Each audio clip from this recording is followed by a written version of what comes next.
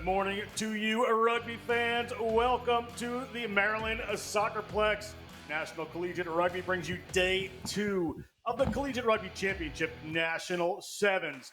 Yesterday, we worked through the pool rounds and the quarterfinals and cascading brackets for the men. This morning, we start women's premiere on this stadium field. We'll go through all their first round knockout games.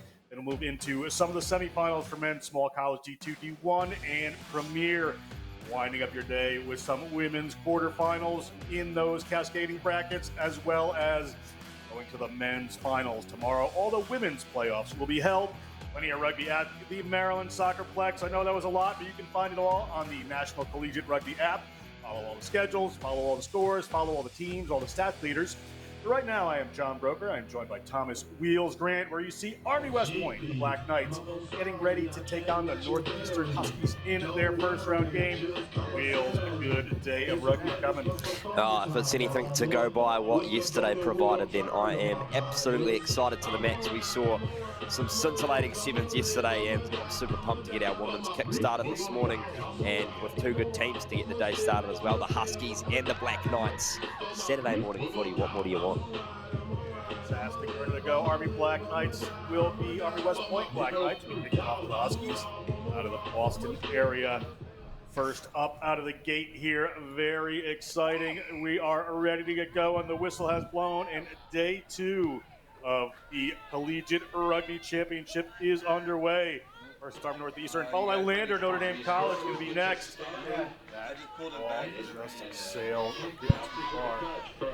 Yeah, that restart there. One bounce into touch, so I think we'll come back for the line out. But again, that is a great start there from the Black Knights, putting that one in a good pinpoint position. So pressure on the Huskies here to execute from their first line out of the game. Brown University in the finals. They'll be looking to go one further this year, and that Northeastern not straight at the lineout is going to give Army West Point the opportunity there. You see Emma Gamboa, a very electric scrum half wearing number 9 there. Gamboa out of New Jersey, an impressive player. Keep an eye on her. Yeah, well, this is a fantastic field position here for the Black Knights to launch their first raid. Set piece so critical in the game of sevens. Let's see how they can get off here. Gets that one in. Gamboa has the ball. She's going to take it a little bit on her own. Player from Northeastern coming in and over, but able to get that away is Eisenhart. Keep an eye on Alyssa Eisenhart as well. Good players across his team. First run here, first foray. They are into the try zone, and try awarded. Army Black Knights put down 5. Great try there for the Black Knights, and in the end, all too easy. They just shifted the ball to space on the left edge from the scrum. It just took a couple of bodies to reel in some defenders. We can see here, it's number 6, Morales, who drew in the defenders and then popped the pass out to number 18, who we don't quite have a name for, but it was a great try nonetheless, Johnny B. Yeah, it certainly was. Number 18 wanted to try there.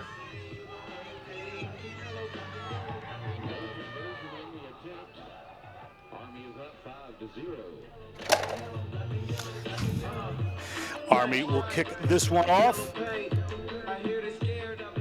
And we are set to go again. Kick no good. It was 5-0. So Army West Point, the second shot here. They get it down just outside the 22. They keep it in. That's Molly McAlevey. McAlevey gets hauled towards the touchline and out.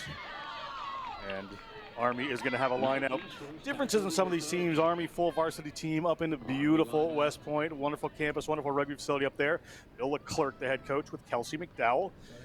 A club team, but takes the game very seriously at Northeastern. So a little bit of a different, standard here of what the coaches can do. Keith Katnack, great coach with Margaret Reese, Tara Watson, and Zoe Kim are putting together the coaching squad for the Huskies, but just different training environments for these teams. Yeah, for sure. You mentioned Army have such fantastic facilities at their disposal, and there's nothing better than seeing those club teams get up over those varsity teams. For me, those proper underdog stories. So again, the Black Knights have such luxuries at their disposal, but the Huskies are building a really nice program as well. Certainly are. Northeastern, great program out of the Boston area up there. Gamboa digging that one out. Gamboa has a hold of it.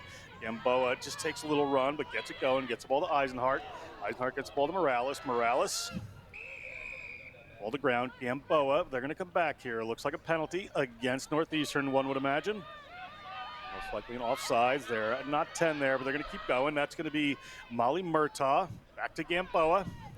Gamboa just hanging on to this one. Gamboa get some of her runners loose here. Hanging on the ball just a little bit. Eisenhart again. They're going to go into the middle of the field. Caught up that time. Murtaugh comes in and cleans it up. But look at these Northeastern Huskies digging over this. But illegally so, says the referee. Penalty against Northeastern again. Just about 10 meters out. Speed of this Army attack. Bit much for the Huskies to handle just at the moment. We'll turn inside here.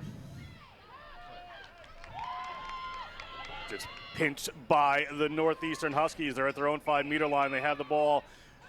Army player tried to rip that one away, but not happening. Great reprise there from the Huskies when the Black Knights were coming knocking on the door, and we're going to tap and go here. Play on. Here come the Huskies. Huskies opting for the kick, but it's going to come back into Yesenia Morales' hands. Morales puts that one out wide there to Winker. Gamboa again in to take this one. Slows down just a sec there. Looking for a little wrap around his Army. Army coming across field. They have that outside runner.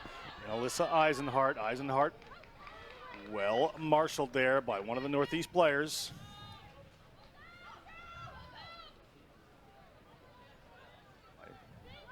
Army number 20 takes that one in. Now Gamboa in the middle of field, has some space. Here comes Emma Gamboa. Emma Gamboa, the sophomore out of Landing, New Jersey, scores another 5 points, 10-0, 5.5 minutes gone, Army West Point.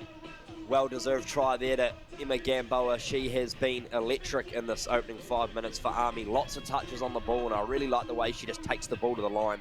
Looks to be such an exciting player, and good reward there for plenty of promise in the opening 5 minutes.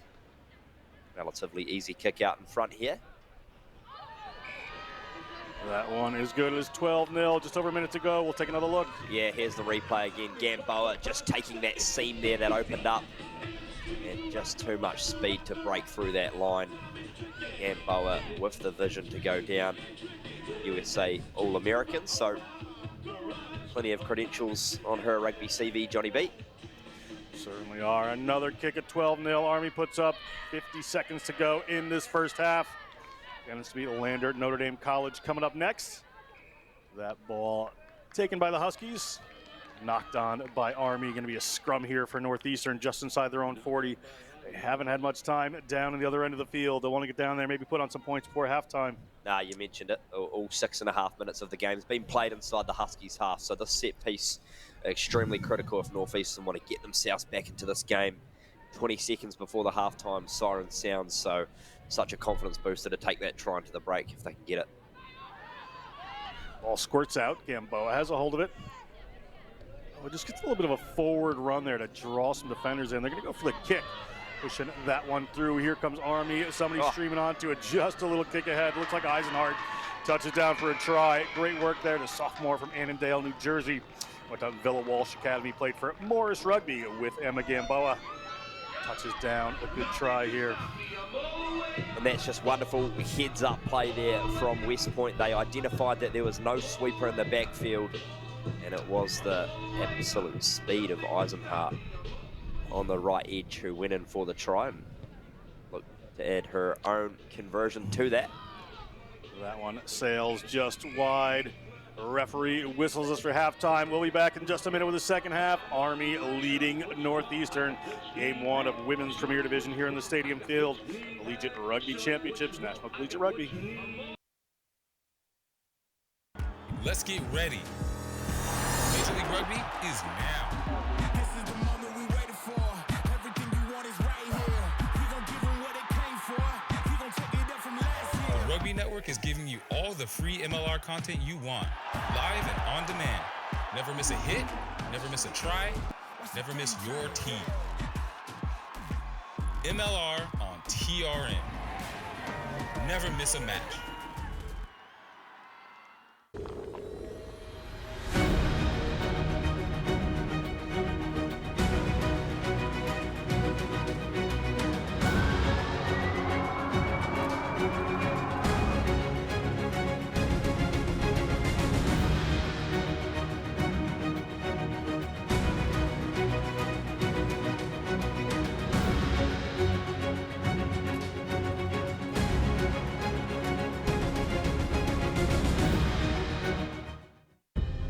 In our game, we play with our hearts.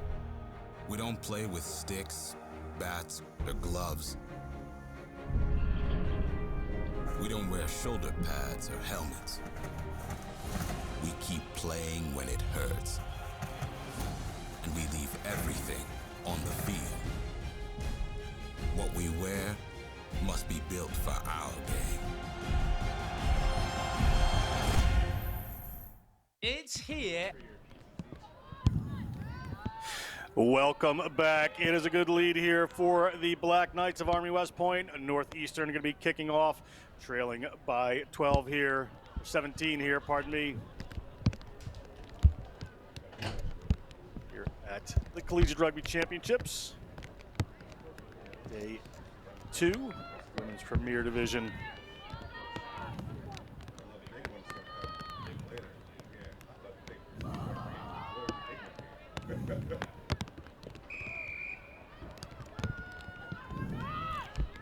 Little chip from Northeastern to get us started here into the hands of Army West Point. Army West Point making no bones about it. That is number 6, Yesenia Morales. She's been great ball in hand so far today. The first-year player out of Milwaukee, Wisconsin from Divine Saver Holy Angels High School, one of the best women's high school rugby programs in the country. And Morales shows it right there with a long winding run into the try zone. Well, that is some way to start the second half for Morales. And it was all too easy in the end off the kickoff. Just took it on the full and managed to break away, slicing through that Huskies defensive line, and a pretty commanding lead now 24 points to 0. Kick there from Alyssa Eisenhart. We see here on the replay, had to beat one, and then it was just pure acceleration that was able to get her through into the half, and no one's catching her from that distance, that's for sure. Great try, Morales. Yeah, good work there, and underway again after the kickoff. We are on here. The Northeastern Huskies looking to get some value out of this. Nearly ripped away. Still in the hands of Northeastern. That's Jolene Russo. Northeastern, a little pick around the side there. Not going to work out. Peterson, Alexandra Peterson has a hold of it. Peterson gets the ball back. She's got some runners. Looking to go a little wide here. Northeastern will show the ball into contact. Should be able to get this one. It will look like the Army player came in from a bit of an offsides position. The referee, however, thinks differently. And it is going to be a penalty here against Northeastern. Yeah, great breakdown work there from West Point. Excuse me. Able to just fantastic body positioning over the ball to enforce the holding on there. There was, I agree with you, Johnny, a little bit of glimpse of in the side, but in sevens, those breakdowns are split seconds and you get the reward.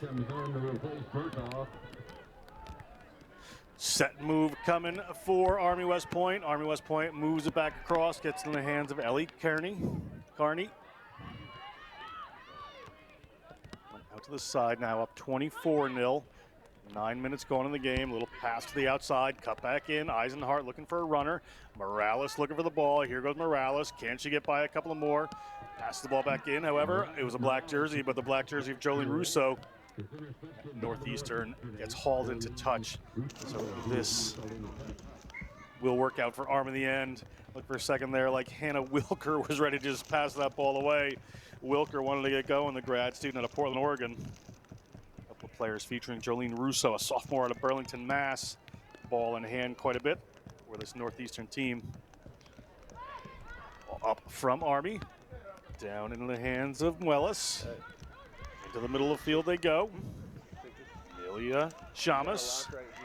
Wrap around the outside. Willis again shows the ball and goes. Northeastern trying to get over there. Back into Eisenhart's hands. Eisenhart steps around one, looking for a runner. Gets the ball down there to Chamas. Gets the ball back to Chamas. And it's a penalty here against Army West Point. It's going to be Northeastern ball. They're going to try to run it. 10.5 minutes gone from their own try line. See if they got a speedster on the wing they can get this one out to. Looking to get that ball, just barreling up the middle, taking some power, taking some players with her. Great run. We'll try to get that jersey number for you. Northeastern taking the direct route there. That one looked like a deliberate knockdown, but the referee says it went back.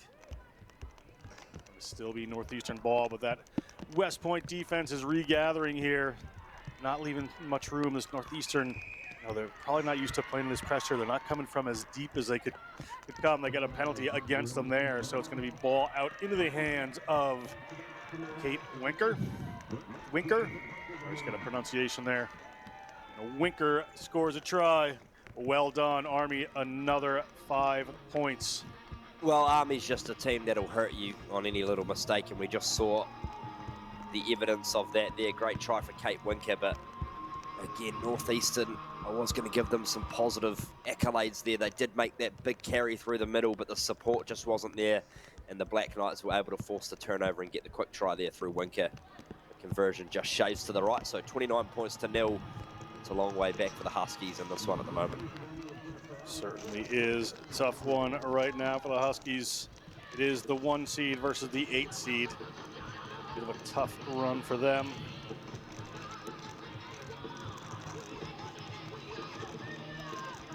Referee just having a word with Army West Point.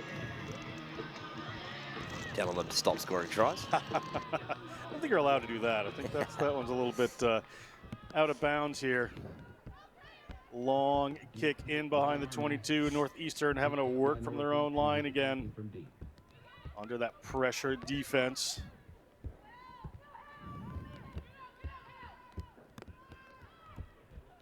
Ball comes across. Northeastern goes for the kick this time, trying something a little different. Winds up in the hands of a player. You don't want to have the ball. That's Morales. Yesenia Morales around one. Into the try zone. Another try here for Army West Point. Really starting to rack up the points on this one. But as we've been saying, Wheels, it's cascading brackets. No need for point differential here. You win, you go on. You lose, you go in the other direction. So interesting setup here for this tournament. Yeah, for sure. And that was probably the right idea there from Northeastern. The kick execution just wasn't on. And if you give the ball to Yesenia Morales in any space, she's going to hurt you. So 34 points to 0 now with just under a minute to go. It'd be nice for the Huskies to get that first try on the board and take something into their next game.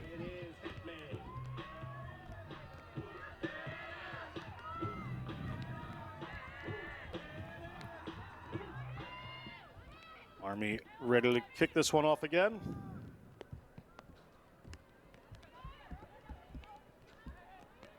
Northeastern at their own 22. They've been a bit mired down here. That ball spills, comes up into the hands of Army West Point.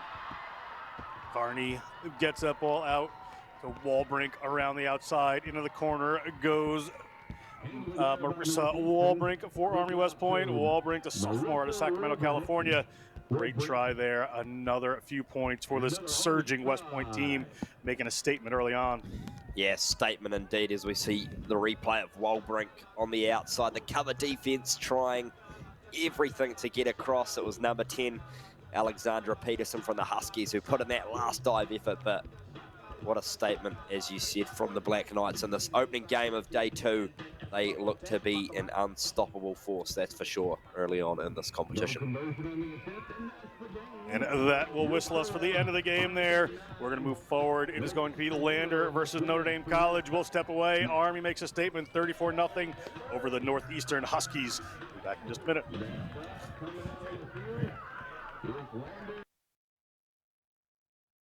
It's here and it's right for you, the rugby fans. It is the Fantasy League game for Major League Rugby. The only exclusive Fantasy League game for Major League Rugby globally. Getting started is easy. Just log into the platform, head to the play section, and you're in the game. But there's an important step, connecting your wallet. That's right. To collect player cards, you need to fund your wallet. Oval E offers various options like Ramp, Taurus, MetaMask, each with its own advantages. This process is just a straightforward way to buy in-game tokens, enhancing your gaming experience by allowing you to access different features and player cards within the game. Once you're set up, explore the play section to see available tournaments. It's where all the action happens. Looking for new cards? Head to the primary marketplace. And if you're into trading, the secondary marketplace is your playground to sell and swap cards. Ooh, Oval E is not just a game, Corbs, it's a rugby community and an experience. Whether you're competing in tournaments or trading cards, there's something for every rugby fan. Exactly. So log in, set up your wallet, and start your manager's journey in Oval E. It's easy, fun, and the rewards are just waiting for you.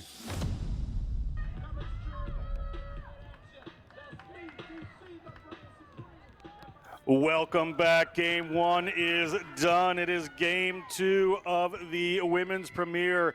First round in the cascading brackets. Lose, you stay, or lose, you go. Win, you stay. This is Lander University kicking off to Notre Dame College. Lander in the yellow and blue, and the blue and white is the Notre Dame College Falcons. The Lander Bearcats making that tackle. That's Jill Stewart, Big Jill Stewart, the number 5. Powerful runner for this Lander team, coached by Ken Pape. Notre Dame College takes that one in through Aubrey Boeing. Ball back there from Abby Dickerson. Looking to go wide here at number 5. Alex Piazza gets the ball to the wing, but they can't quite make anything happen. Little wraparound there from the Falcons. Piazza gets the ball out there. Ball is tossed back in, but forward. It went into touch initially. We see the Notre Dame bench there. Notre Dame College, Vanessa Marsh, the head coach. Stephanie Snowberger and Kelly Wallenhorst working with her. Ken Pape joined by Orville Porter. Managers Sheila Rivera for the Bearcats. Bearcats going to be their line out here. Yeah, good defense there from the Bearcats. Good first set piece opportunity. Let's see what Lander's got. Ball not straight, however, be a choice here to the Notre Dame Falcons. See what their decision is going to be. Be a scrum for the Bearcats coming up.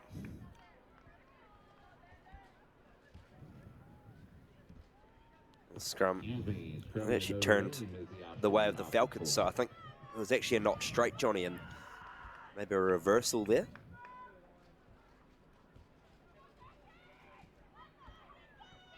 And that's straight Bearcats, so it's going to be Falcons ball here. Ripped away by the Bearcats. Don't see tight head scrums too often in the Sevens game, but it's picked back up there by the Falcons. Falcons able to recycle that one. Rosa Treese gets it out. This is Lucy Leatherman. Leatherman hands off one. Missing Olivia Leatherman. She's with the USA team. Ball coming back here across. Lander trying to make some desperate tackles there, with some good running coming through from KB. That's all we have listed for number 23. Sure, she's got a lovely name. Ball up there to Lucy Leatherman. Move it again to Emily Dobransky. Ball out to Leatherman. Leatherman standing flat on the line, so not really getting running a start. Able to get that ball away. Good hands from Rosa Treese. Rosa Treese, sophomore from Detroit, moves the ball along, and try awarded to the Notre Dame College Falcons. First try of the game goes to the Falcons. Great work. Yeah, great work indeed by the Falcons. As we see here, number 2, Rosa Treese, just takes that little seam and just goes herself through to the line. Good patient build up there from Notre Dame College. Not rushing anything, not panicking, just setting a few phases, and then the space opened up. 5 points to 0, the kick just shy to the left.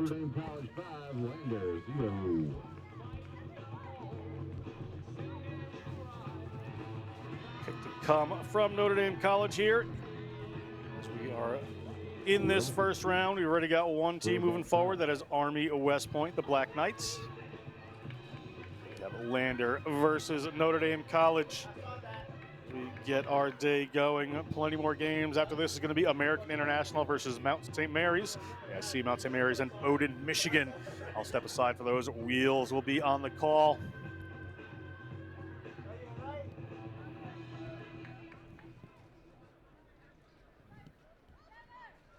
Ball back there. Lander down 5-0. Just 4 minutes gone. Ball slips in behind. Scooped up eventually. Maya Alexander, she just pushes that one back. Good pressure coming in from the Falcons. Falcons just resetting their defense there. Ball coming across. They go for the kick, looking into some space back there. Let's see how this works out. It's across their 40. It's right around halfway. There's pressure on this Notre Dame Falcons player. Notre Dame's Falcons player is handling that ball way too much on the ground here. Got to be a penalty there against KB. They're going to go through Bella Gulata. Bella Gulata bounces off a couple. Bella Gulata is at the 22 of the Notre Dame Falcons. Can the Bearcats make this happen? Cara Nelson gets that ball, moves it out to Maya Alexander. Alexander puts it in the middle of the field. Julia Anhalt gets it out there to Jill Stewart. Jill Stewart is powerful. Jill Stewart is across the line. And once she gets this ball down, we should be tied up here. 5-all. Lander kick to come right in front. Fantastic score there from the Bearcats and Jill Stewart out of Nashville, Tennessee. We see here, that's just a simple draw and pass there from Julia Anhalt, and then too much on the outside for Stewart to go over, but really good response there from Lander Bearcats, not letting Notre Dame College extend their lead by any more, and the kick is over, so they take the lead, Johnny. It is the lead right there. Good work for this Bearcats team. Good answer. They were under a lot of pressure inside their own zone for a long time, but able to get that one away, and they will be kicking this one off. We'll be pleased with that.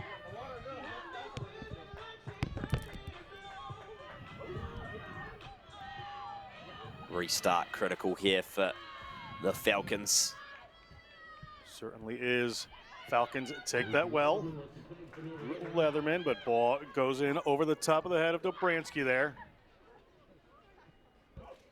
Players just collided into each other, started laughing there. That's you don't see that too often. Just having a good time in the field. Leatherman gets one out. Again, these teams just kind of coming flat from the line here, not getting a lot of depth on the run. Player just dragging her defender across. Cara Nelson taking a little ride in the back of his shirt there. Ball bounces back into the hands of Piazza. Piazza looking for some room to run. Piazza hands off Gulata. Eventually he's taken down. A big run coming from KB.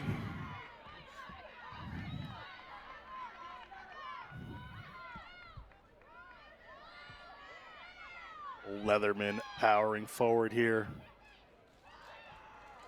May have some runners out wide, but they're in tight at the moment. Ball comes across from Treese.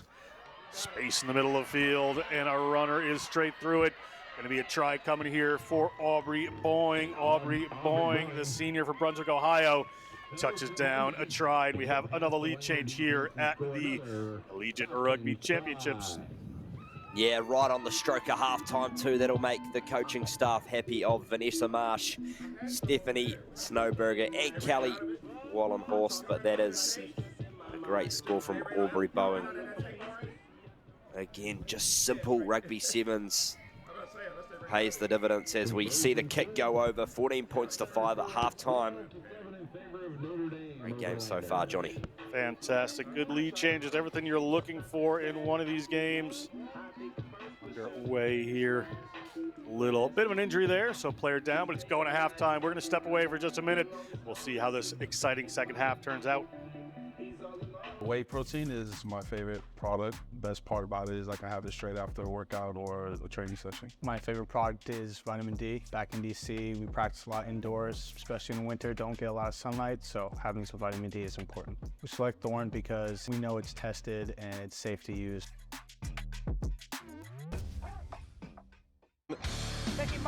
Like some cracks in this lineout that has been so good for him so far this season. They've been nearly perfect. McDonald, Reese McDonald looking for the dash. Up to midfield, has support. Finally freed up to Calametti. Oh, the chemistry on display from the red, white, and blue. Free Jacks. Is it a knock on? No, playing advantage, and an absolute clinic on display with the road show from New England.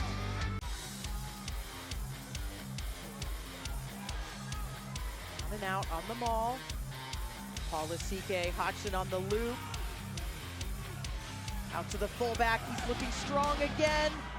Michael Manson, and into his hands, what a play that is! He's gonna cross the line for the Warriors. What a display of individual play there.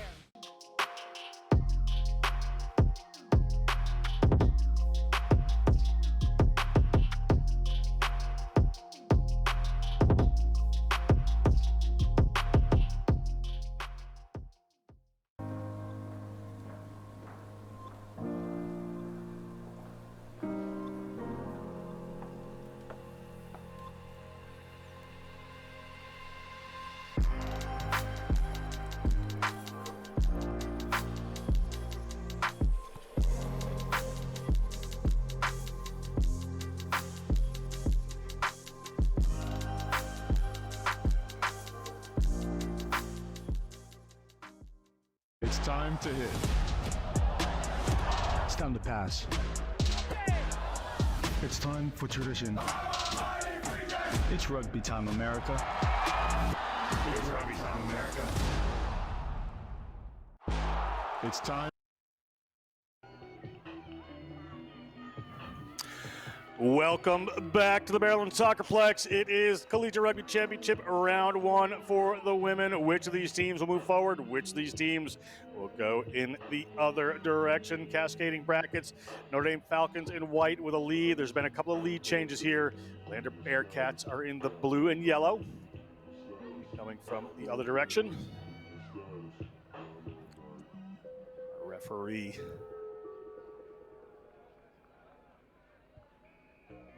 just about ready to go.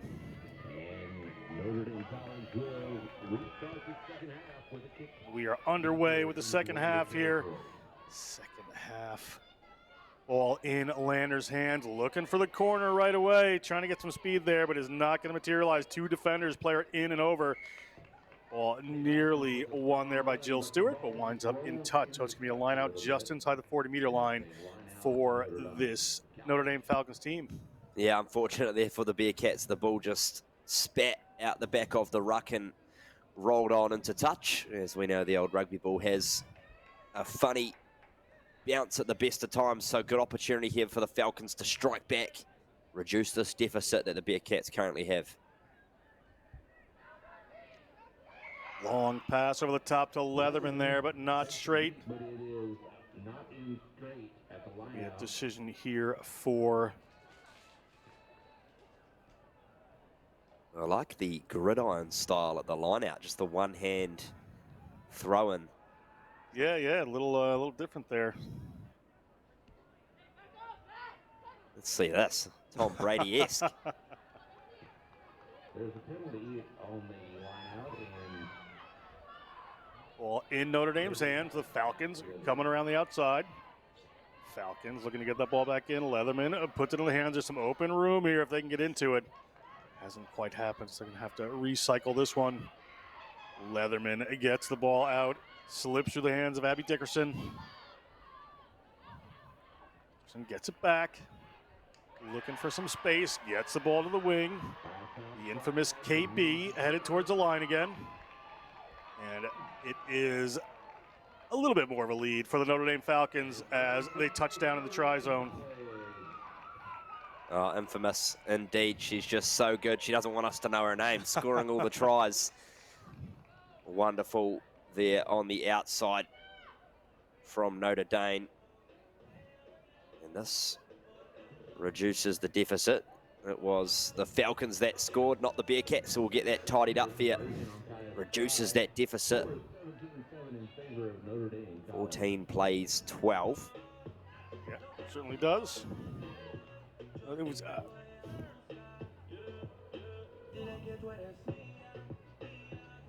Notre Dame to kick this one off with the lead. They've scored the last couple of tries. Our scoreboard is backwards, so we'll get that worked out.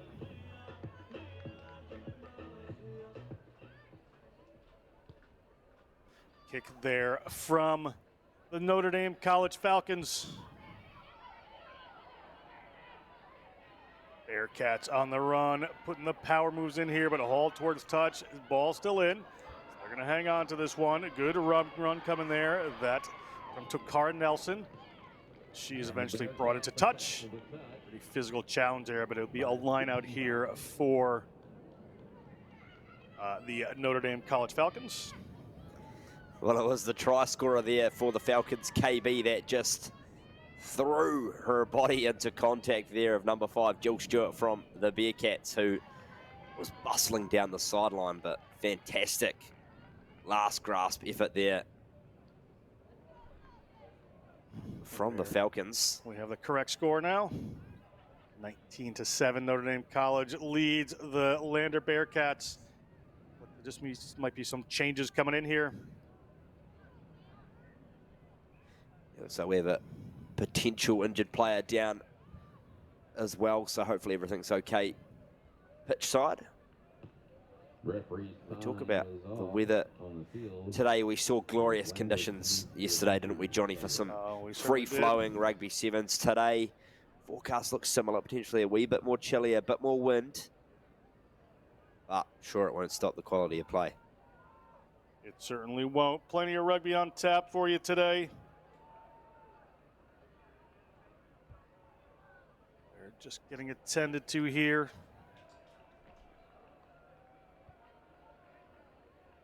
And up next after this one, we have AIC. That will be great from the Yellow Jackets taking on Mount St. Mary's. We'll be coming to you from the stadium field.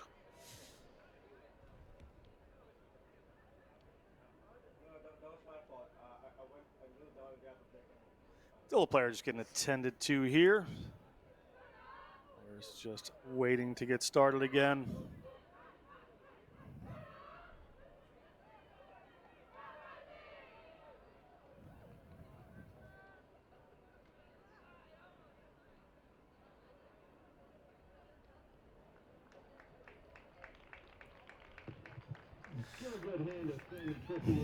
We seem to be up and just about ready to go.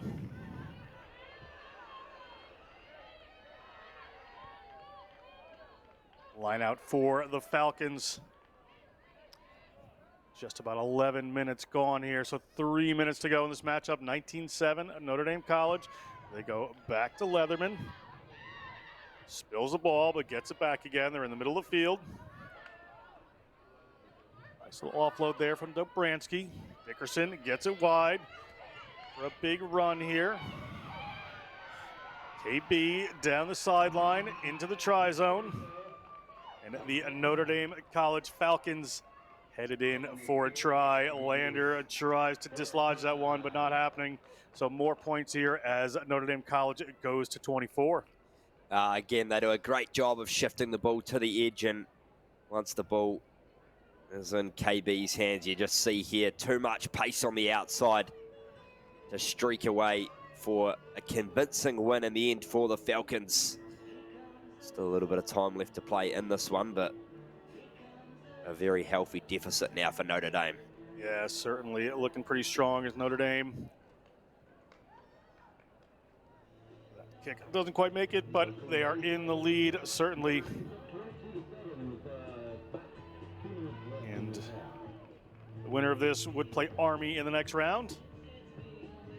Loser plays Northeastern as they go in that direction.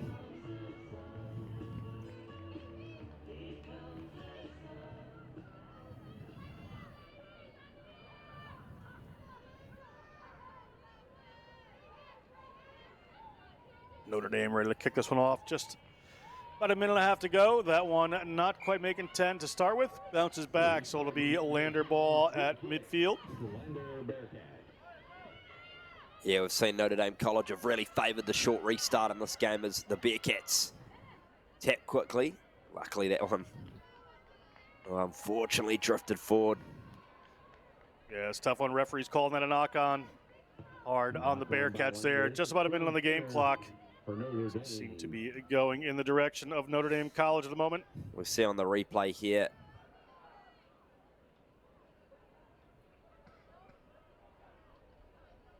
Just a little bobble there, potentially off the tap and go.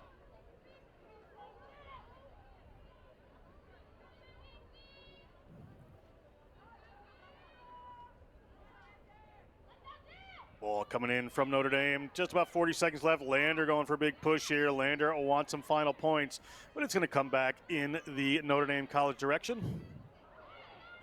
Ball slips in behind. Player dives right on it. We're going to come back. It is going to be forward, so we're going to come for a scrum to Lander. Now, Lander can certainly take plenty of positives out of this game. That first half in particular, when they were able to stay patient and string together a couple of phases, they were able to find space within that Falcons defensive line, but Notre Dame College have just made the most of their opportunities, particularly on their outside edge in the form of KB. Can the Bearcats get one more? We'll try to find out KB's full name for you at some point. Work with what they give us sometimes. It just continues on the mystery. Yeah, the mystery player. Ball across the Leatherman. They're coming across the front here. Notre Dame College, over 14 minutes gone here. They have the ball out wide into the hands of Kylie Mixter. The referee spots a penalty there. Laying off the head on the offense, so it's going to be a Lander Bearcats ball. Spilled forward. Here come the Notre Dame College Falcons. Leatherman moves that ball away. Dickerson's been an important link player for this team so far. Ball to Boeing. She's been in the tri-zone. To Treese, also been in the tri-zone. Wraps that one around. Gets it to Charlie McCormick. McCormick hands off to second. She's headed towards the try line, picking up some steam. She's at the 22. Ball coming across from Treese. A little wider this time to Coons. Up to Leatherman. Leatherman is looking at the line, but offloads it at the end there. Ball spills forward. A little frustration. Ball back to the Bearcats. And that is the end of the matchup. The Notre Dame College Falcons will move forward in this tournament. That's the end of this one. Coming up next is AIC, and they are taking on Mount St. Mary's. I'm going to step aside for the next couple and leave it to Thomas Wheels Grant, bringing in Coach K. Coming on next. Different bracket eating off a different plate for my wins. I need my ends. This life is real. If they pretend, came off the bench. I get it in. It's time to pass. It's time to train, step, and tackle. It's time for tradition. And time for brotherhood. It's rugby time, America. It's rugby time, America. I have to say my favorite Thorn product is creatine, white protein, vitamin D, super EPA, fish oil pills. I chose to take Thorn supplements over another brand because they're sports backed. We know it's tested and it's safe to use. There's a wide variety of benefits that range from sports performance to neurological benefits. I know it helps me increase my lifting capacity. That they're third-party tested, that they're NSF certified. And they also taste great, so that's why I choose Thorn.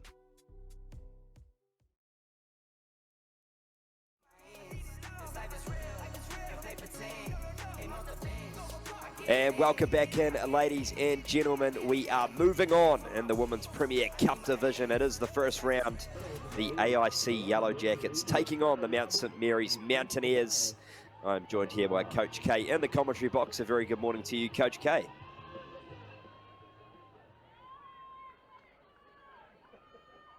Oh, look, I am absolutely golden, Coach K. We are ready for some more Rugby Sevens after what yesterday produced, and we are underway. It is the Yellow Jackets kicking off from right to left. And Mount St. Mary's immediately takes contact just shy of the 10-metre mark. Here you go, the Mountaineers looking to shift the ball to the right. That's through number 2, Woodward. And penalty falls the way of the Yellow Jackets. Holding on is the call, so an early reprieve there for AIC, and they play quickly. Here's through Kitapati. Ivana Kitapati sets it down for Henderson. It's Cameron Henderson, punches through to the 22, gets the offload away to Sampt. And Venice Sampt is going to go all the way for the first try. Oh, really good to see that try score. I actually coached her over in the Bay Area last year, so I know Fletcher picked her up and added her to the program, and all I've heard are good things and the impact she's made on that program. So awesome to see her put the team on the board. Great opening exchange there from the Yellow Jackets. Samt coming out of East Palo Alto in California, went to Menlo Atherton High School, played her high school rugby for the Razorbacks. And the kick was a good one, so 7 points to 0 in favour of the Yellow Jackets.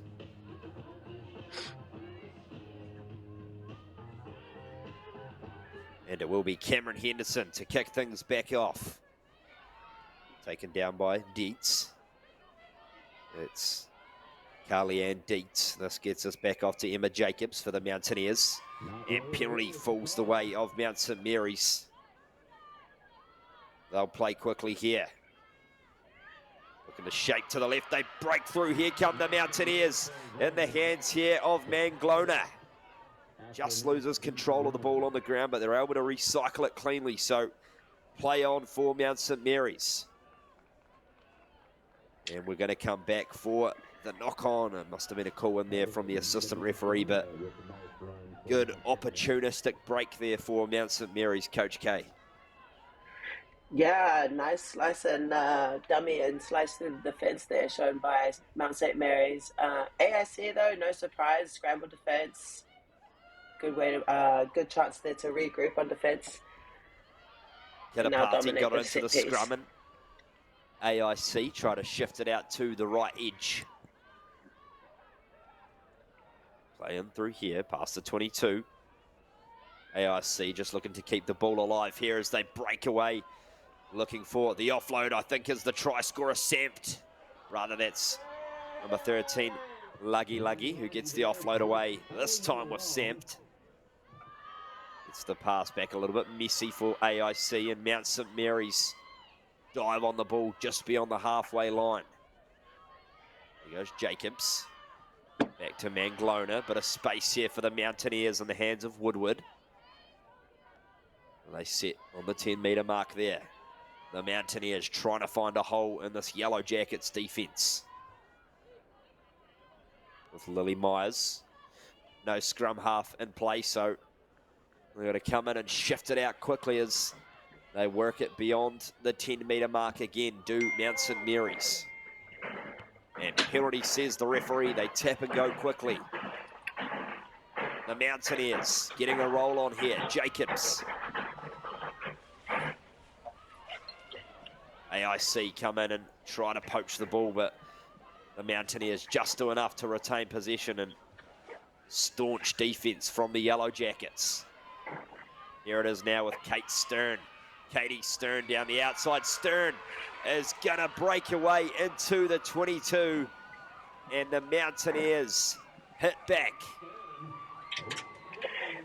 Great face play shown here by Mount St Mary's Mountaineers, and yeah, just too high on those tackles there for Nise. Great line break over here, just to dot it down and put her team on the board. AIC really threw everything at them around the breakdown, but the Mountaineers were just able to recycle the ball in time, and Katie Stern down the outside. Great work as we await the kick here from Lily Myers to potentially level this game. The kick is just away to the right, so it will remain 7 points to 5 in favour of the AIC Yellow Jackets. 2 minutes to play in the first half.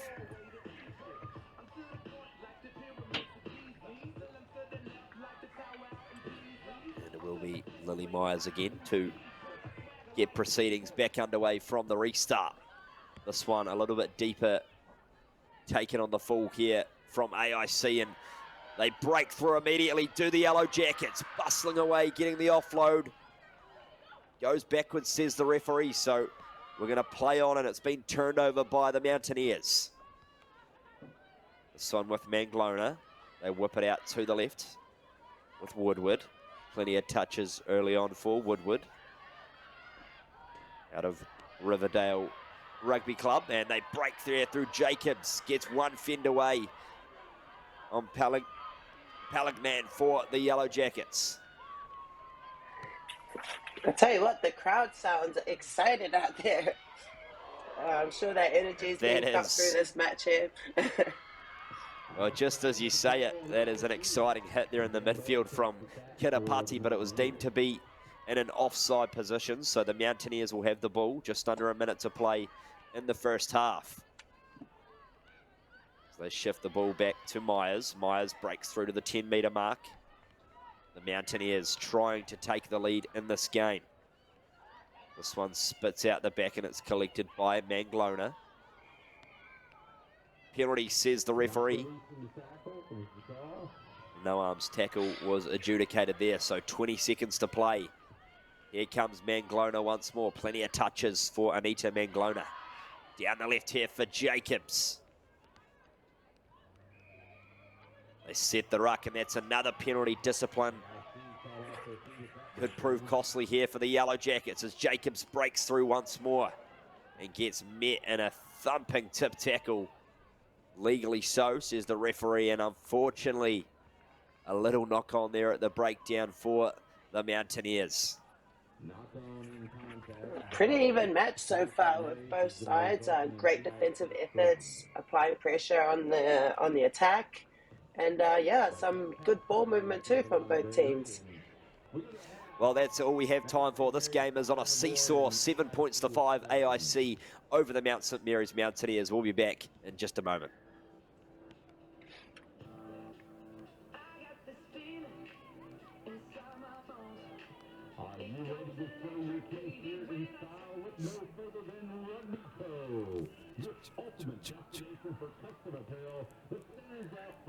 All right.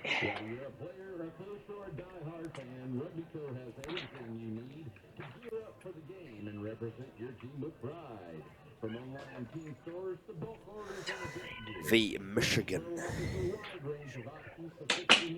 So, That's how you say that, Johnny Bowdoin. The poll there.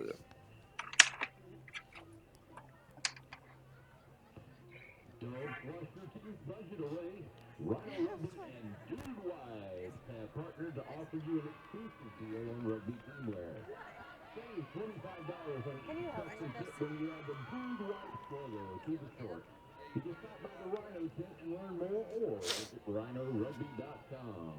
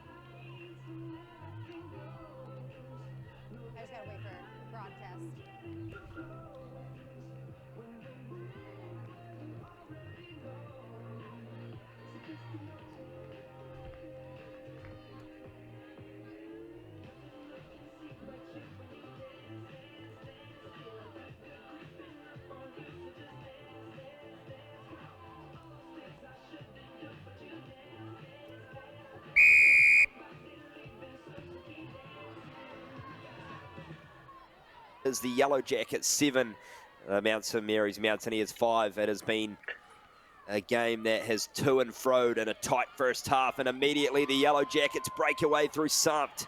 Scored the first try in the first half. Will she score the first try in the second? Sampt still going into the 22, and what a fantastic individual effort from Venice Sampt. Nisi just, showcasing again why she's a brilliant playmaker as well. Great run, obviously showing her ability to take the whole field as well. Really proud to see her take on this program and just do really well at AIC. That will make the score 12 points to 5 with a kick to come. What an opening exchange there from the Yellow Jackets, and the kick is good. So 14 plays 5.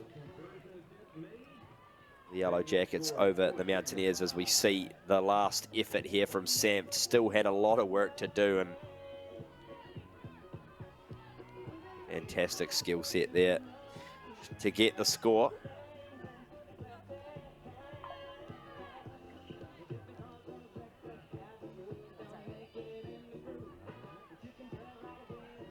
And it will be Cameron Henderson to restart proceedings as the Mountaineers take this one on the full and try to break through.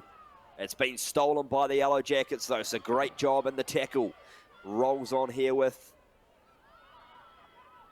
number 13, Luggy Luggy. Luggy Luggy into the 22, gets the offload away. And just drifts into touch, so it's going to be Mountaineers' ball. Maybe just lost sighting of the sideline there, which happens quite often in the game of rugby. It's hard to stay in the field of play sometimes. Wish the field was just a little bit more wider. 11 off. Got it. Yeah, she's off. Yeah, you love a winger that likes to flirt with the sideline there, and probably got that foot out. Good opportunity here for St. Mary's. Now St. Mary's take it cleanly off the line out, and they try to venture out from deep inside their own 22. The offload goes backwards, so a little bit messy here for the Mountaineers, and they're able to clean things up at the back. In the hands there of Manglona rather. And this one bustles towards halfway. They put the kick through. The Yellow Jackets go back to collect through. Schechter, and Schechter breaks away. Morgan Schechter for the Yellow Jackets gets the try down the left outside edge, and they extend 19-5.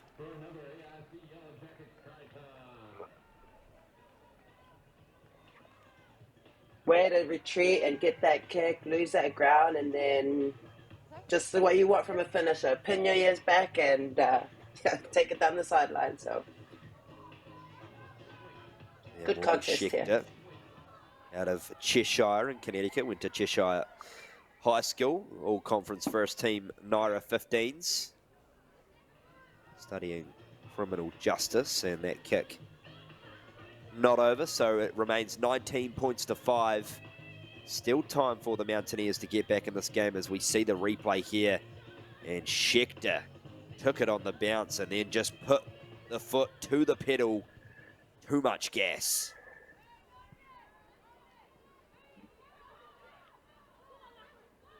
And we're back underway. The Mountaineers with possession of the ball outside of their own 22. As they try to move the ball to width. Here's with number 7, Canby. Rather, that was Dietz. They pick through here. A little bit of space here for the Mountaineers. Spotted around the ruck. Great cover tackle from the Yellow Jackets, and they force the knock on. So just when the Mountaineers looked threatening, the Yellow Jackets just diffused the situation.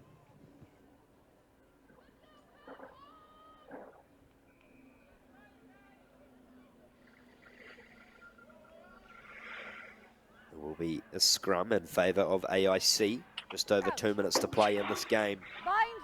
At the moment, it is the Yellow Jackets progressing to the second round. Kirapati puts it in. The hands now of Efric Negim. All the way through to the 22. Gim gets the offload back, and it falls back in favour of the Mountaineers. Penalty, however, Yellow Jackets, and we're going to see a yellow card. Rather, it's penalty in favour of the Mountaineers, so a yellow card to the Yellow Jackets. So a little bit of time left in this game. Potentially a couple of quick scores will do it for the Mountaineers. Let's see as they break away downfield. Mount St. Mary's. It's with Dietz. Dietz gets wrapped up in the tackle by Samft. Gets back to her feet and plays the ball legally, so Dietz, great carry there as the Mountaineers launch inside their own half. This one just moving sideways, and now Canby goes to clean it up with some direct running. Here goes Dietz, one more successive carries. The hands here of Sibilia. And penalty Yellow Jackets.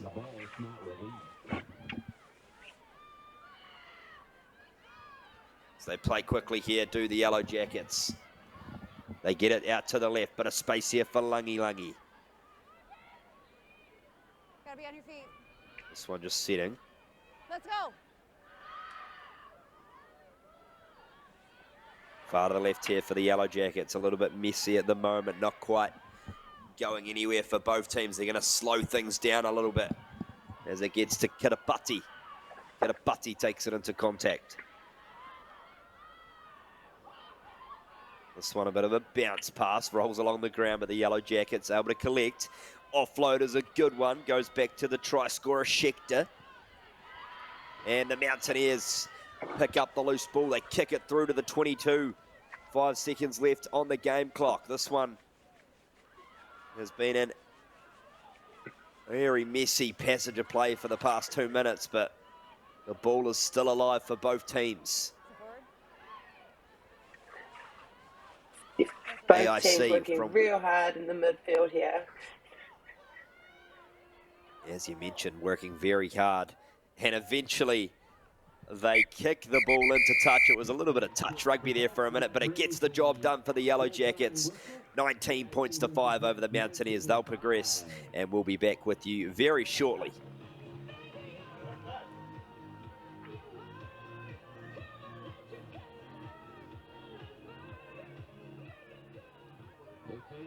Tradition since 1823 made with 100% Rocky Mountain water and brewed only in Golden, Colorado. Yes, I'm talking about Coors, the bank of That's what I was asking you guys, because I'm out of position. And a reminder that if you choose to partake, the only way to do so is responsibly. I was saying, no, I was asking, was that a forward pass? And then you're like, forward pass? I'm like, that's what I'm asking you. Oh, so maybe I didn't hear it the first time. You did it twice. Oh.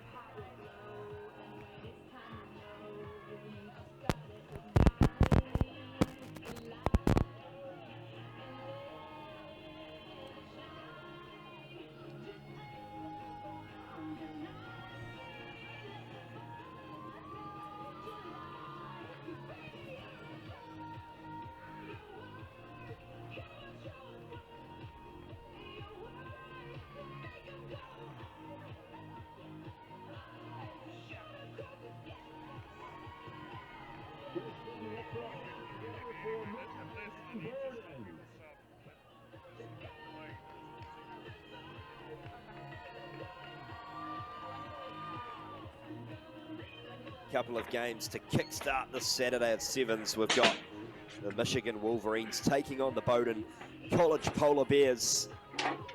It will be Michigan in the yellow and blue strip playing against the Polar Bears there in the black and white. And joining me in the commentary booth today is Coach K. A very good morning to you, Coach K. Good morning, Wheeler. What a great day. Looks like another good weather day up there. I don't quite see the sun as much as we did yesterday, but maybe it's early. Black Captain?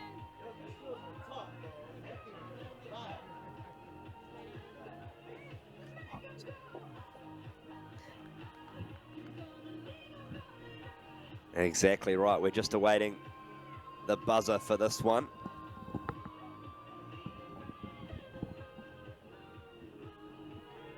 And the referee just waiting for confirmation to get this one started. The Polar Bears taking on the Wolverines. Which animal will prevail as we get things underway? It is the Wolverines kicking off from right to left on your screen as the Polar Bears try to break out from inside their own 22. They get the pass down to the right edge, this one. And in strong contact there, 21, Ella Slaby. And the pass just goes to ground there. Mia Doust unable to collect that one cleanly. So an opportunity here from set piece for the University of Michigan within the opening first minute here, Coach K. Yeah, exciting start here from the Polar Bears. Like the little cutback here, and then just unfortunate with that pass from the scrum half. That's number 18 for Michigan, who we do not have a name for, unfortunately. So will remain the lucky number 18. The ball gets put into the scrum for the Wolverines.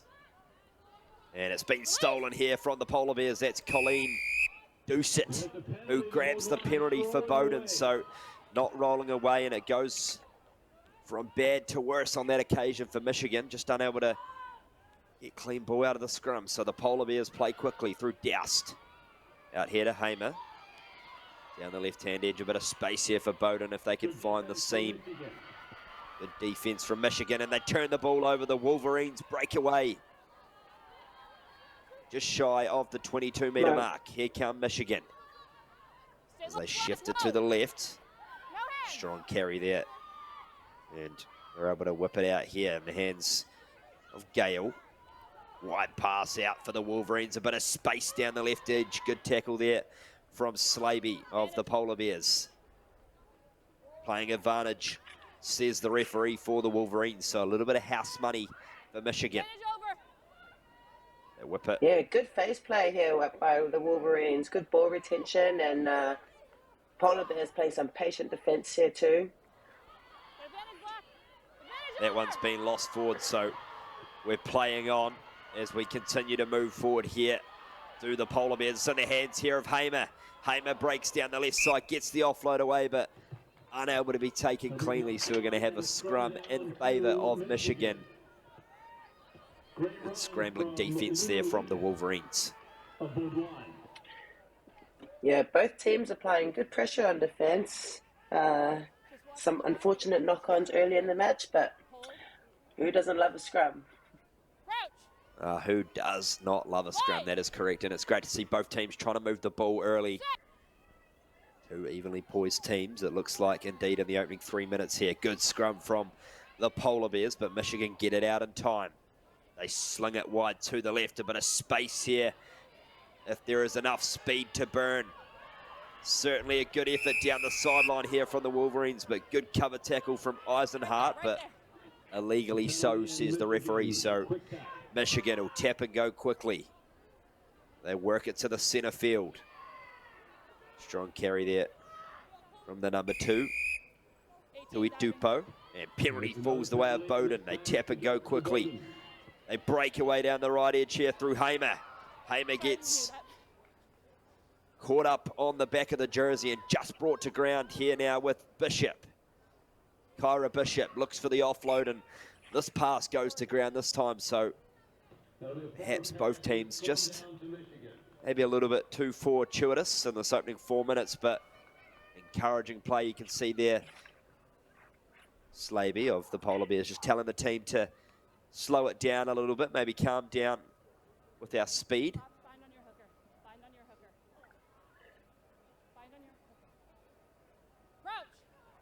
And it will be a scrum in favour of Michigan. 2.5 minutes to play in the first half here. 0-0 deadlock at the moment. The ball goes out. That's number 18 there for Michigan. It plays to the right. The Wolverines try to break through, but they lose it forward. Advantage, says the referee. And will play on in favour of the Polar Bears here now with Hamer. Hamer takes it to ground. Doucet. Slaby out to Bishop. Kyra Bishop. Wraparound play. Here's Doust. Mia Doust down the right side. Too much speed, and she will go in for the first try in favour of the Polar Bears. Oh, brilliant, brilliant patience shown here by the Polar Bears. Just sticking to the system, chipping away at the meters, phase after phase, and then, yeah, great line break. Obviously, little speedster here, and the tackler was on her, but she just had that leg drive to break that tackle and score for a team. Well, it was acceleration to boot on the sideline for Mia Dowston. 5 points to 0 with a kick to come. Here's Slavey. This one just shaves away to the right, so it will remain 5-0 with just over a minute to play in the first half. It's been pretty evenly poised first half indeed.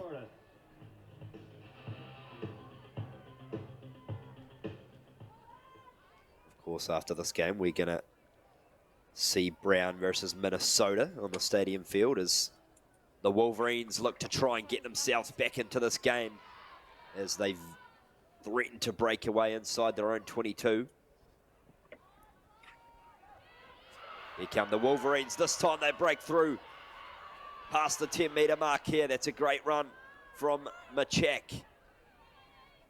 Goes back to be cleaned up there for Michigan. This one, not quite the clean pass, but the Polar Bears have turned it over at the ruck. Doust, the try scorer, comes away with it. Great work at the breakdown from Bowdoin. Here's Bishop. Backdoor to Slavey. Draw and pass. There's a bit of space here for Bowdoin once more in the hands of Linkus. Linkus gets the offload to Bishop. Another offload to Slavey. Slavey into the 22. Gets the pass, and that one just drifts forward, so unfortunately not the desired outcome there, but good interplay of hands, Coach K. Yeah, Michigan have shown a couple of opportunities here where they've got the individuals to create that line break, and then, yeah, just the support to get the continuity would get them on the board. But kudos to the scramble defense as well, shown here by the Polar Bears. The Wolverines get it back and they go for the clearing kick inside their own 22. The Chasers are after it, and Bowdoin go back to collect it through Eisenhart. Here goes Lauren Eisenhart down the left. Eisenhart for the Polar Bears. Almost breaks through but gets the offload away. In the hands here of Hamer. Back to Slavey. A backwards pass falls in favour of Bowdoin, so they keep the ball alive, and it's still with Hamer here. Here goes Linkus. Back to Doust. Doust takes the direct running line. Time expired into referee's time here as Bishop. Wide pass out to Doucette. Back to Bishop. This one with Linkus. Linkus going all the way. And Bowdoin extend their lead just on the brink of halftime. Great step off the right foot here. They've been going around the side all morning. Then she just thought, let's just try the middle. Nice straight line to the try line. Oh, they did a fantastic job to keep the ball alive, and Linkus eyes lit up in front of her as there was no jerseys but plenty of green grass, and she was able to take the space, and the kick is good by Slavey. So 12 points to 0. The Bowdoin Polar Bears in front in this one, and we'll be back very shortly with the second half.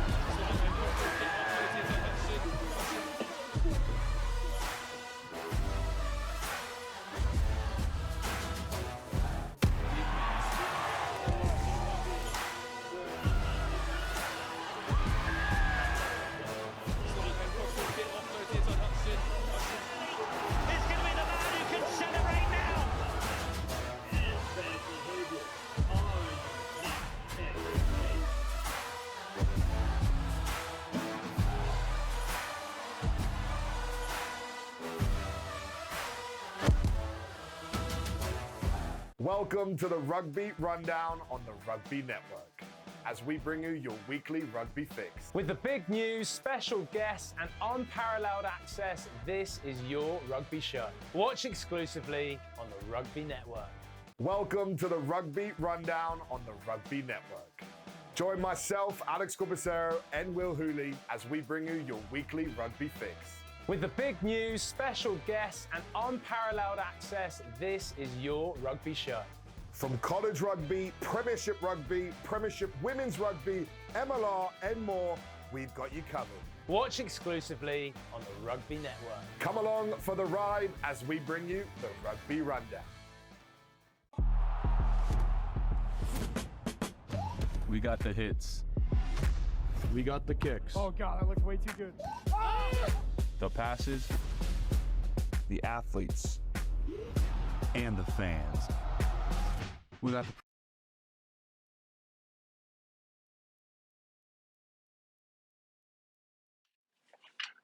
And welcome back in. It is the Bowdoin Polar Bears in the box seat, 12 points to 0 over the University of Michigan Wolverines. Second half action is all but underway now. And it is Bowdoin College kicking deep into the 22 of Michigan, who look to try and break through and get some points on the board. This one goes backwards, says the referee. Working it inside their own 22 here are the Wolverines. Backdoor play. And that one's been kicked through, so Bowdoin have possession of the ball. They dive on it on the ruck. Around about 35 metres out from their own line. Space down the right if they can get it there through Bishop. Dusek goes into play scrum half, but Michigan come in to steal the ball and almost get the penalty, but play on, says the referee, so we do just that.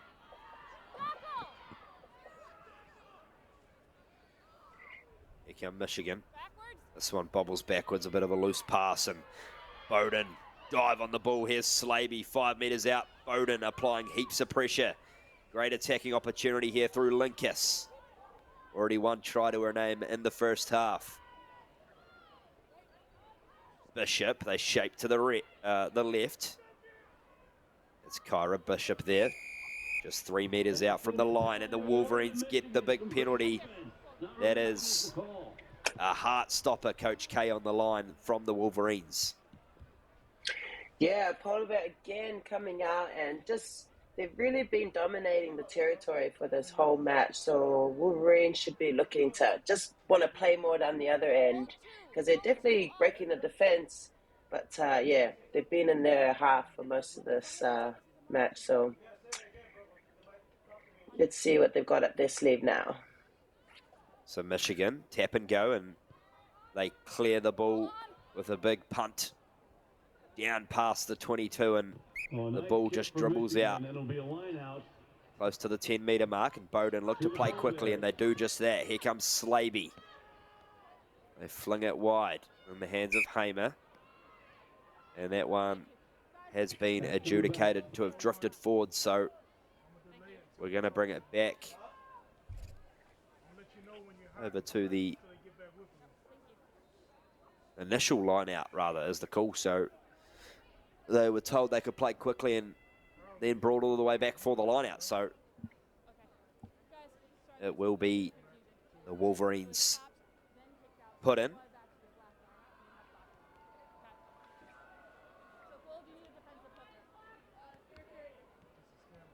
Now it's been changed to for a quick second. I thought it was the Polar Bears put in. And it was indeed. So no one knows what's going on out there, including me. So we play on, and it's a penalty in favour of Michigan. Bit of an infraction there at the line out. So they are going to opt to go for a scrum. A little bit of a confusing passage of play there, Coach K, but we get a scrum in favour of Michigan. Yes, this should be a good opportunity for Michigan. They got some space out wide there, and a couple of times they've been able to breach the defense out wide. So, yeah, let's see what they can do here. It will be the Wolverines. With the put in here to the scrum as they work it down the left edge. A little bit of space here for Michigan. Continue to work towards the 10-metre mark. This one in the hands there, I believe, of Ribeiro. And the Polar Bears have done a great job to turn it over. So Bowdoin not letting anything get through them at the moment. Here goes Doust. Linkus. Linkus caught in a high tackle. Still going, Linkus. Gets the pass away to Slaby. Slaby down the left, one to beat. Gets the pass back to Doust. And the 22 here are Bowdoin College. Linkus goes into play, scrum half. Gets it off to Bishop. Works here for Doucet. Back to Bishop. Bishop with one to beat. Gets the pass away on the outside. And it is a try to Lauren Eisenhart. Simple catch pass. Gets the rewards. Yeah, the Polar Bears really got some good continuity here, and I love to see the little wrap pass and creating their numbers. And then, yeah, just this 2v1 out on the edge, executed, textbook, great try. It was a great try indeed. That are the type of skills that you practice in the training field week in, week out. And great to see it executed there as the conversion from Slaby fades away to the left, so it will remain 17 points to nil. Rather 15 points to nil, sorry, in favour of Bowdoin.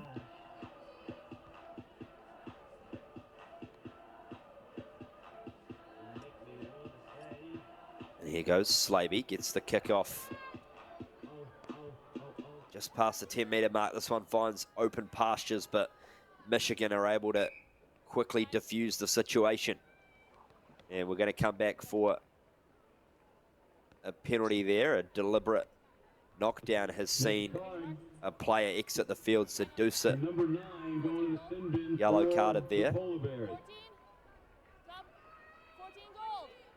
we're going to see some substitutions made. Lauren Dornatoni with the ball there for Michigan. All right, so now they'll have fresh legs, and especially against a team that's got one player down, should be a good opportunity here for the Wolverines. Here go the Wolverines. They shape it to the left inside their own 22. The passes are accurate. The defense even better, though, from Bowdoin, and they try to poach the ball, but hands in the ruck, says the referee. As we play here for the Wolverines. Wide pass has been intercepted by Bowdoin.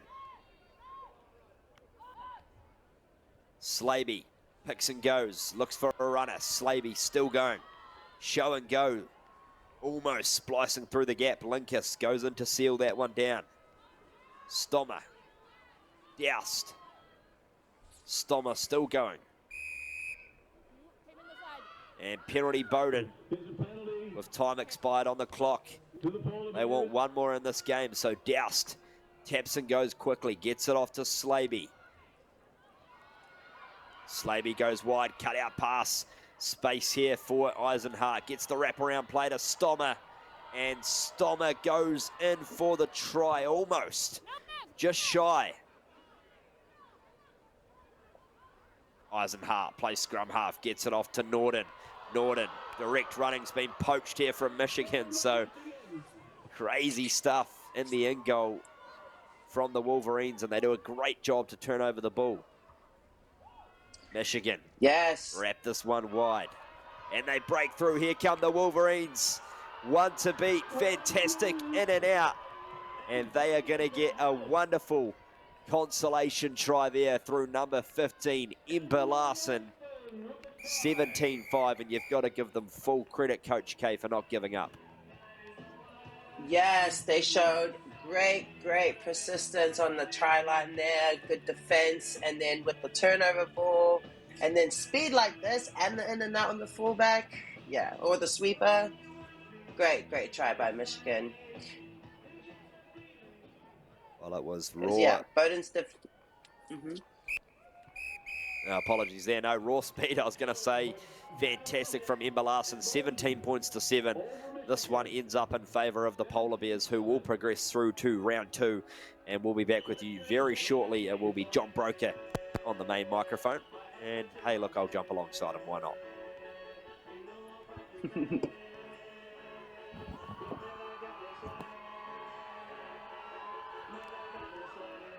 Pride. And the passion.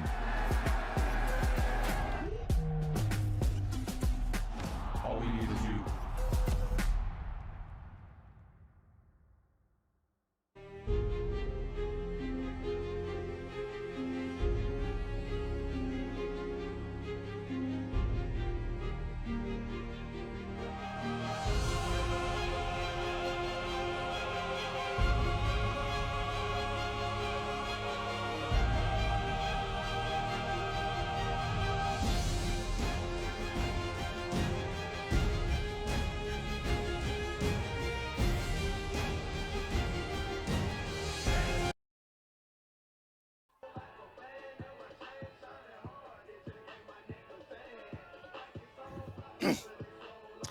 Welcome back to Maryland Soccerplex. It is the Collegiate Rugby Championship Round 1 in this cascading bracket. John Broker back on.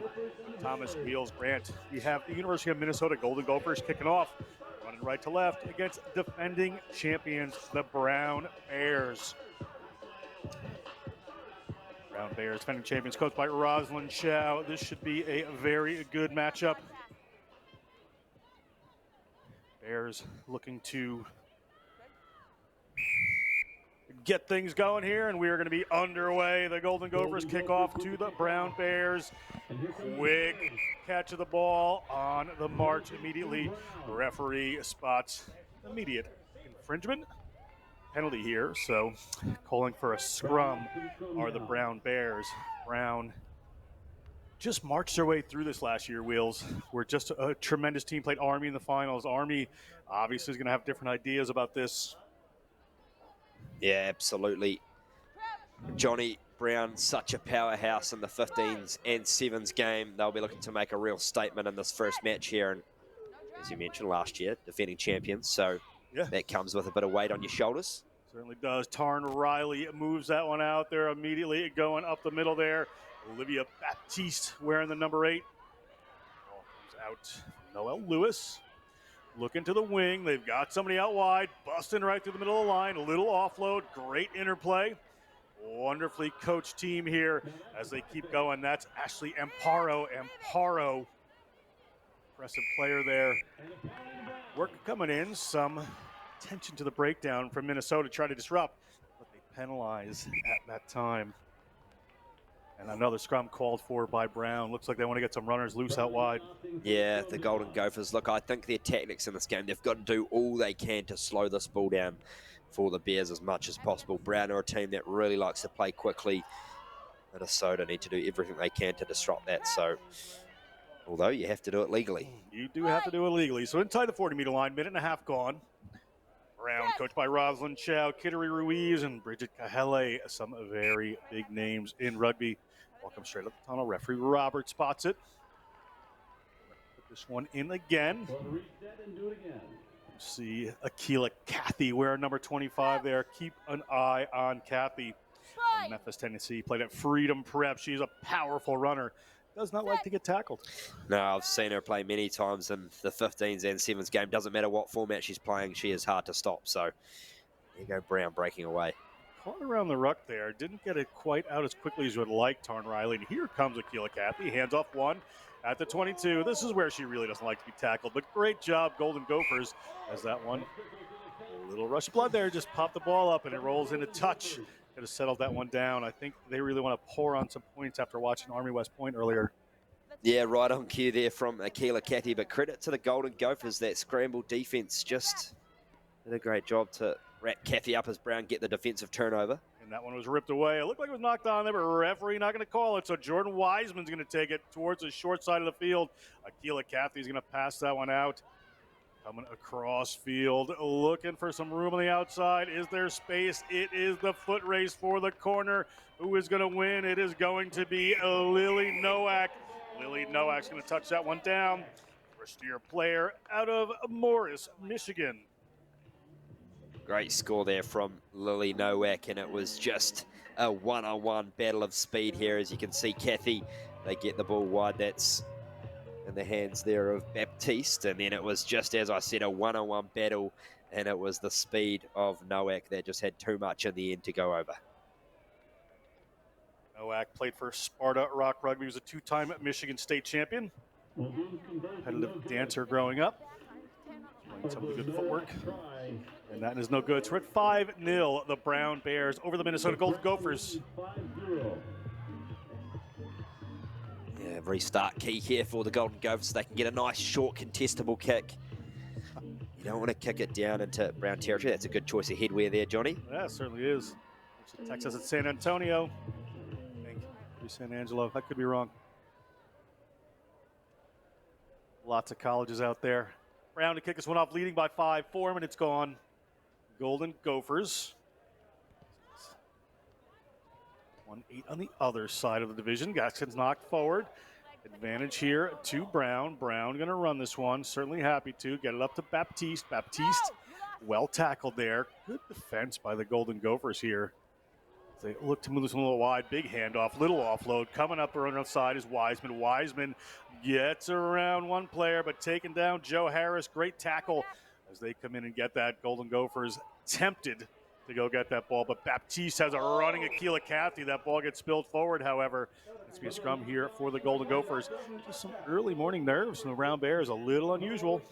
Absolutely, yep. First game of the day, get the cobwebs out, so to say, but Akila Cathy came storming onto that ball and maybe too fast for her own good, and it just unable to reel that one in, but great job from the Golden Gophers. They've kept them to a 1 score with 2 minutes to go. If they can get a good clean scrum here, get the ball out wide,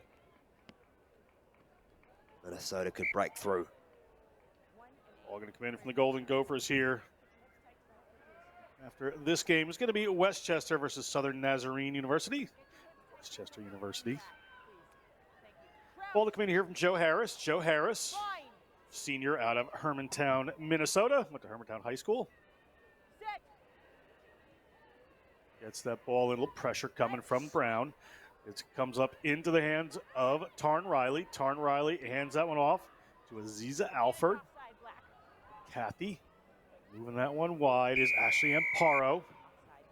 We're going to come back for a penalty here against the Golden Gophers.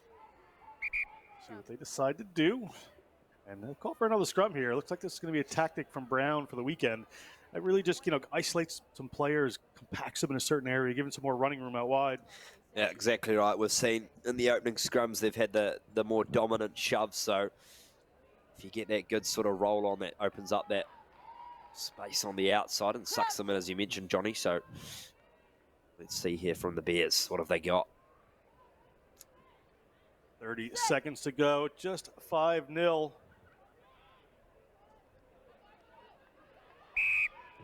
Taken out the back by the Golden Gophers. It looked like it came straight out there. So we're going to have another set here. Scrum it down again.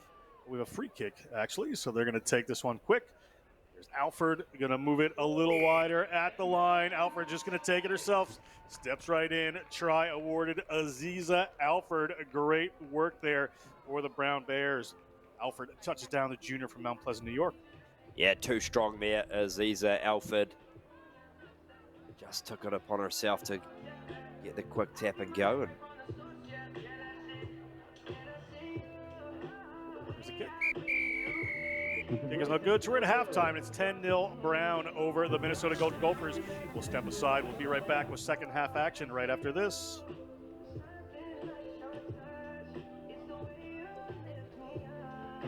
Alford with that try.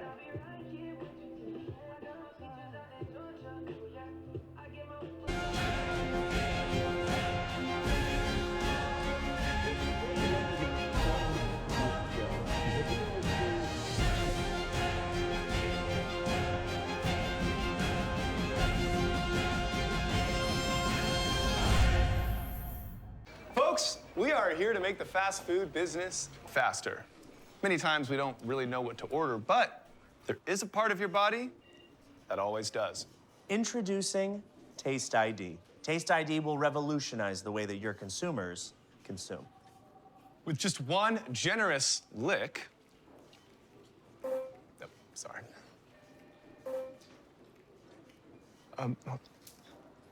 There we go. Taste ID will create and order exactly the combo you would like to eat. And apologies, there's just the one prototype, so you'll just feel free to share. How do you know our customers will like it? Like it? They're gonna lick it. Nice. Go ahead, lick it, Bob. It has an antivirus. You gotta lick it to get the French fries, Bob. Come on, where's the Bob we saw last night at the hotel bar? Get a technology partner that knows your business and your consumers. Globant, technology that really dares to delight.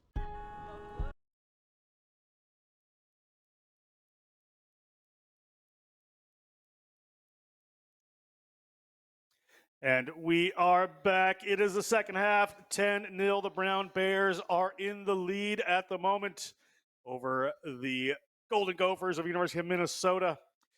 Brown to kick off. You see Tarn Riley, the first-year player out of Pacific Grove, California, set to get us underway and does so. Short kick for 10, defending champions Brown. Up 2 tries right now. A couple little miscues of the ball. They're going to iron a few things out, I'm sure, as the tournament goes along. Coach Rosalind Chow, very intelligent coach, but here come the Golden Gophers. Golden Gophers certainly here to play. Players coming in and digging that out, but penalty called.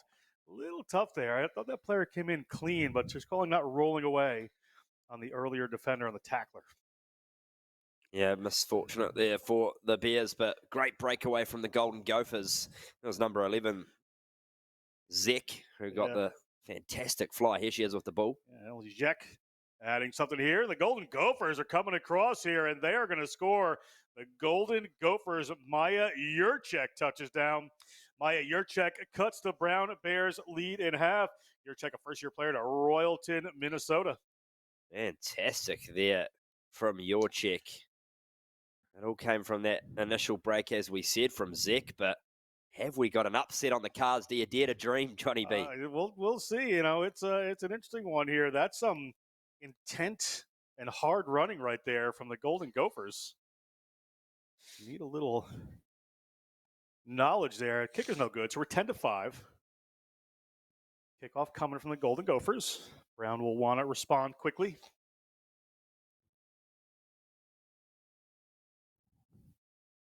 And remember, we have all the rest of the women's first round coming up after this. Westchester, Southern Nazarene next, followed by Penn State, New Haven, Navy, Virginia Tech on the stadium field. We'll shift into some other games after that. We have men's small college Division II and Division I semifinals. Great games coming up. Then we'll go into some of the knockout rounds of the men's premier. Back to the women's. Men's will round out tonight. But in the meantime, the Brown Bears have decided to go for a bit of a run. Nikki Lynch, key player for the Brown Bears, just pins her earback in a junior biology major from Miramonte High School. Played for the Pleasanton Cavaliers as a high school player, now a Brown Bear. And what a try. Just when Minnesota come knocking on the door, the Brown Bears will shut it in your face. And Nikki Lynch, that is a wonderful individual effort as Julia Murray there adds the 2 points on top. But have a look at this. Just nothing more you want from your lock, just gliding through open pastures. I've been lucky enough to call a lot of Brown Bears, the men's and the women's games. And the women, you know, Nikki Lynch is just a determined player. She really is a very much a beating heart of this team. You know, Akila Cathy as well, a couple of players. But, you know, Nikki Lynch is a hard-working player. So to see her in a nice long run like that. Potentially the future Eagle in the making. We'll find out.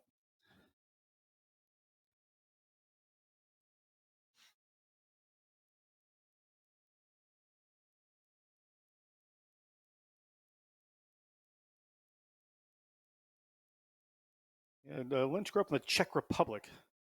So you'd have to find that played field hockey for the Czech Republic. So eligibility. Probably American eligible.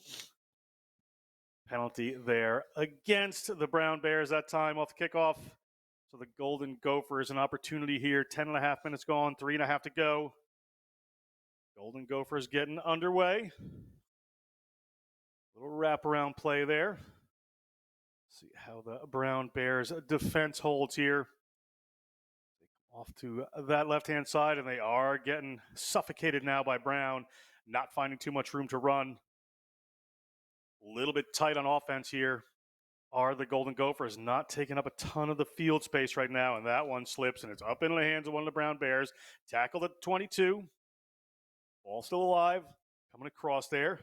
That's Johnny van der Voort. Nice straightening run here. Good work. It looks like Lynch again, and it is 2 in a row. Nikki Lynch, 10 points since she's come on the field. Good value for the Brown Bears. Yeah, great impact for sure. And the USA headgear as well, fantastic. But you just see here on the replay, Julia Murray, the flat pass off to Lynch, and Lynch, the dummy, and just glides past the tackle there of Joe Harris from the Golden Gophers, and all too easy, really, for Lynch. Yeah, just a bit tough there, and I think that kick was good. I heard the whistle, so we're going to come back. Be another 2 points there. It was right under the sticks, so it'll be a kickoff here for the Brown Bears. As we see some of the fans in the crowd here, looks like they're having a pretty good time at this tournament. That's what it's all about. Smiles. The game of rugby brings plenty of them, doesn't it, Johnny? Certainly does. Although if you the Golden Gophers right now, probably not so much. So yeah, Golden Gophers a little tough here, but they knew they were going to be playing a very good team. They put a good showing up of themselves. Nice surge there, but this comes down to the Brown Bears. Bounces the ball, seems to be going their way as Lynch takes that one in. Ball coming out here from Muldoon, looking to go wide. Ball slips over the top, but still fine. Looking for the corner. Here come the Brown Bears. Going to just skate this one in. That's Jordan Wiseman headed for the corner. She's going to be cut off there, but she's going to touch it down. Jordan Wiseman from Mercer Island High School, played for Liberty Rugby. Grew up in Asia, now playing in Providence, Rhode Island for the Brown Bears. Great score there from Wiseman. Took the around the corner route to the try line instead of going straight and forward. But if you got speed to burn, and sevens, of course, yeah, that is the track you can take. Tough angle on the kick here. Julia Murray, we'll see how she does. Murray out of Carmel Catholic High School. Played for the Sai Kung Stingrays and the Chiefs Rugby Football Club. USA U20 squad. Midwest Thunderbirds as well, representative. So the ball just slipped over there and regathered by Wiseman. She said, took the corner, outpaced a couple people. Audrey Lanin trying to catch, but could not in the end. And Brown looking strong here, 27-5. Took a little while to get into gear, but they're pouring the points on now. About 20 seconds left on the game clock for our next matchup. See if the Golden Gophers can make something out of this before they move in the other direction. Westchester University versus Southern Nazarene University coming up. And Southern Nazarene, some pretty dynamic players. Absolutely looking forward to that one. It's going to be a belter. Surge here from Minnesota, but the ball slips in behind their 22. It looked like it was knocked on. The referee seems to have an advantage. It might be going back Brown Bears' way. No, it's at Minnesota. Play on here. Ball winds up in the hands of the Brown Bears. A tackle there, but coming around the corner. Not going to be stopped is Kate Muldoon. Muldoon nearly dragged to the side, but Muldoon gets 5 points. It's the 32 kick to come. That will most likely be the end of our matchup here. Yeah, great try, Muldoon. Brown's Rookie of the Year in 2022. Club Sevens national champion with the Chicago Lions. So certainly has good accolades as a Sevens player, and that puts the full stop on this game. Brown Bears, you can see probably their biggest opponent. Army were just on screen, cheering on in the stands. Scouting them out? Yeah. Cheering them on or scouting them out?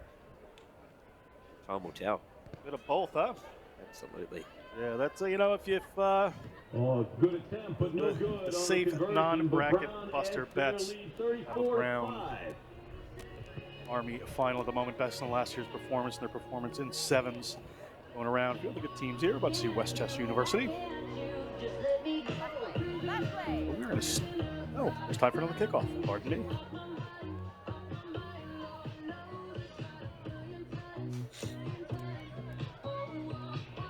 Ball up, one last shot, but it was dropped. Minnesota going to play on, however. That one, pressure coming on. Knocked on again. Referee whistles us for the end of the game now. So coming up next, Westchester Golden Rams versus the Crimson Storm of Southern Nazarene. Brown takes the first step towards a repeat And the Minnesota Golden Gophers put a good show of themselves. We'll step away. We'll be right back.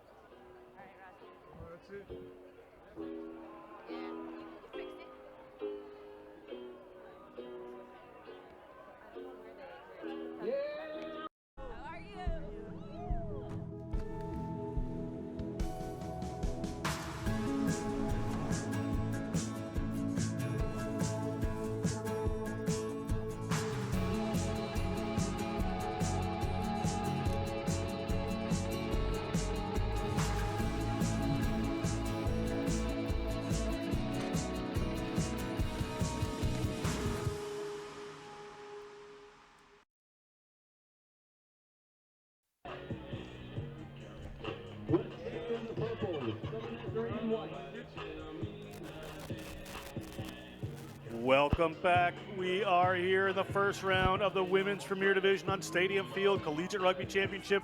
Westchester Golden Rams set to kick off the Southern Nazarene Crimson Storm. Great matchup here. John Broker with Thomas Wheels Grant for this one. Ready to kick off. Referee just making sure we're set. Westchester set to go. Emma Davies has the ball ready to kick off. First year biology major out of Kennett Square, Pennsylvania. Downington Rugby Football Club in high school. Now we're going to kick off. We have a referee in place, kind of important to have on the field here. Rather necessary indeed. Although I would love to see a game of sevens played without a referee, just for pure attraction, you know, entertainment. Talk to some of these coaches. I think some of them would as well. Referees, good people. We'll get a little bit of a list here today. I'll just call the ones that I know. It is Southern Nazarene. Puts that ball up. It went back in a big bursting run here from their key player, Talesi Uatafe. Uatafe has been an all-star and an electric player. And she is in the tri-zone.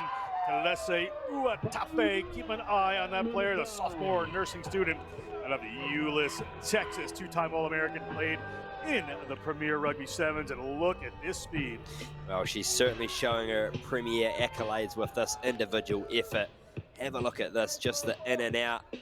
Number 10, Brooke Crago for the Golden Rams, tried to do her best, but Uatafe, individual brilliance. What a statement in the opening minute here for the Crimson Storm.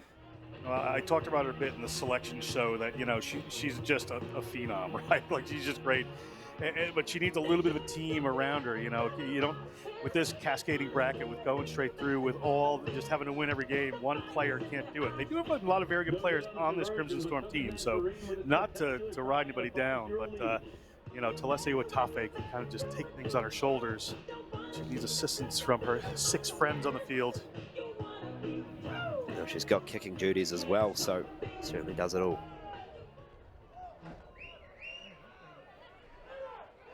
Golden Rams have the ball. Spills off to the side, so it should be a line out here to the Crimson Storm. Southern Nazarene.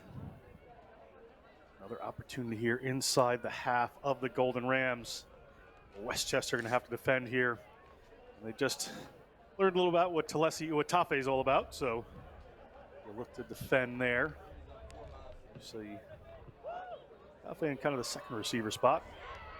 Ball slips into the hands of the Golden Rams. Golden Rams opportunity now.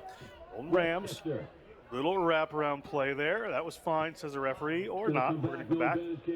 Going to penalize, going to be Southern Nazarene. I guess they're going all the way back to maybe a not straight at the line-out. A knock-on by Southern Nazarene. So go back for a scrum. Excuse me, to Westchester. Yeah, I think the Crimson Storm just a little hand off the top there, so it will be the Golden Rams put into the scrum, if I am correct. Although it is in the hands of Tarango. So now it's changed over. There we go. Cameron Snow. Golden Rams to put this one in. A little communication there. Golden Rams get the ball away to their first receiver. They got some pressure coming on them, looking for a bit of space. Nice wrap the hands through and get it free. Looking for a runner. Lily Road finds a connection there at halfway. They're trying to come over that one. Golden Rams, a little bit of a break here. Nice work again from Lily Road, doing the hard work there. Ball bounces off the knee of Crago. Referee is saying play on here, so the Golden Rams losing a little structure. Just going to have to get that back together. Here's Crago. Crago looking for the offload, puts him behind again. Faith Morley is going to scoop this one up. Morley to the ground.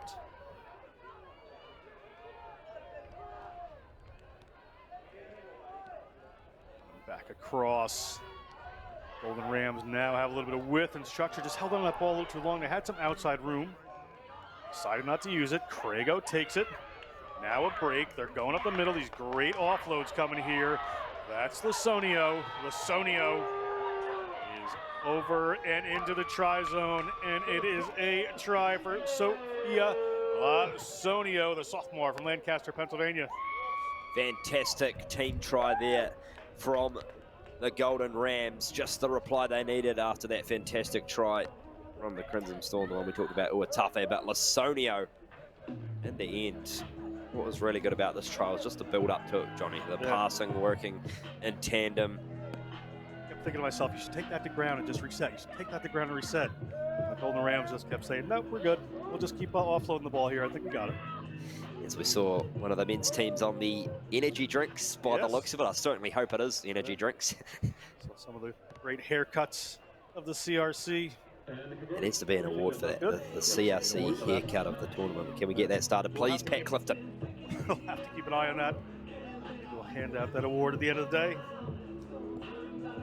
Kick goes shy, so 5-all Endicott College, the goals. Yeah, the goals be on a little bit later. Some of the boys hanging out there.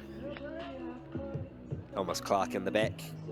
Yeah, doing no work as per. TC, wherever rugby is played. It's his tagline. We'll be there. See my sleep. We're getting underway. We're a minute and a half left to go in the half of the game clock. Might have a little time. Golden Rams score a try. We're tied at 5. Southern Nazarene to receive this one. Westchester to get us underway again. And they have just a rolling ball down the middle there. Passes, a little show of the ball. Southern Nazarene, one slips forward. And back, we're going to have a scrum here to the Westchester University Golden Rams. Yeah, great work from Westchester there, just causing a nuisance and disrupting play. Less than a minute to go in the first half. We would love to have that one try buffer heading into the halftime huddle. Let's see what they can do here from set piece.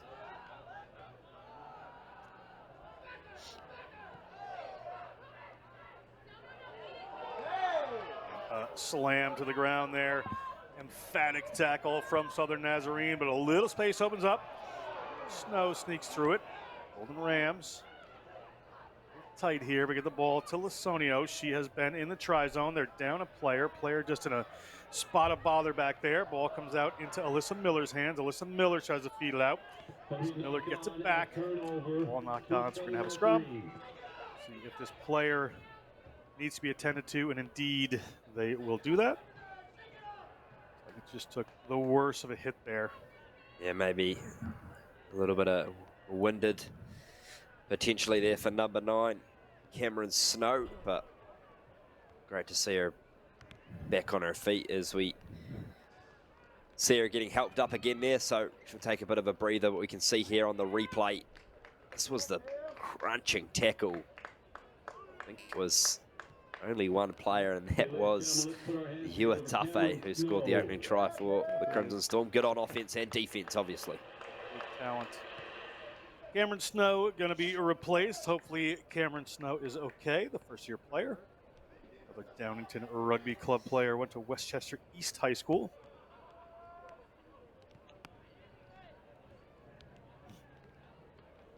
A little shaken up there.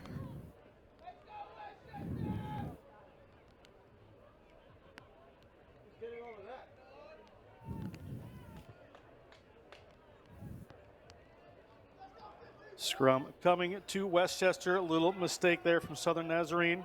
We are still all tied up here. Stay tuned after this. Penn State, New Haven, and then Navy, Virginia Tech.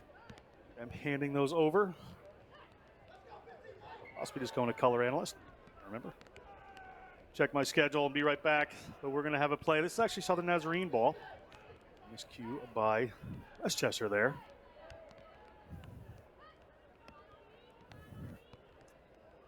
The tight head side. Ball slips over the top. Now the ball is out to the danger player. Puts a pass in outside. Follows it well. Big run up the line. Great tackle there. That was Crago just hauling that player from Southern Nazarene into touch. Big contact on Bailey Gilliland. Gilliland, a little worse for wear on that one. Great tackle. Referee and assistant referee, however, having a little conversation. Or have we gone to halftime? We have gone to halftime, and it's 5-5. All tied up. We'll be back in a minute with the second half.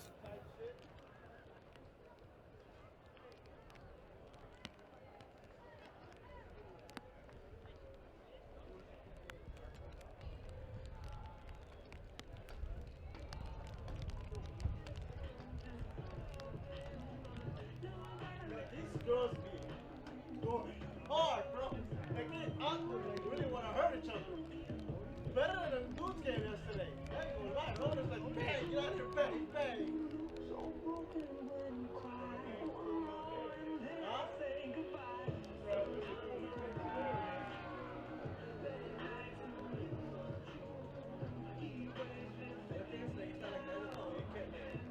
Over here, you can hold that up there, sure. And that ball, let me hold it.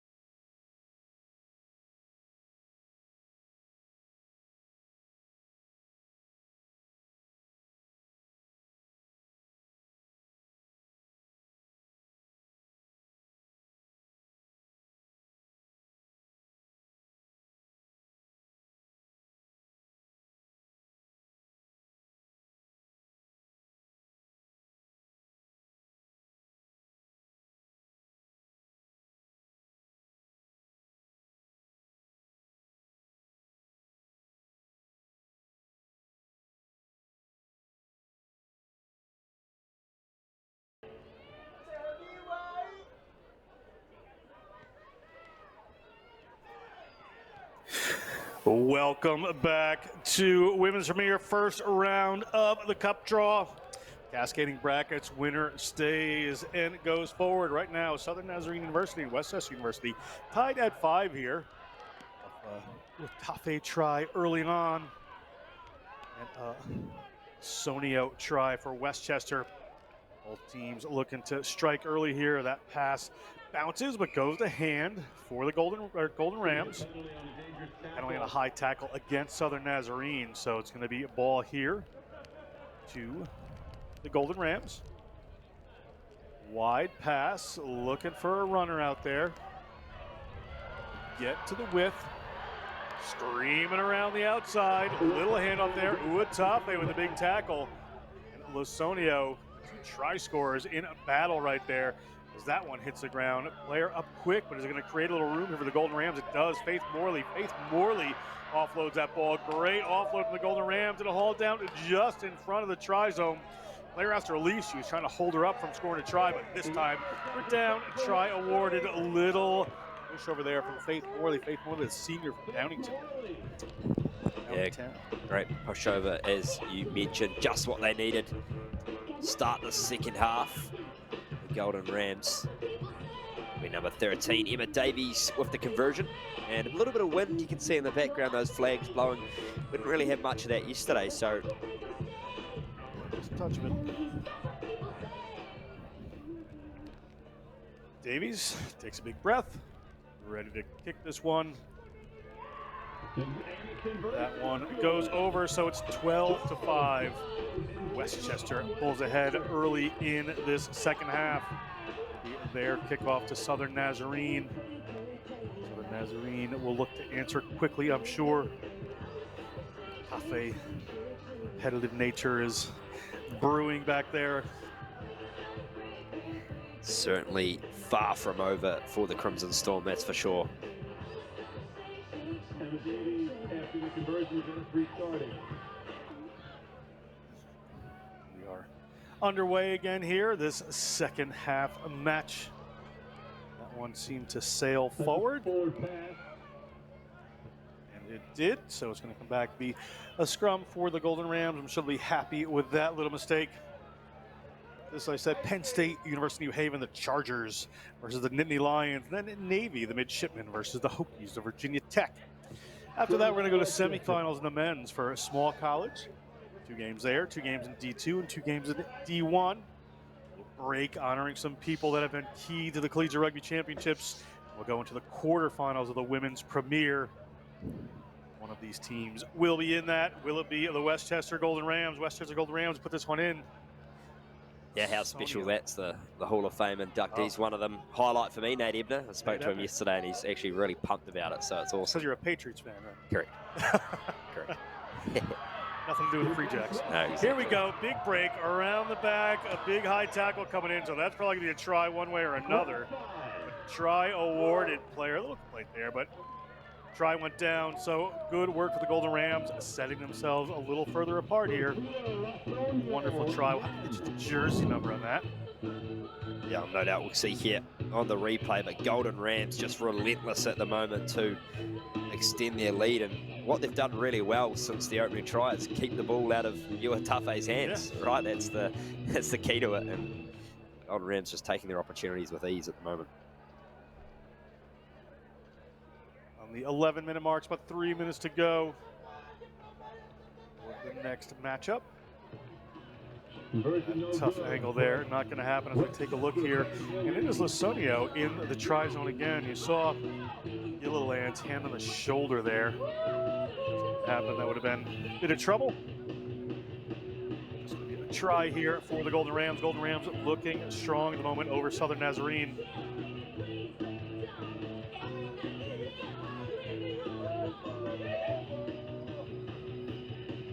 Golden Rams kick this one off.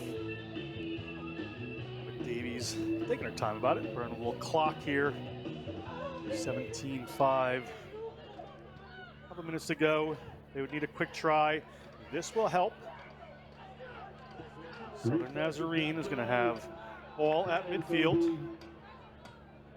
Thought about trying to go quick from the 10-meter line, but not happening. You have to get up to the 50. Absolutely.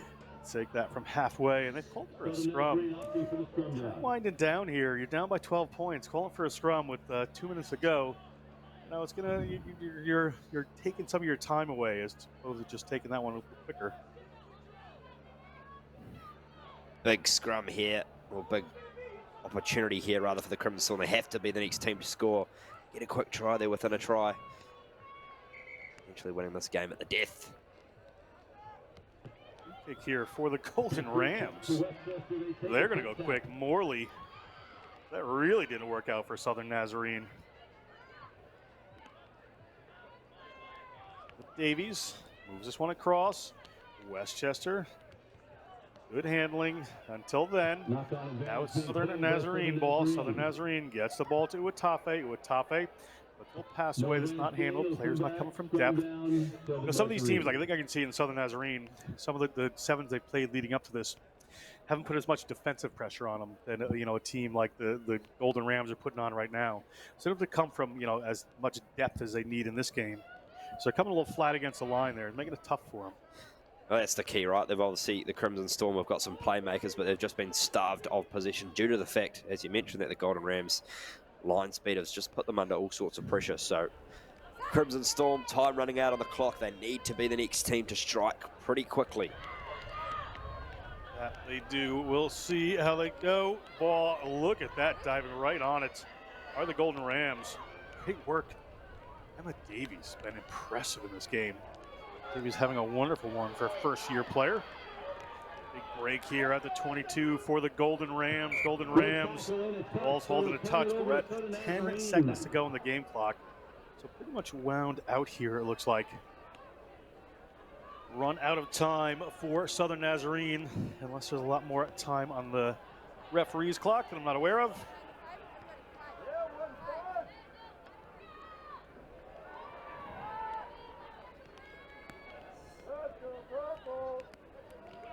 Ball up, tapped back. Coming across, looking for one more. Just to put the exclamation point on it, are the Golden Rams. Diving on it. Golden Rams still alive. Here's Emma Davies. Davies, ball in one hand. Puts that pass out, gets it there. Looks like it went forward. Referee spots it and calls the end of our game. It is going to be the Westchester Golden Rams moving forward.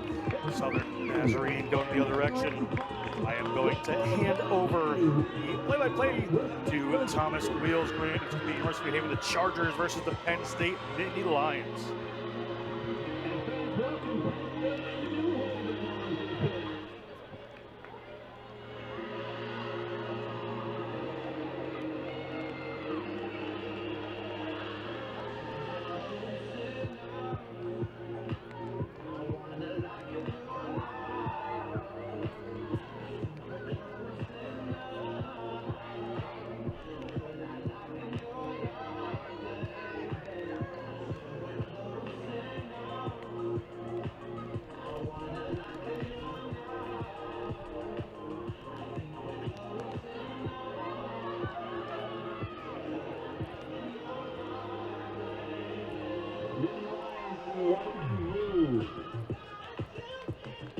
And welcome back in, ladies and gentlemen.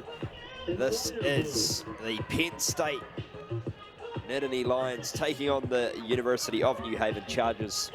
Thomas Grant with the call, alongside me, the great Johnny Broker, and it will be Penn State in the white strip, I believe. Johnny, I'm sure, can give full confirmation of that. It should be Penn State white, and in the light blue and gold are the Chargers of the University of New Haven. I know that because I grew up about 10 minutes from the University of New Haven. Could probably walk there from my house quicker than you could drive. So waiting for a referee to join us in the field here, but Penn State, a legendary program. University of New Haven, a newer varsity women's program. Emily Record, the coach, doing a great job there with Leanne Lamb and Amy Baldwin. Penn State, coached by Katie Daly, Sahar Hamdan, who I think played for Harvard. Wow. Maybe a grad student down there at Penn State. If anyone's going to know, it's you. The encyclopedia of college rugby, John Broker. Great to have him in the box today as we just await the officials' siren to start this one. And we are underway. It will be Penn State kicking off left to right. The New Haven Chargers right to left on your screen. This one deep into the 22, not collected cleanly there by Guimaraes as they break through the New Haven Chargers. And that one just bobbled there loosely at the breakdown from New Haven, so it's going to be a turnover in favour of the Lions. Yeah, Nittany Lions going to get one here. It is going to be a scrum to them. Was a little knock on from the University of New Haven right around that breakdown there. Tough work for them. They're still building, trying to get the 15s going. 7's can be a great equalizer. They do have some speedy players on New Haven. Penn State, you know, a more established program. Penn State, ball into the scrum, comes for DeMassa. DeMassa with the ball now into the 22. Wide pass out there to the number 7 in the family of Fenstermaker. Breaks down in the 22. They whip it forward. Poller. Space out to the left. Lovely wraparound play. Heffelfinger. One pass will do it, and it just drifts backwards, says the referee, to play on. And it is a try to Rotenbach. Rotenbach touches that one down, but some good work by Fenstermaker and Heffelfinger to get there. 8 names in this team. Just coming across, showing that little wraparound thing. Look at it again here. Here comes Heffelfinger. Miranda Heffelfinger draws in a player. It gets it out wide. It's just a touch in behind Rotenbach. Rotenbach isn't going to do enough to just shove a Charger out of her way. And Rotenbach, the first-year player out of Pittsburgh, Pennsylvania, born in Oxford, England. Long rugby history. And that kick doesn't quite go the difference. And as you said, some wonderful names. I had to look twice at a couple of them to make sure I had the pronunciations correctly, and apologise if we don't. It is 140 teams here at the Collegiate Sevens, a lot of names to work with. So there's certainly a lot of names here to work with, so we do all we can. 5 points to nil. It is the Nittany Lions with first blood in this game. As here come the New Haven Chargers, though, breaking down the left. That's with Guimaraes. Guimaraes just taken beyond the 10-metre mark, and a penalty falls the way of the Lions, who play quickly through Rudkin. Hard block for the Chargers there. The Massa, they continue to play down the left-hand side. They switch back to the opposite direction. The Nittany Lions trying to find a seam in this New Haven Chargers defensive line. The pass is beautiful down the right for Ruttenbach. Rotenbach gets the offload back to Rudkin. Effelfinger back for DeMassa. DeMassa breaking near the 22, but pulled down from the back. Here goes Rudkin again. Rudkin, pick and go, pass to the left. Space here for the Nittany Lions if they can go all the way through Holler. Back inside to Fenstermaker. Fenstermaker still going, and it is a try to Kerrigan Fenstermaker. Fenstermaker, great try there, but everybody in the team seemed to touch the ball there. Just too many weapons coming from too many angles for the Chargers to deal with right now. The Nittany Lions really looking strong here as Fenstermaker ends it off, but it went through a number of hands, people just featuring all over the place. That really was a well-worked team try. No panic, just patience. And Fenstermaker reaps the rewards. That is an impressive last name as well, isn't it? Fenstermaker. Certainly.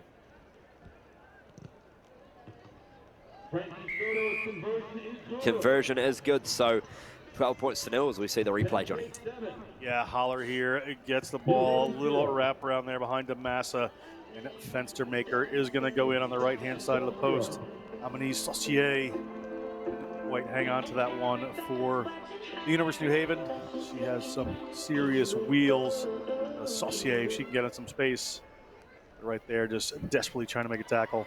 This one taken cleanly on the second attempt by the Chargers, and Guimaraes can't break through cleanly, so it's been lost forward here for the Nittany Lions. And Rudkin breaks away into the 10. There's space out to the left again. Here comes Holler.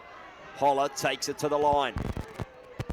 Penn State threatening once more. Heffelfinger. Around about 15 metres out from the line. Pick and go here from Rudkin. Rudkin goes through, but we're going to bring it back. The tackle was complete, says the referee, but I thought she sniped through. Well, that's so too. She's pleading there to score the try. Please, sir, just let me touch this ball down. I did a great job. I've been very impressed with Rudkin, frankly. So, you know, Rudkin here is going to sneak through. But you saw her in the middle of the field a couple of times. This ball was kind of loose. You know, just really break through and take that arcing line to kind of open up some space. You get in between a couple defenders, and it draws them in and opens up space for the rest of her team. She's been very good at that and would have been well rewarded with that try. But well, I thought she was hard done by there. Looked to try for all money, and now the New Haven Chargers have come away with the ball against the runner play. So University of New Haven trying to break out from inside their own 22. Here's Dela Cruz as they work it there through Siciliano, and penalty falls the way of the Chargers. Tap and go through Guimaraes. Otters wants to play. She is a tough customer. That one goes back into the hands, however. Offload falls the way of the Nittany Lions, and they try breakaway against the runner play. DeMassa draws in one, can't get the pass away. This time she does, but uncontrolled, so turnover in favour of University of New Haven. Ball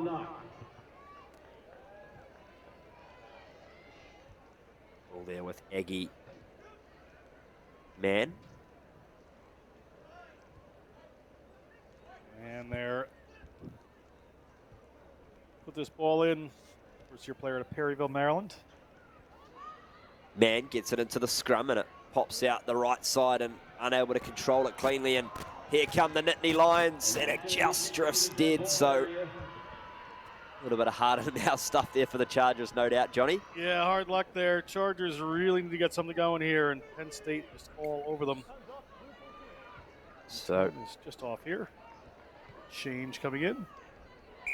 Bit of rotation happening here, and just into the final seconds of this first half as the University of New Haven Chargers try to get them on the board as the drop kick doesn't go the required distance. So it's going to be a turnover to Penn State Nittany Lions with a scrum.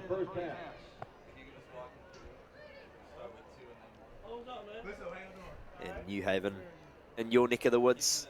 Johnny, what can you tell us about their program? University of Haven is a fairly new program. University of Haven, great school, great criminal justice program, great communications program. You know, they are, like a lot of schools, looking at new ways to attract players and looked at sports, brought in a great sports director who, you know, really put a lot of value in decided to start a varsity women's program. So they had a club team, but now they're kind of elevating there. You know, like a lot of the teams coming up in that kind of varsity program, they're recruiting, kind of building. It's going to take them a little time, but they certainly have some good players out here. Emily Record, a good coach. They will do well as we end the half. Good things take time indeed, and at the moment it's great things for Penn State. They take the 12 points to 0 lead. We'll be back in just a moment.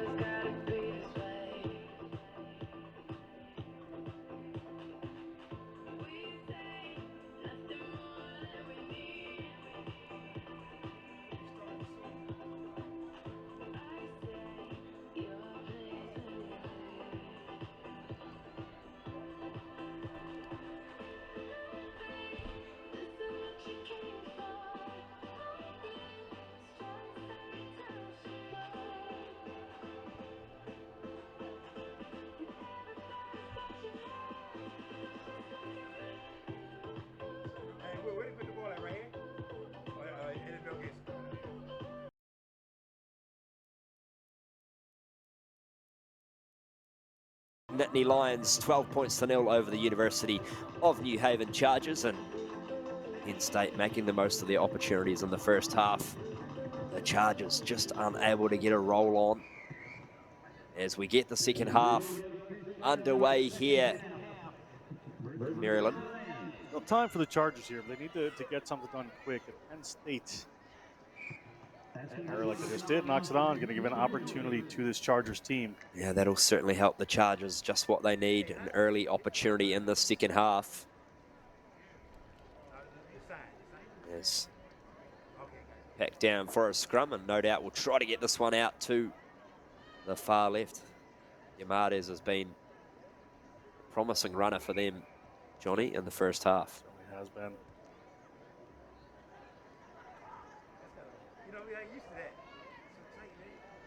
Reset the scrum. The referee, big shout out to the uniforms. Oh, this tournament, some pretty awesome strips. They get the penalty, do the Chargers. Tap and go here by Aggie Mann. Hop back to Siciliano. I'm sure Penn State was back 10 there, but referee seems happy with it. And been lost forward there by the Chargers, so we'll come back for the penalty advantage. Just what you ordered, Johnny. Yeah, I just didn't see the advantage arm go out from the ref there, but good to see we're in agreement.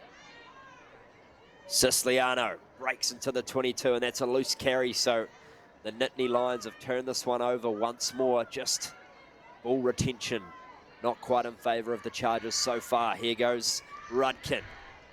Rudkin breaks away, gets it off to Rotenbach. Rotenbach still going with the backdoor pass to the try scorer, Fenstermaker. Here comes Fenstermaker. Back to Heffelfinger. They spread it to the right-hand side now once more in the hands of Rotenbach. Once more, still going. Offload back inside to Heffelfinger. 22, just shy of your screen here. Good build-up here from the Nittany Lions. Rudkin once more with a sniping run. Back to Fenstermaker. 2 to beat inside. And Kerrigan, Fenstermaker, gets another try. Just confident with ball in hand right now, Penn State. Each player is taking on a couple players, getting themselves into space. Support runners are running well. Everybody gets a ball, is confident they have support, and they're confident to beat a player. Very impressive right now from Penn State. All going to plan so far for the Nittany Lions. 17 points to 0 with a relatively easy kick out in front. Architectural engineering. It's a pretty high level degree, isn't it? Yeah, that's a pretty serious one there. 19 nils. Here is Rudkin again with that sniping run back to Fenstermaker, who 2 to beat. The other 2 defenders just open the door for Kerrigan to go through.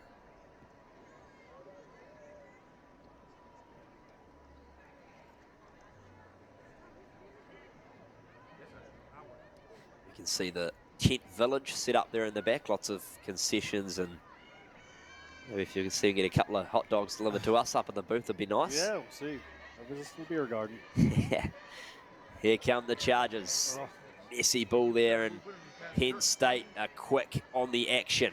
They try to force the turnover as they pile into the ruck, but Siciliano comes up with it and gets the offload away. The Chargers just breaking down on the 22, and it's been turned over by Penn State once more. Here come the Nittany Lions. Bigler. Wide pass out there to Lizak. Lizak breaks through. Danica Lizak with the try. All too easy on that occasion. Luzak, another product of Downington Rugby Club, just works her way right through the University of New Haven defense there. Great work by Luzak. Great try. Penn State just out of reach at this point. It will be Rudkin with the conversion attempt. So we see some play happening or warm-ups in the backfields. So that conversion is good. It should be 26-0 now. Here's the replay. Look at Luzak here, just steps off the foot there. Just sees the space open up inside, a little over pursuit from Damaris Williams. She's able to get herself back in.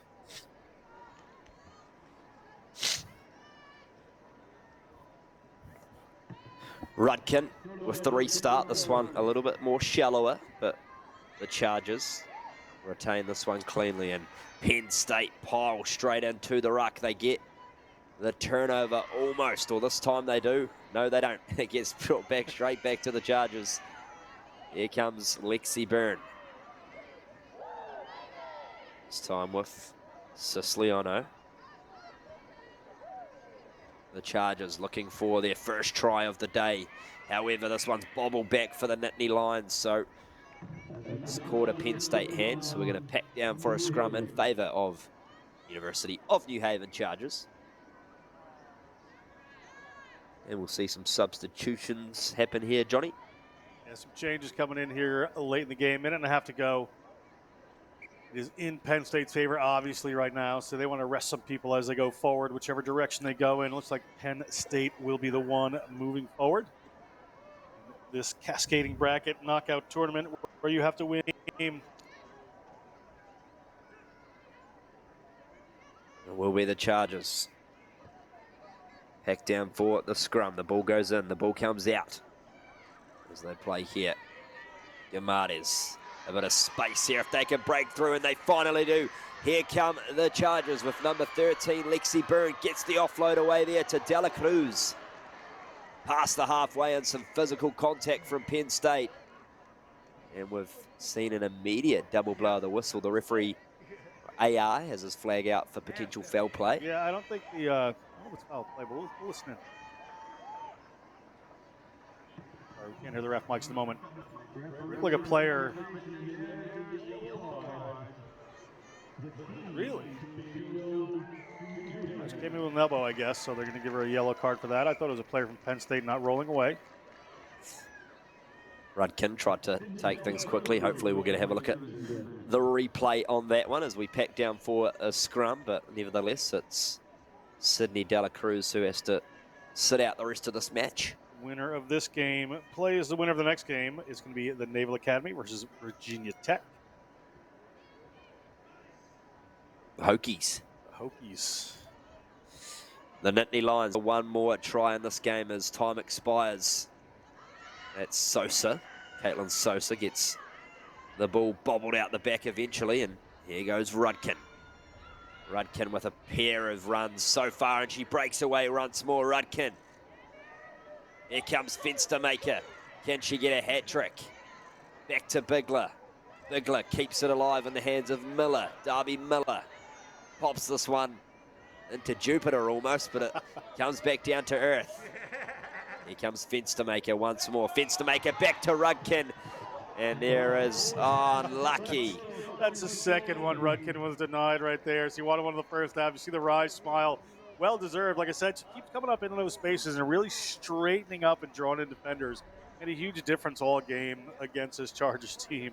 But unlucky here, another one just not going to go. That did get flipped a little forward. Not sure what it would matter this time. Again, point differentials, no big deal.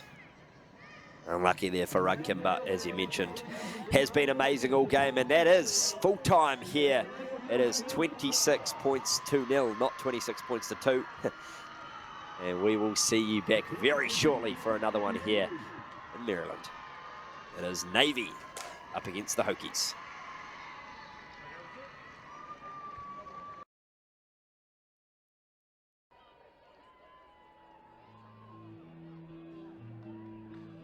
Hey, do they got return on here where we can see what's on the main screen? Do they got return on here? Oh. Gotcha. The real joint. Right here. Navy in the blue, the ladies from Minneapolis, and Virginia Tech in the Westchester orange. Highlights the Hokies. And they're interesting. Refereeing this match is John Morgan with Mike Brzezinski and Christendom Bucker on AR. Hey, you here until what time? What time y'all get off? Yeah, I'm here till 5.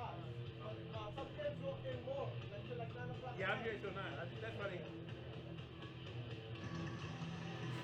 And welcome back in, ladies and gentlemen, to the Maryland Soccer Complex. It is the National Collegiate Rugby Sevens Championships, and we have the Navy midshipmen up against the Virginia Tech Hokies. We're almost ready for play to get underway here. An exciting matchup. This one, Johnny B. Should be good. The Naval Academy, coached by Murph McCarthy, great coach and a true character, but joined by Abby Gustitis. She captained the USA Women to the Olympics, USA Sevens captain. So bringing some incredible rugby knowledge to this Naval Academy program that's just gone varsity in the last couple of years. Virginia Tech, coached by Sydney Gaskin and Zoe Johnson. Pardon me.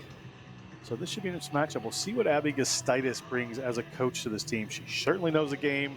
I've worked with her. She can communicate it. It should be interesting to see what happens here with this midshipman team.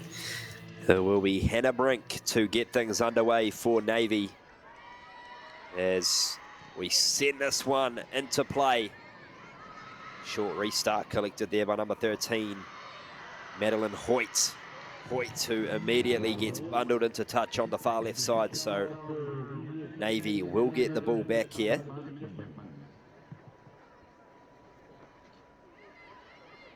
And they play quickly off the line out. Navy break it down just beyond the halfway. Work it back. Trying to spread this one to the far left edge, and there's a bit of space to burn. How good's the speed for Navy? Not quite good enough. Good tackle there from the Hokies. Wrapped out here through Shigog. Here come Navy, breaking through once more. Down the far right-hand touchline here for the midshipmen. Could this be the first try of the game? Good contact there on Sienna Hall. As we carry on here, Navy looking threatening with ball in hand early on. That's with number 13, De Holwyn. Just pass a little bit Ryan. It's going to drift into touch, so a little bit of a slip there as well, but good defense there from the Hokies, just holding fire. Yeah, that's a great pass to play there from Navy.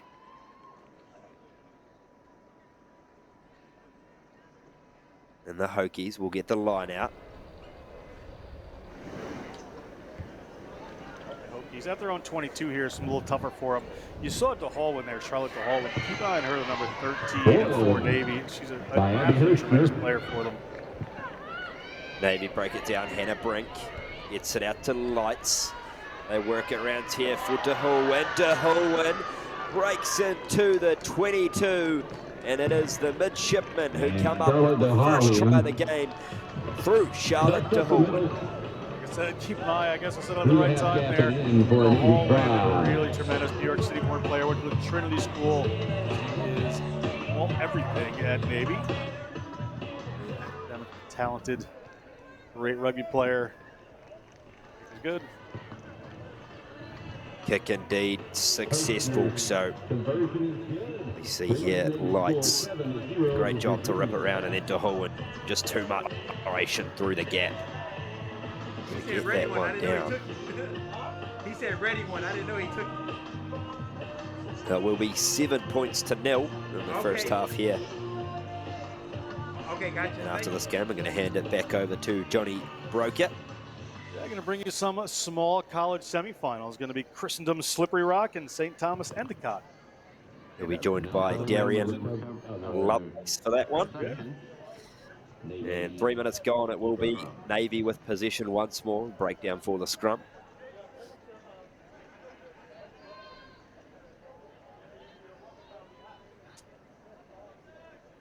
Here goes Mia Young. Ready to put the ball in. Mia Young gets it in. Gets it out nice and quick. Lights. Whip it around. Here goes the midshipman. It's with DeHallwin again. DeHallwin gets wrapped up in a good tackle there by number 5, Vatchin.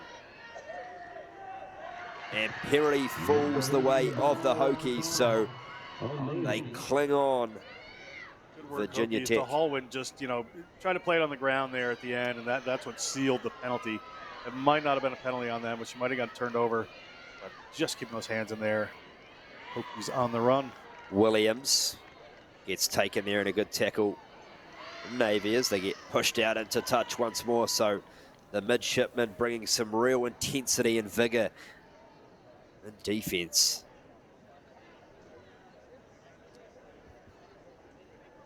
And it will be Navy line out.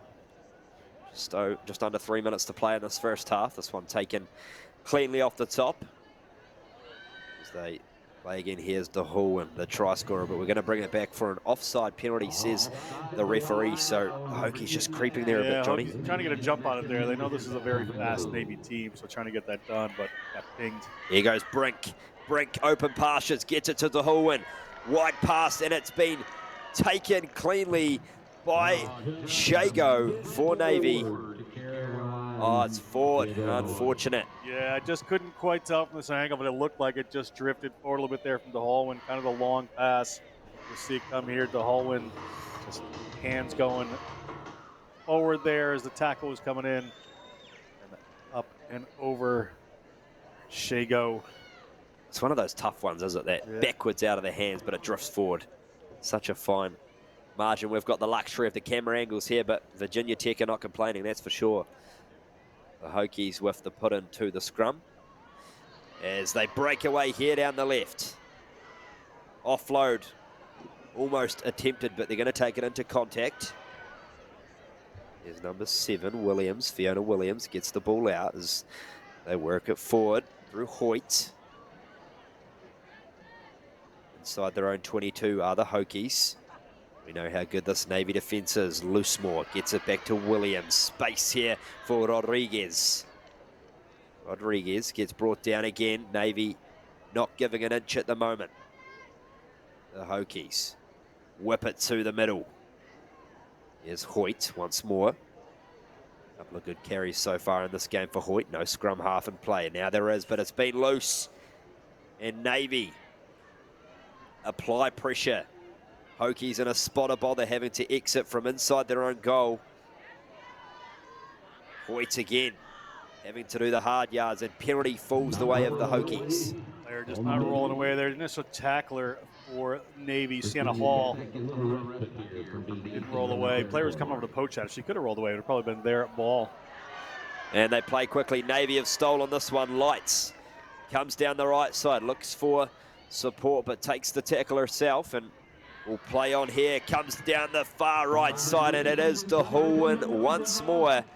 Navy with a try on the stroke of halftime. Hallwood just touches another one down. You see how casual. She just spat it right there. Cool She's customer. all business, very cool customer to Hallwood.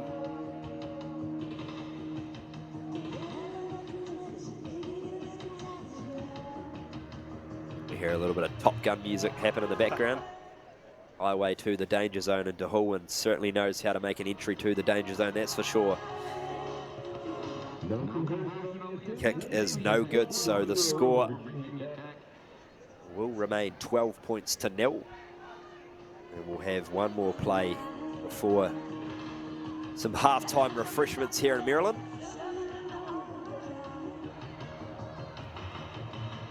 Fantastic facilities here as Brink gets us back underway. The Hokies looking to get their first try of this one, but again, this defensive line of the midshipmen so strong. It's out to the left. Here's the number 3, Wadford. Carry there from Wadford, who gets the offload away on the halfway mark. Williams goes into play scrum half, gets it back to Hoyt, messy pass, and Navy almost steal it once more. Vachon gets it out to Wadford. Around the corner for Williams. Getting a good tackle from Sienna Hall. And Navy come in and steal the ball once more. And it's been taken out there, a little bit of trickery. Yeah, DeHullin. But that is halftime here. It is the Navy midshipmen up 12 points to 0 over the Virginia Tech Hokies. We'll be back very shortly.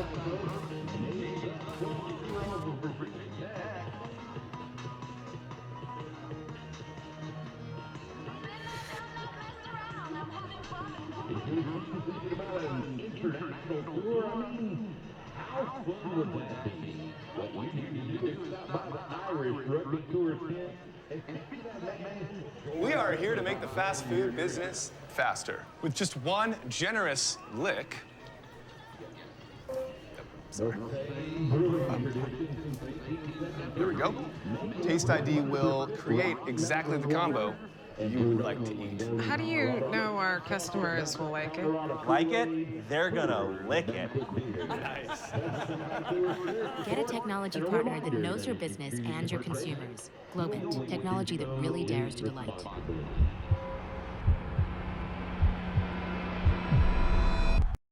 The moment you have all been waiting for has finally arrived. The first rugby game that allows you to play and get rewards is now live. Step into tournaments, be the ultimate manager, earn free jerseys and match tickets. It is the heart of rugby, now in digital glory. Build your strategy using real player cards. It's your game, your moves. Buy, trade, play, and create your lineup. For cards, your legacy. Experience rugby like never before. Take your fantasy rugby experience to the next level. Welcome back in as we see one of the try scorers there, or both of them indeed, DeHullin. Charlotte DeHullin picking up a brace, and it was Shago who almost got the second as we take a look at the second try here to DeHullin. Impressive athlete, working so hard in tandem with her Navy teammates as we are into the second half action. It is Navy 12, Virginia Tech 0. And straight on the bounce here goes through Hirschner. Hirschner with a great breakaway. And penalty, says the referee. High tackle is the call, so we tap and go. This one's been kicked forward, but we'll play on. Backwards here for Lights. Lights, but a space to the left if they can work it there.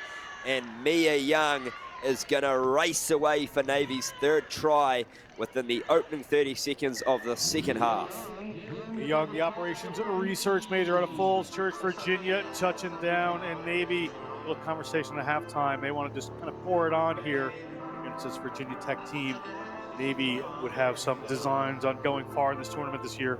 It was fantastic on the outside. Again, Lights just able to pull the strings in that number 10 jumper today so well as the kick goes over.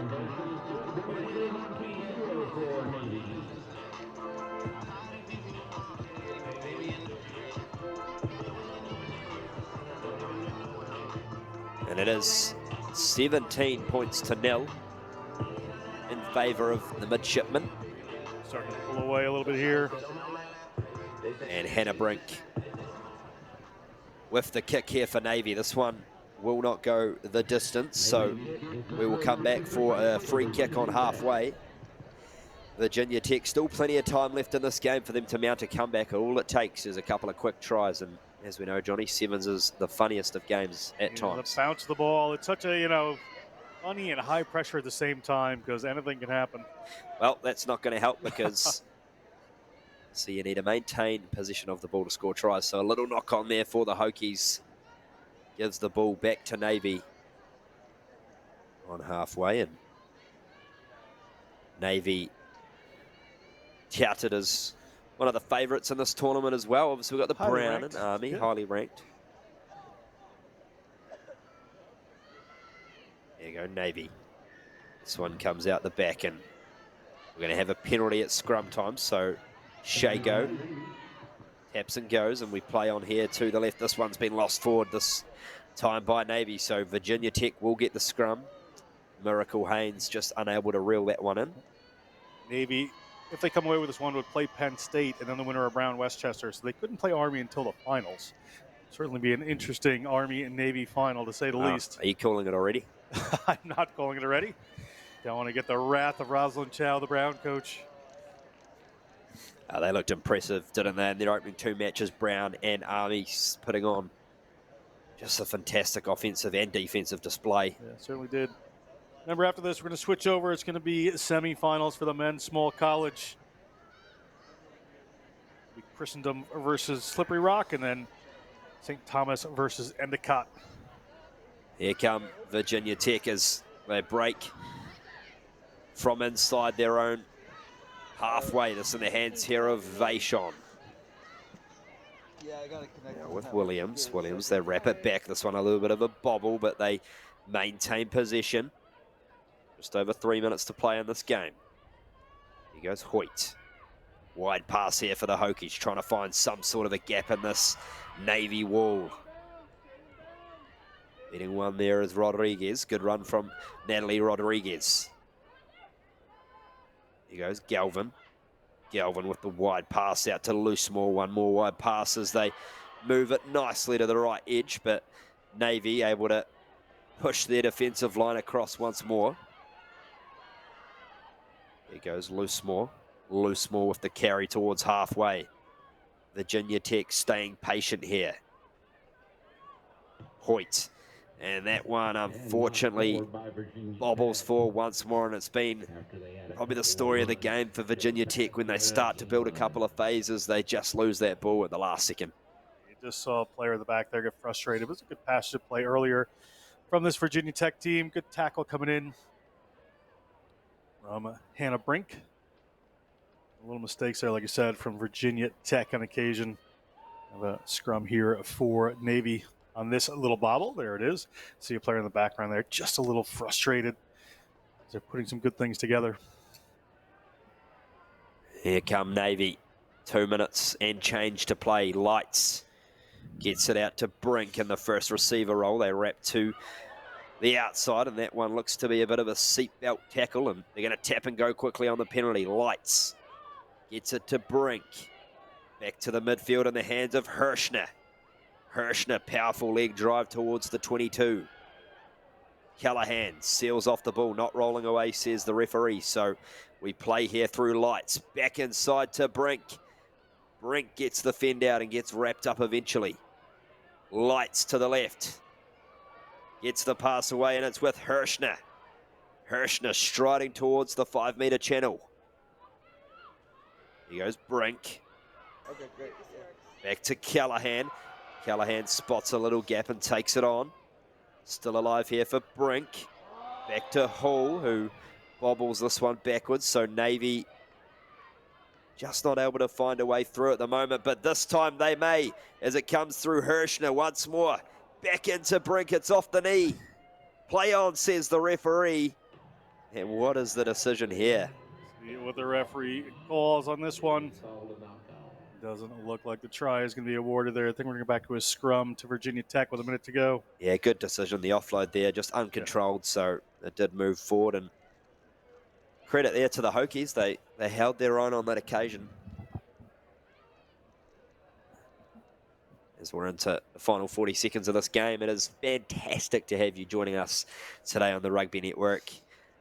Next Level Rugby with the production, top class as per usual. We get, how many angles do we get, Johnny? Just an immense amount of angles. Certainly, as the tournament goes on, Stadium Field gets more and more angles. So a great finals, semifinals coming up. Women's knockout rounds will all be tomorrow. Looking forward to those as Malia Schuler gets the ball into the scrum for the Hokies as they try to break away this one. A bit of a backdoor play and messy stuff, and Navy are going to dive on this. 2 meters out from the line.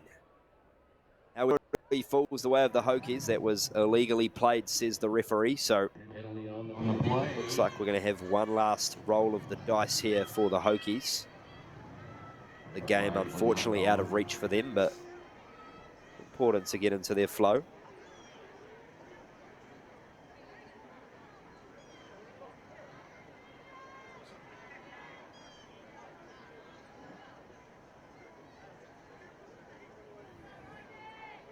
Hokies get this one in. They play down the right side through Schuler. Schuler gets wrapped up in the tackle.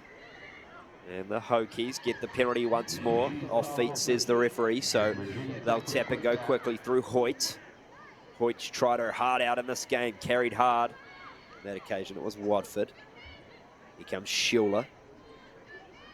Backdoor players. The Hokies try to find a way through. Can they do it? The pass is a good one. This time they break away. Virginia Tech staying patient. All the way to the halfway through Rodriguez. They play to the left, a bit of space if they can go all the way. Here come the Hokies through Vachon. Wrapped up there though, last second by O'Hara. And it's been lost forward on both occasions. However, we're going to see a yellow card for a high tackle there. And I think that's the right decision. Yeah, it's the right decision. We're going to have another opportunity here for the Hokies with a one-player advantage. We'll see what they decide to do. Midshipman Navy here has to get back on their try line. Now we're almost 2 minutes into extra time here as Virginia Tech Hokies try to take something out of this game. They work to the right. Ovation. Hoyt.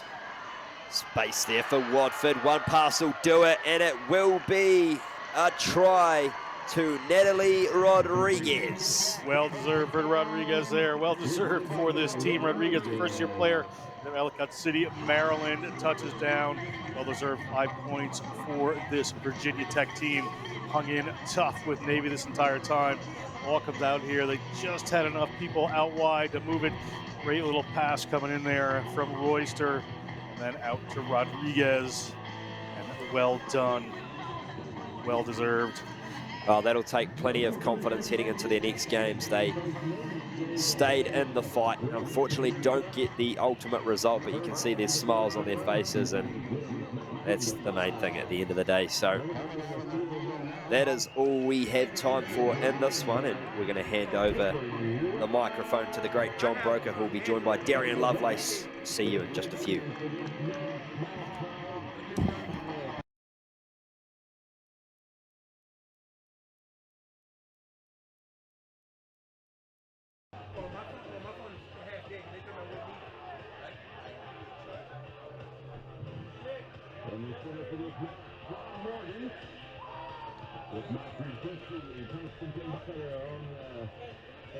With the flag.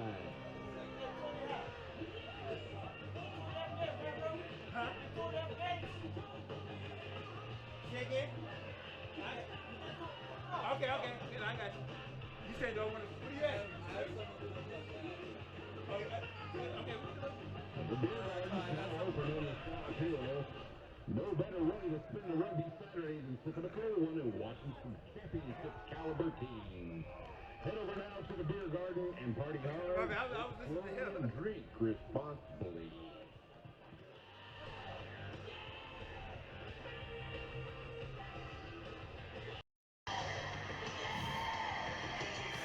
Welcome back. It is the Collegiate Rugby Championships National Collegiate Rugby Grade 7s event. We're in the small college division. Slippery Rock in the black and green, taking on the white and blue, the Christendom Crusaders. This is John Broker. I am joined by Darian Lovelace for the first time this weekend. Darian, semifinals on tap here.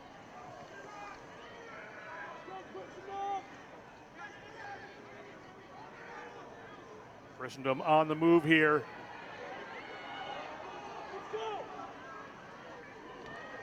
Christendom working the ball out wide. Christendom, talented team.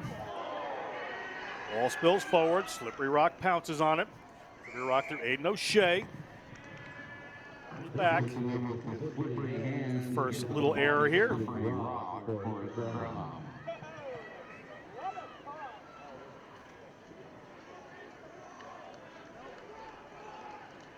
The scrum here.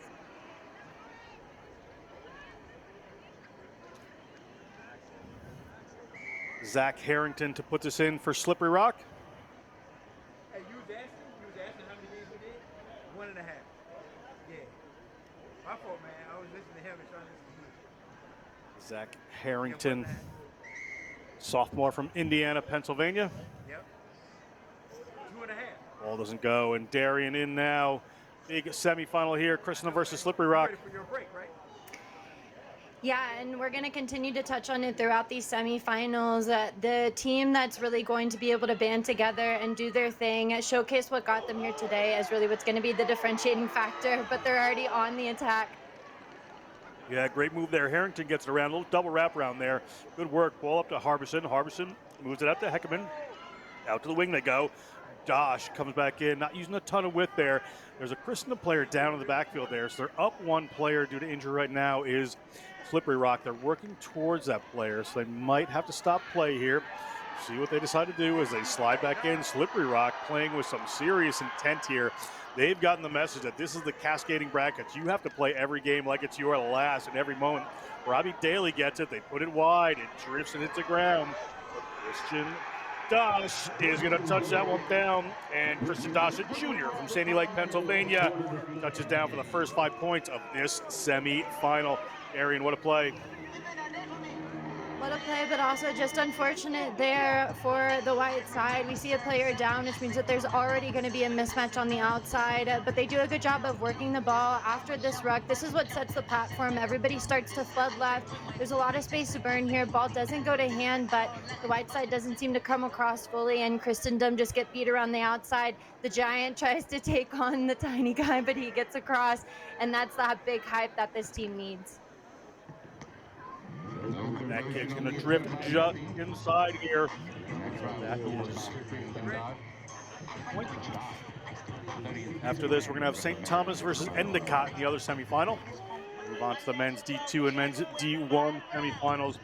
Slippery Rock, good account, good intent against a talented Christendom team. To get us started here, there is that man, Chase Nething, putting it up, the junior from Butler, Pennsylvania. It's Christendom ball inside their own 22. See what they can do. They're making a quick break here. This could be a leveling try, but taken down. Good tackle there on Wingate. Referee says illegal play against Christendom. So here comes Slippery Rock. Slippery Rock.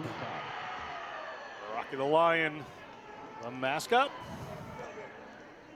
Ball out here, a little pick and go. Player's isolated. Can he get some people in there? But tackler underneath, so it doesn't have to roll away. It doesn't look like the ball out there.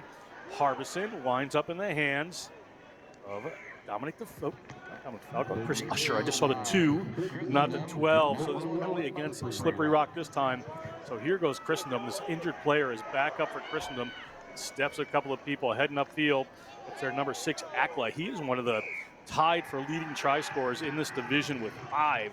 So keep an eye on Charlie Ackla, number 5. He spills that one forward. Number 6, Ackla, 5 tries, 6 on his back. And what a run there, but turned over here, Darian, by Slippery Rock. Yeah, we saw Ackla go down here at the beginning of the game. We talk about winning the recovery on day 2 of 7s. It's not an easy feat, but he's recovered. He's back on the pitch, but you've got to make sure that you recover possession in order to try and get some points on the board.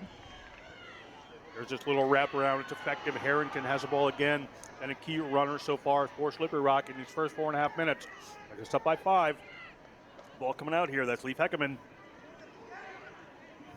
Takes the ball into contact, able to get that one back. Big John Kennedy, one of those big brothers. I think his brother graduated. Big unit for this Christendom team. Little handoff there. Harbison hangs onto it. Harbison switching ball hand to hand, keeping it alive. Christendom seemed to be in from an illegal angle there. Penalty players diving over from Slippery Rock. Missed that initial one, Darian, but an opportunity here for the Crusaders. Yeah, Christendom is really putting on a lot of pressure, but they're going to have to be careful whenever they get risky around number 5, Harbison, for the opposite side. He's really doing a good job of working that attack and working that defense. There you see right there. Turned over ball. Referee telling everybody just to calm down a little bit. All of the energy for the excitement on day 2. I'd be trying to preserve any opportunity I get just because it's some tiring stuff, but you can just see what it means. These are knockout rounds. They did a different thing in the Collegiate Rugby Championship this year by doing the cascade bracket, and keeping that in mind, it just means that these knockout stages, especially going into the final, really mean a lot to the boys. They want to do a good job today so they can carry on into hopefully the final matchups.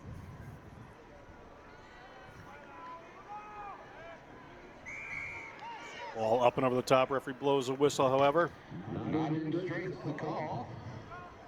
Be a scrum here for Christendom. Ball didn't go straight. Tough there for Slippery Rock. Great attacking position, gone begging. They'll keep going here. They've really got a long way to go there, Christendom. There's only about 30 seconds left, but Slippery Rock, it just seems to slip off the tip of the fingers there. Doesn't go the way that they want, and now Christendom, they've got a massive job to do coming all the way down from this end, and the clock is ticking away in this first half.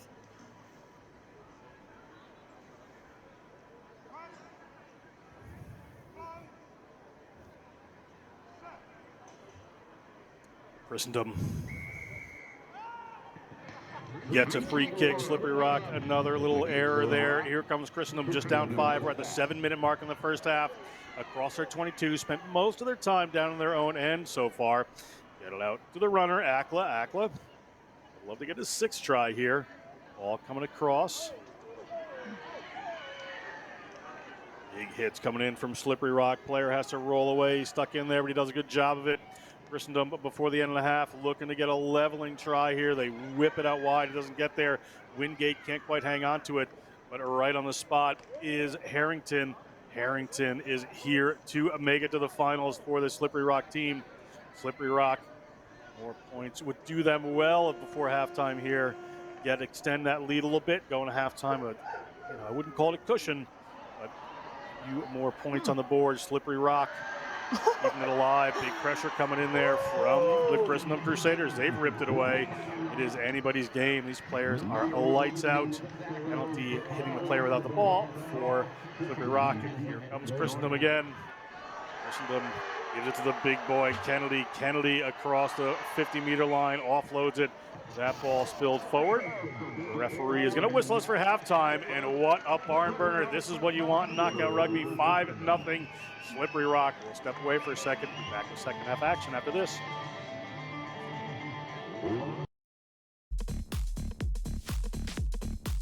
Join Overley.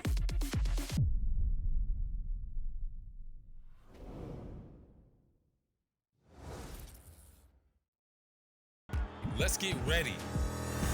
Major League Rugby is now. This is the moment we waited for. Everything you want is right here. We gon' give them what they came for. We gon' take it up from last year. The Rugby Network is giving you all the free MLR content you want, live and on demand. Never miss a hit, never miss a try, never miss your team. MLR on TRN. Never miss a match. Welcome to the Rugby Rundown on the Rugby Network, as we bring you your weekly rugby fix. With the big news, special guests, and unparalleled access, this is your rugby show. Watch exclusively on the Rugby Network. Welcome back to Maryland Soccerplex National Collegiate Rugby Small College Semifinals of the Collegiate Rugby Championship. Follow along on the National Collegiate Rugby app, available in the App Store. Going to give you leading try scorer statistics. Follow along with the teams, the rosters, everything you know. Well set up app. John Broker with Darian Lovelace. Darian, what a first half. These teams are at it. Yeah, both teams are going at it completely slippery rock. They've been able to draw first blood. It stayed 5-0. So this second half is anybody's game, and this is what determines who goes to the final. But players like Kennedy and Akla from Christendom are just banging on the door to try and get some points on the board. This is going to be a heated second half.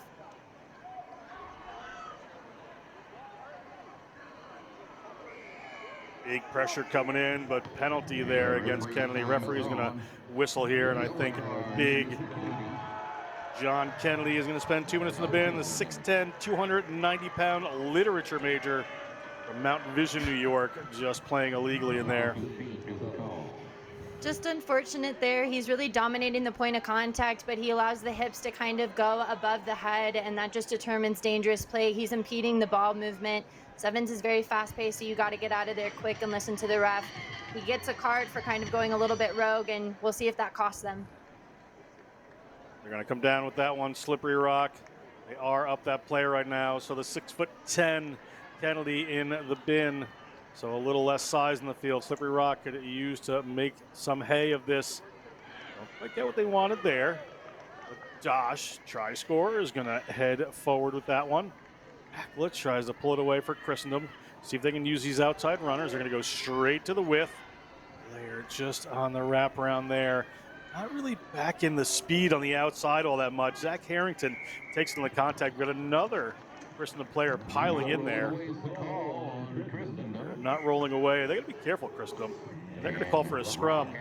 With the one extra player here are the slippery rock players. And when you're up a player, it makes sense to kind of be a little bit patient here. We're in knockout rounds, so you don't want to expend too much energy. Really taking the time to get it to those speedsters that are ready to crack the whip, that are ready to give the team some time. But right here, Christendom has a massive feat that they've got to do. They're down a player here, and it looks like Slippery Rock is finally entering down into their territory. So both teams are going to have to be very clinical on both skills. Ball doesn't go in straight. Comes out the scrum.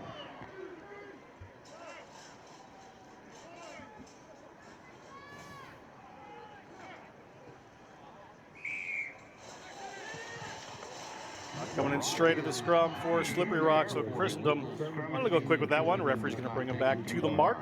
Going to have to go from there in this small college semifinal.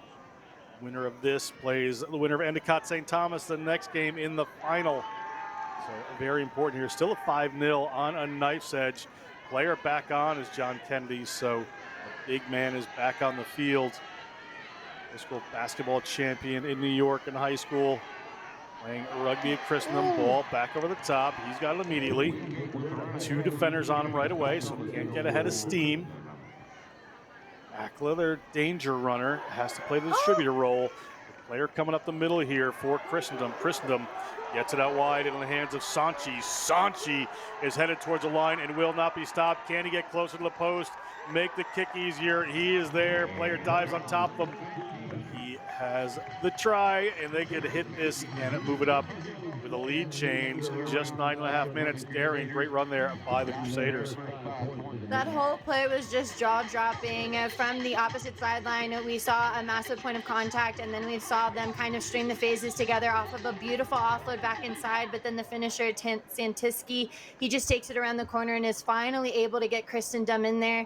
Kick is up, flags go up as well, so Christendom is finally taking the lead, 7-5, and Slippery Rock are going to have to kind of gain their footing now that Christendom is really starting to settle into the flow of the game.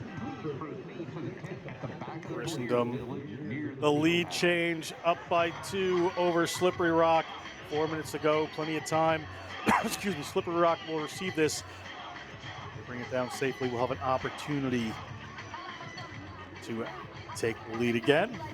Crusaders. The left boot of Sanchi. Ball knocked back by one of the Slippery Rock players into the hands of Harrington. Harrington, the sophomore from Indiana, Pennsylvania. For Indiana Rugby. Indiana, Pennsylvania Rugby, that is in high school. Ball's sliding backwards here. Some miscues from this Slippery Rock team. They're going to want to get this ball into some space. A few defenders in there from Christendom. Looking for a little break, a little pop up there. Not quite making their connections like they were, but there's a good pass out. Again, just keeping it tight here, not looking to use the width as Slippery Rock. All across. Harbison. See where their runners are, looking for some space, looking to take the big guy one-on-one. Here's a little break. Can he make it? He's got 2 defenders dealing with him. That was a high swipe, but it didn't hit the head, so referee seems like he's going to let that one go. Slippery Rock on the move here now. That pass goes just a little behind, so can't get the speed on it they would like. Wide, messy. Nething coming around. Nething's at the 22. One man to beat. Steps out, steps in. He wasn't held. He can get up. Tackled there. They are coming around. That ball is going to be available. Leif Heckerman moves it out. Is this a moment for Slippery Rock? And that ball just sort of hits the ground there. It's in the hands of Harrington. Harrington has been very dynamic for this team. And that man, Zach Harrington, excitedly puts that one down. And a big hit there from Kennedy after the whistle. The referee didn't seem too pleased with that. Just issued him a warning. He's already had a yellow. The yellow, he'd be gone. The assistant referee wants to have a conversation here. So let's listen in. Christendom, they really just had to work very, very hard. We saw multiple times that they had to continue to come across, and that sweeper that was back there, he did a good job of hanging out. But then Slippery Rock, they just finally are able to kind of break the mold. It's a slow regroup coming in from Christendom. And so now Slippery Rock, again, a little bit of tit for tat there. They're going to get their lead back on top 12-7. But we've still got about a minute and a half here. It's still anybody's game. This next 30 seconds is really going to determine who's probably going to be in our final.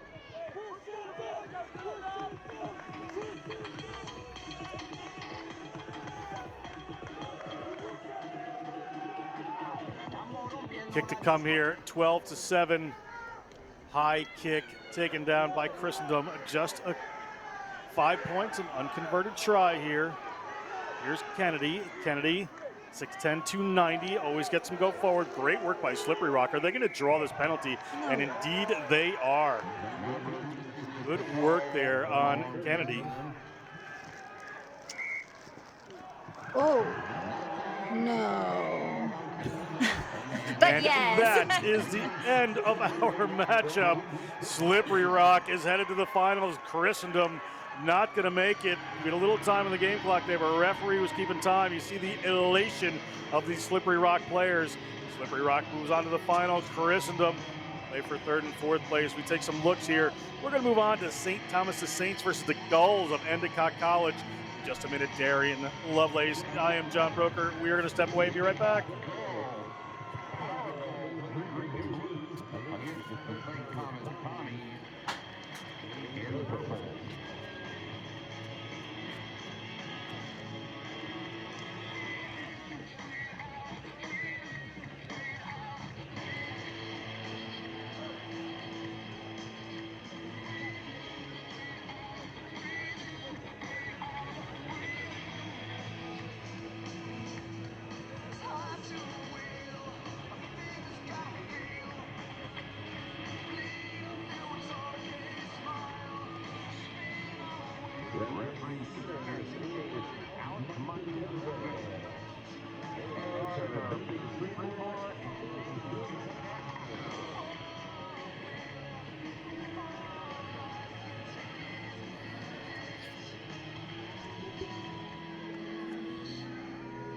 Welcome back, Collegiate Rugby Championship. It is Slippery Rock has punched their way to the finals.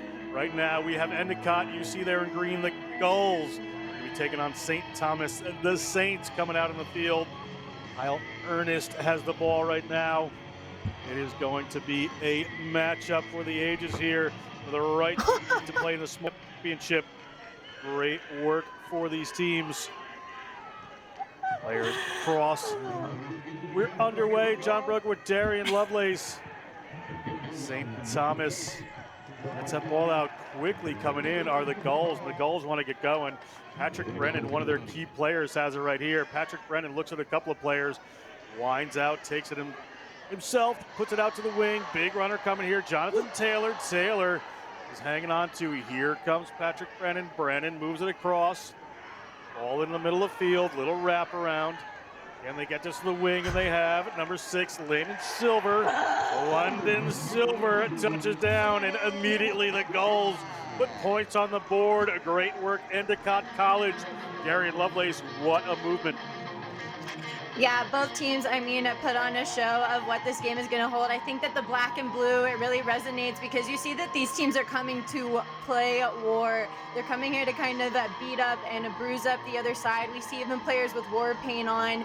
This is to determine who's going to go to the final. You can see what it means to the Gulls as they kind of start to fly high. Kick goes up and it's no good, so we're going to stay at 5-0. But both teams, you can even feel the intensity here in Maryland. They really believe that this means it all.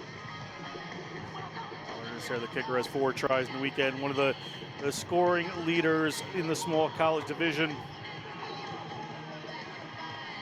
Endicott will kick this one off. Ernest. St. Thomas takes that ball down through Ben Nelson. Push the ball back. Pressure coming in. Little offload there. Doesn't go to hand. They're going to try to go to the boot, but ball blocked by the Gulls. So referee says it's fine. Comes back into the hand of Turrison. He's the number 2 for St. Thomas. Ball towards the touchline there. Eventually goes into touch. We'll see whose ball it is. Referee says we do indeed want a line out here. Going to come in. Ernest will throw it in right in front of the St. Thomas bench.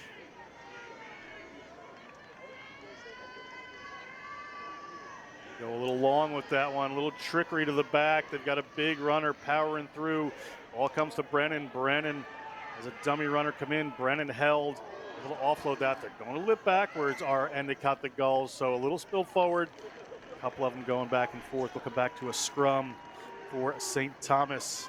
Just a couple of miscues there, and that is some war paint, Darian.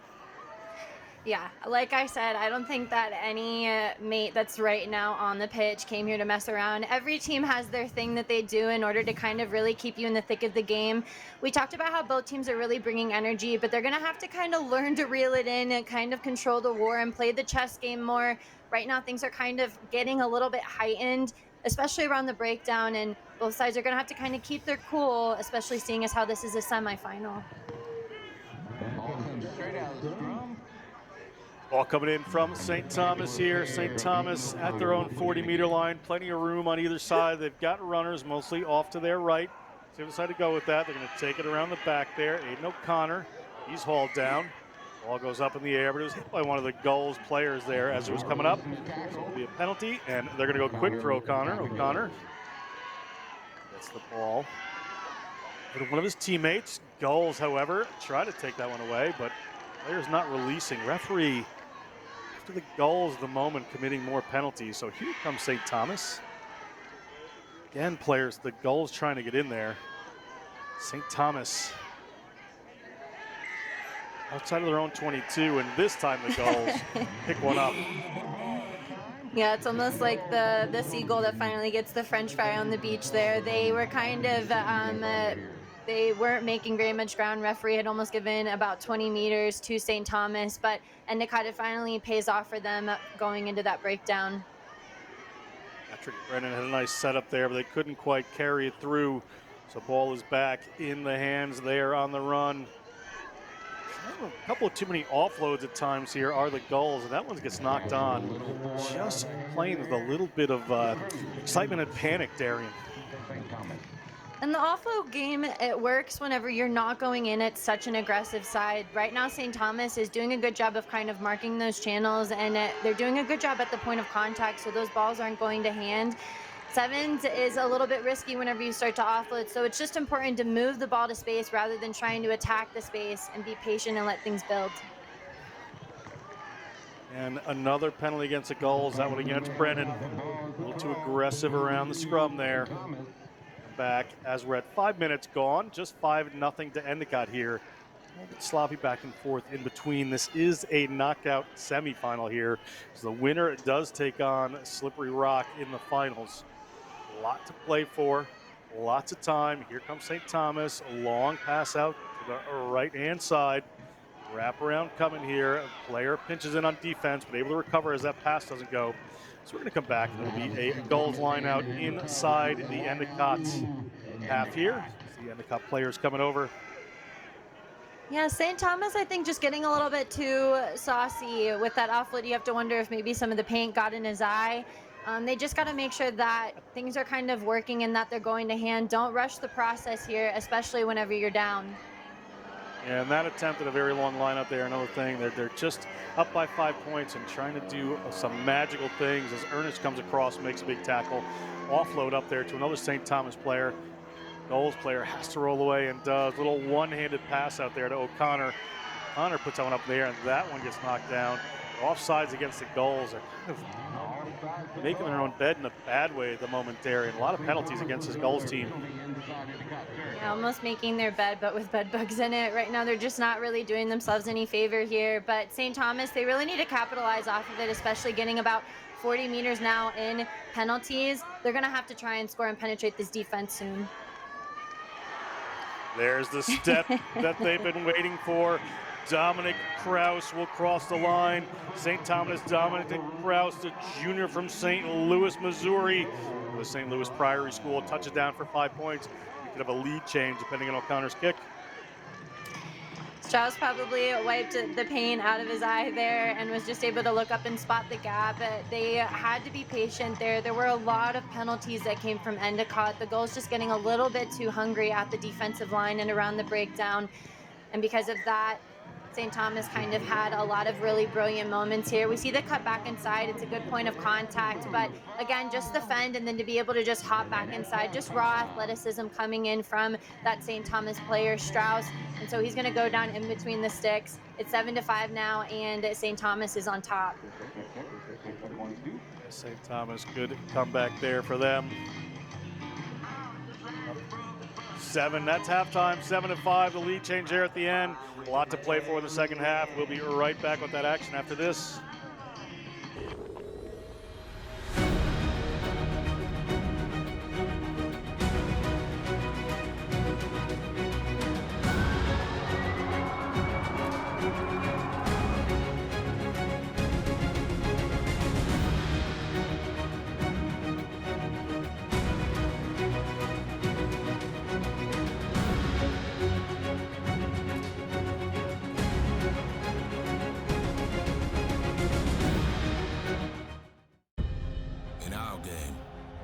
Play with our hearts.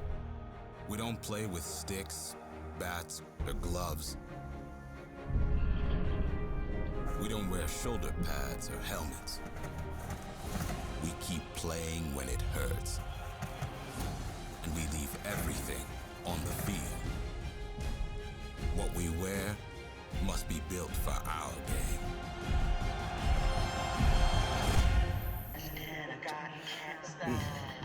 We are back. St. Thomas Saints lead 7-5. They're going to kick off to the Endicott College Gulls. John Broker with Darian Lovelace. Endicott just a little all over the place at the end of that half. They need to settle it down, Darian. Yeah, you've got to wonder what the conversation kind of came in from the coach. Was it a matter of working on the breakdowns? Was it a matter of making sure that a point of contact looked good? Or was it just a matter of maintaining the focus? Looks like the Gulls, though, had a conversation about how to focus in, and they're now finally on the receiving end of that penalty. Yeah, Patrick Brennan gets a start, and there's a high tackle on him, makes a couple of good runs. Brennan from a very, very big rugby family. His mother, he part of a UConn national championship team a few years back. Uncle is an Atlanta's player, some good players. Father plays a little bit too.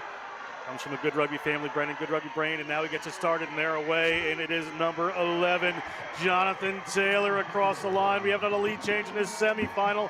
All started by Brendan, but winds up with Taylor. It's a try to the Gulls right near the post. What they needed, Darian. Yeah, and with Taylor, it just fits like a glove. The stutter step back in, and then the round the corner outside, he created so much space with just that little bit of hesitation just to read what that defender in front was going to do. You see him kind of sit back on his heels. It just leads to the powerful run that comes from Taylor. And then with that momentum going into the try zone, he's just able to get in between the sticks there. And the Gulls now are back on top against St. Thomas. Great work for the Gulls. 12-7 here, a minute gone in the half. I have to keep this intensity up. This is Kyle Ernest, a junior, born in Japan. Playing outside of Boston there. Ball rolls back towards Endicott. There's going to be a penalty against them. I'm going to hit somebody in the air there, Darian. Just a really big contest there at the kick, which is just a way for teams to get back possession. You can see the Gulls really want the ball back.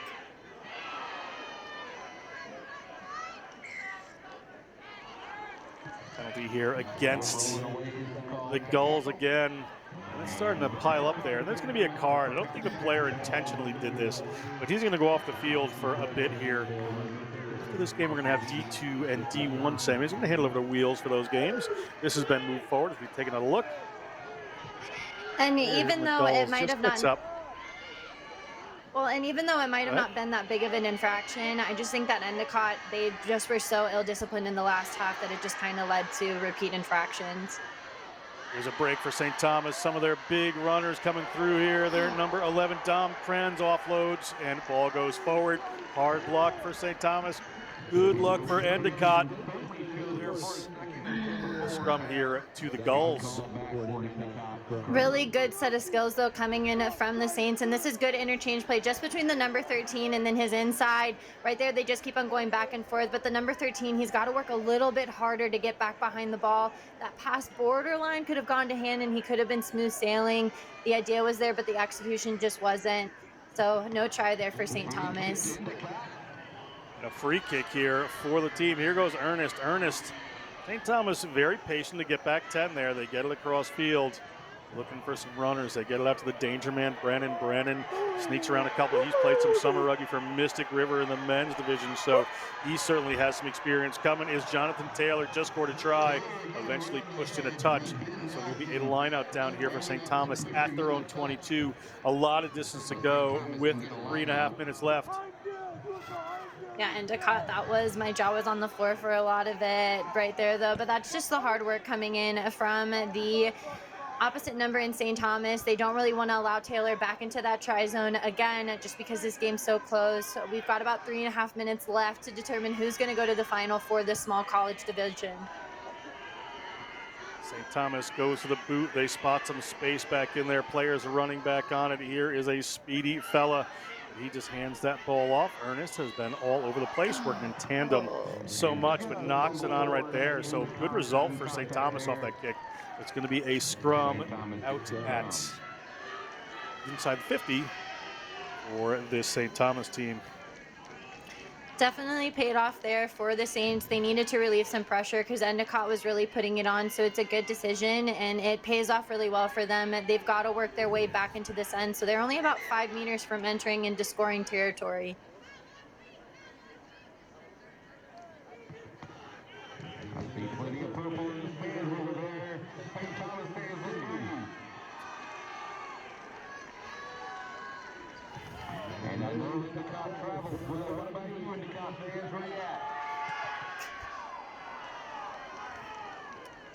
Ball did not come out the back of the scrum, came straight out the tunnel, so we're going to reset this one. 12-7, 2 minutes to go. Darian, every second that ticks off the clock here works in the favor of the Gulls. 100%, and that's why you kind of want to push the pace and make sure that you are winning this set piece. St. Thomas, it was a little bit messy, but now they're off to the races, and there's a massive line break coming in. John, this could be the one that they need for St. Thomas. It certainly is. That's Aiden O'Connor. He's been so good throughout this game. The senior from Aurora, Illinois. Played Montini Catholic Rugby in high school. Scores right there. Kick to come right in front. We could have another lead change as we're tied up here. Darian, talk us through. Oh, we just love a good cutback inside. The moment that you realize that a defender is overcommitted, their hips are totally to the sideline there, and he just gets caught flat-footed. That cutback inside, especially whenever you don't have a sweeper, is lethal. And right there, O'Connor, he just ends up on top. That kick goes through, which is extremely important, especially seeing as how we've got about 2 minutes left. Endicott, they know how to score. They know how to make things work. And look at the crowd. Everybody's here. Everybody's hyped. These last 2 minutes are really going to be very explosive for both sides and mean the most. Players enjoying themselves in the stands there as we are a 2-point game, under a minute to go. What do the Gulls have? High hanging kick from O'Connor. Bounces back, eventually taken. Ernest. Handled well by Isaiah Murphy. We're going to come back. Assistant referee have spotted something. So a knock on, a penalty for this St. Thomas team. Tough with barely any time. See what happens here. The Gulls are going to need a turnover if they want to move forward. Here comes O'Connor. O'Connor moves it out. Tight there. Have a couple of runners. Big hit coming in. That's one they needed. The ball's out wide. Does he have the gas? He's got a player outside of him. This would seal it. And it looks like St. Thomas can be moving on to play Slippery Rock. What a try right there from the St. Thomas Saints. War paint and all. Great try to death there. We will see if there's any time left on the clock. It's going to be a bit too much as we take another look, Darian. The Saints, they went hard in the paint here. They just continued to really try and work around the corner. They had numbers to burn there. And right here, Endicott, after that risky play of crunching in on that last one, a really good tackle. It just doesn't pay off for them in the end. That's whenever you put your money in and then you just end up going bankrupt. It's unfortunate for Endicott. They're kind of knocked out of this, it looks like. And St. Thomas is going to be the one to go in for that small college final.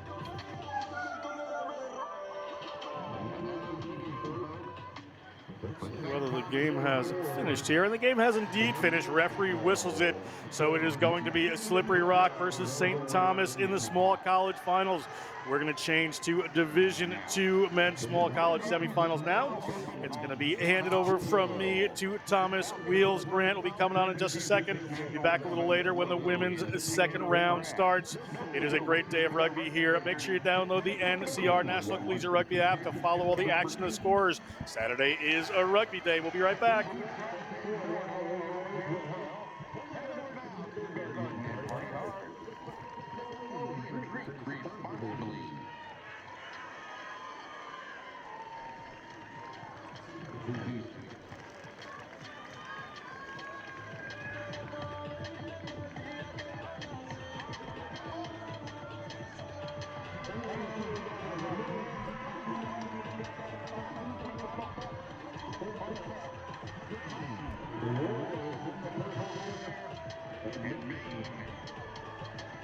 Back in, ladies and gentlemen, it is the men's Division II small college semi-finals time.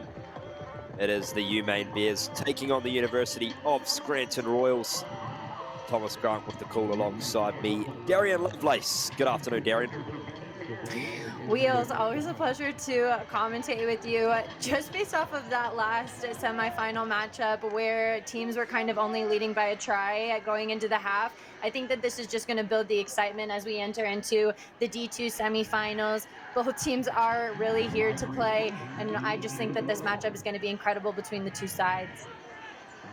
Absolutely, indeed it is time to get this party started. The Scranton Royals kick off. UMaine Bears unable to retain it, so the Royals hot on the attack straight away. A little bit of ping pong back and forth, and eventually the Royals lose possession of the ball, so it will be the Bears with the put into the scrum. Here's the replay of that take, Darian. We just see both players going up to try and compete for it, and then just a little bit of mishandling error. Teams are going to kind of work it out within the first 2 minutes, figure out how the other team's going to work, but as they start to settle in, we should see less handling errors. As the UMaine Bears whip it wide to the right. They threaten to break away here. Ducking and diving their way to the halfway meter mark. Thomas Gow goes in and finds the man in the form of the number 13, Sean Nitch. Shea Wagner fends off one. Wagner, strong carry. Still not over halfway yet, the UMaine Bears, but looking threatening with ball in hand. Here goes Thomas Gow, whipping it wide to the left. Good defense thus far from the Royals, holding staunch. Gow plays it back. UMaine trying to pierce through, but that's an absolute barnstorming tackle from the Royals. We'll no doubt get the replay on that one. There'll be some sore bodies. Stuart McNaughton with the ball now. Off to Shea Wagner. Playmaker for the Bears. Wagner fends off one. Wagner almost beats the second, but gets brought to ground eventually. Here goes Thomas Gow. Gow wraps around the back. UMaine unable to pierce through at the moment. This University of Scranton defensive wall proving so tough so far. Here goes Stuart McNaughton. Gow now. Back to Wagner. Just dancing around inside their own 22. So Wagner puts boot to ball. How good are the chasers from UMaine? Non-existent at the moment as Scranton go back to grab it. It's in the hands here of the number 7, Vitello, and they break away. Vitello all the way for Scranton, and he's brought into touch. That's a great tackle there from Brett Benham. But how about that defense from the Royals, Darian, just not letting UMaine go anywhere? Yeah, we're just seeing exceptional work rate coming in from Scranton, and it's a very smart technical tackle as well. You want to make sure that the ball doesn't have an option in order to try and stay in play either. You want both to go out. He just did a good job of maintaining his body height, but also just protecting the ball from going back inside. So it will be UMaine's ball yet again inside their own 22 as that's a loose old pass, and the Bears have to play away. Brett Benham makes a break now for UMaine. Here goes Benham. How much speed has he got? Not enough. Wagner. Shea Wagner will score the first try for UMaine and put them in the lead in this D2 men's small college semi-final. And Wagner, he's just been working hard, kind of running out the time there because, again, we're in knockout rounds. This is what determines who goes to the final. And Wagner just worked exceptionally hard. It wasn't just in that one past 30-second play. He's been working hard all game. But you see the Royals, they come around, make a big hit, say, I am king. But unfortunately, the big guy comes through, just is able to spot it. But then referee also does a hop skip, and then there's just smiles to go around, smiles to burn. This means everything to both sides here, and they are finally the ones to put some points on the board against two kind of looking like equally sides between Scranton and the University of Maine. Referee Mikey Rudzinski of the New England Rugby Referee Society, as we see Bowdoin College in the stands watching on as their fellow Maine counterparts, as Scranton try to get one back here. It's with Sheenan Price, this time with Luke Morrissey. But right, here's Vitello again now with Patrick George. George threatening. The Royals almost breaking through there, and they get the penalty anyway, so Scranton trying to apply a bit of pressure. They tap and go here, do the Royals. They play to Vitello. Sets down for the ruck now with Sheehan. Now back to Morrissey. Morrissey looks to be a strong ball runner for the University of Scranton, and Maine have stolen the ball over the breakdown. That is fantastic technical work, Darian. Yeah, right there, Scranton just had about 3 phases where they just made it really easy for the defense to kind of corral themselves. And the University of Maine, they were just very patient and just waited for that right moment, just that split second of disconnect to get into that perfect technical form, as you were saying. And so they get rewarded with a penalty and the ability to try and play. Here come the Bears. And that one's been adjudicated to have drifted forward, so Scranton will have another opportunity before the halftime siren to try and equalise or potentially take the lead in this game. As we see the replay of the pass there, that one a pretty clear decision for the referee there. Yeah, especially in sevens, we always say that you know that you're deep enough whenever you can see the back of the jersey, just to kind of give yourself a cue to kind of run off of. That player's just so obviously in front. He just got way too excited for that space. And so now there's going to be a scrum going in favor of the Royals. Here go the Royals through Jack Burke. Gets it off to Shahan. Now back with George. Patrick George cutting across field, looking for an inside runner. Finds one in the form of Sean Price, who is on the money. Too much speed to burn. And the Royals with a kick to come to potentially take the lead on the stroke of halftime. The Royal King George, I feel like that kind of rings pretty true there. We just see it. There's space on the inside, but he just slips through the one with just a little pivot on the outside foot, and then the stiff run back inside, and then we just see him absolutely take off. He's got the speed to round the corner, gets it in between the sticks, kick goes up, and it's good. So now the Royals are on top of Scranton. We've seen this twice today. So second half is really going to be a matchup. It will indeed. And we will be back with you in just a moment's time for all the second half's action. It is the Royals in the box seat, 7 points to 5 over UMaine. Whey protein is my favorite product. Best part about it is I can have it straight after a workout or a training session. My favorite product is my friend Sebastian. So I was asking you, you were playing today, you know, you had some good effort out there, and I asked what number you wore. What number do you wear? 10. So I got a question for you. Do you think that a number 10 in the second half of this match is going to score a try? Well, naturally, you know, the 10's always like the best player. So I think, you know, I'd say either one is likely to score. I take Scranton 10. He looks kind of, you see his legs? He seems like he can run. I'll take Scranton 10 plus 210. I'll take him. Okay, he's going to take the Scranton 10, so I guess everyone else take the other 10.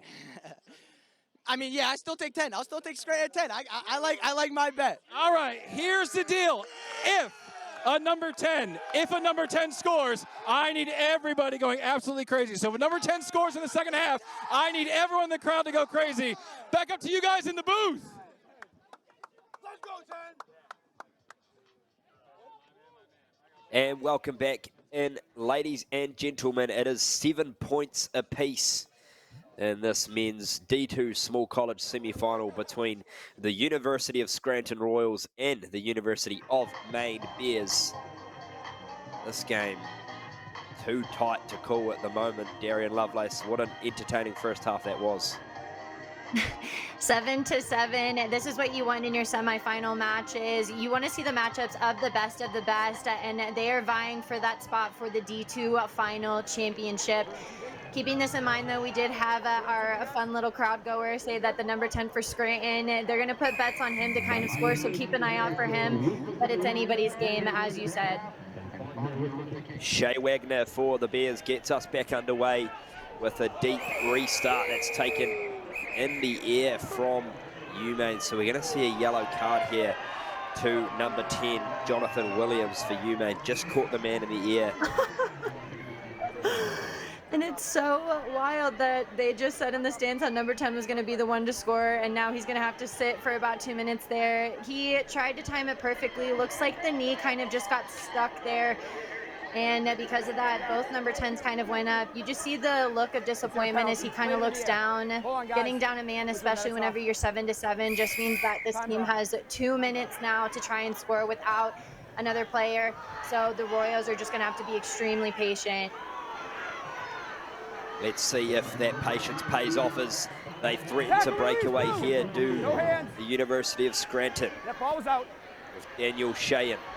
Shahan past the halfway, the big deep pass back to Liam Morrissey. Morrissey gets the offload away. It's a fantastic pass back to Shahan. They spread to the right. There's acres of space for the Royals. Burke. One more pass inside to Kosinski, the backdoor play, and the Royals take the lead through Patrick George again. And this is most definitely a power play right now. We saw a yellow card come in early, right in off of the kickoff for the University of Maine, and that just leaves a one-man matchup. It's just hard to kind of consolidate whenever you're playing 6-on-7. That means that there's a mismatch somewhere, and because they can just attack within that 15-meter channel, it's well supported. They've got 3 in that channel alone against the University of Maine, and they're just not able to corral it. They're paid well, though, because they get on top with the kick to come. So now our score is going to go 12-5. Gonna stay 12-5, it looks like, but the Royals now back on top against Scranton. What do we got on the card, guys? As we see some snapshots of the other fields around the complex today. Plenty of rugby happening here, that's for sure. Go women's rugby. Absolutely. As the Royals, 12 points to 7. Restart play here through Jack Burke.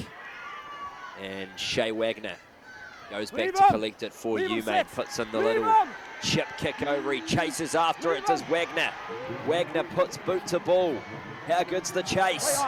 Shoulder to shoulder, and he play on, says the referee. So the Royals come away with this one in the hands here of Vitiello. Shrugs off one. Does Vitiello. Release! Still there for Scranton, and UMaine impede at the breakdown, so just got to be careful if they're disciplined, do the Bears. They've already got one player in the bin, Darian.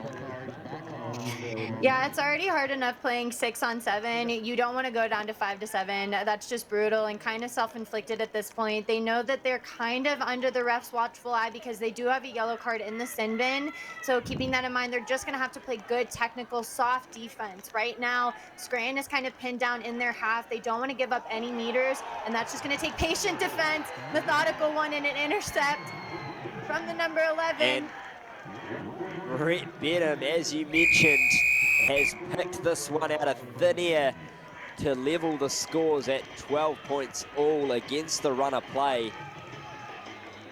UMaine back in the game as we see the teams in the stands watching on. Have a look at this. You feel sorry there for Vitiello. He just passed the ball to the wrong player.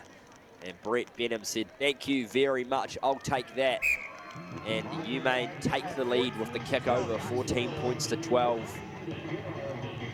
The winner of this to face either the Indiana University of Pennsylvania or Georgetown. Coming up after this one, it's the Hawks up against the Hoyas. And this game's going to go down to the wire, just 2 points in it in favour of the Bears. Wagner gets things back underway with a short restart, but it hasn't gone the desired 10 metres, so the Royals will get the opportunity here for a free play.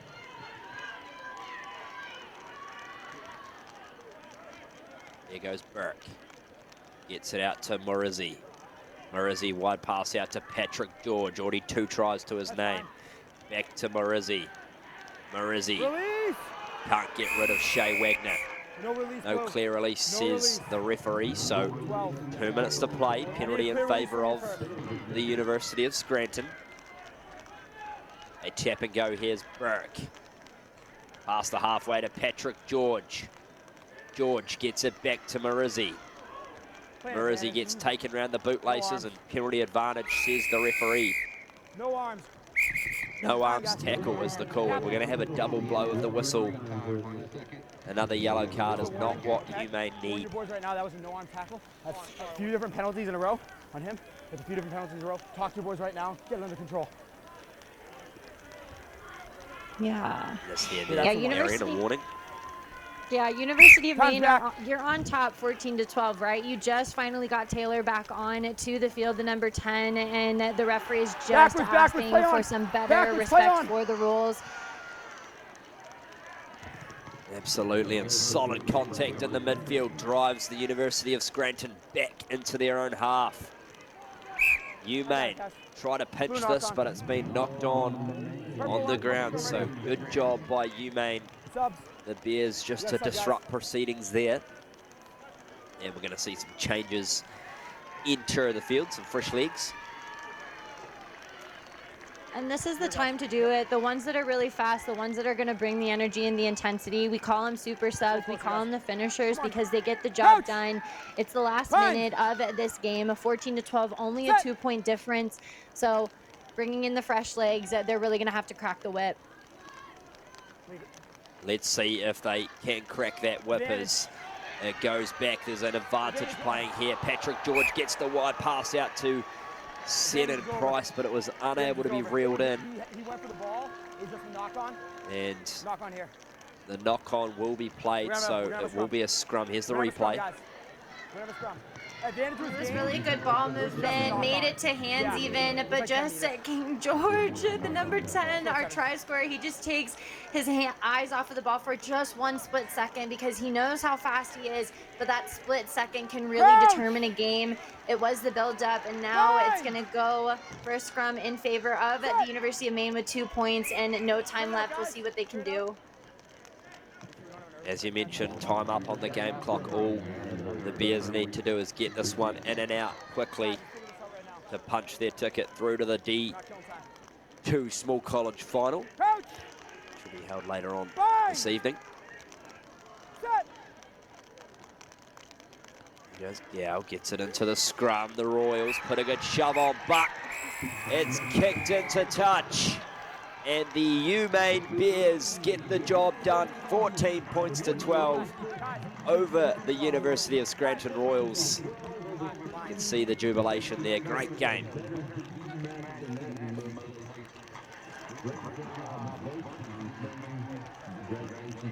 We'll be back with you in just a moment's time for the second semi-final between the Indiana University of Pennsylvania taking on the Georgetown Hoyas.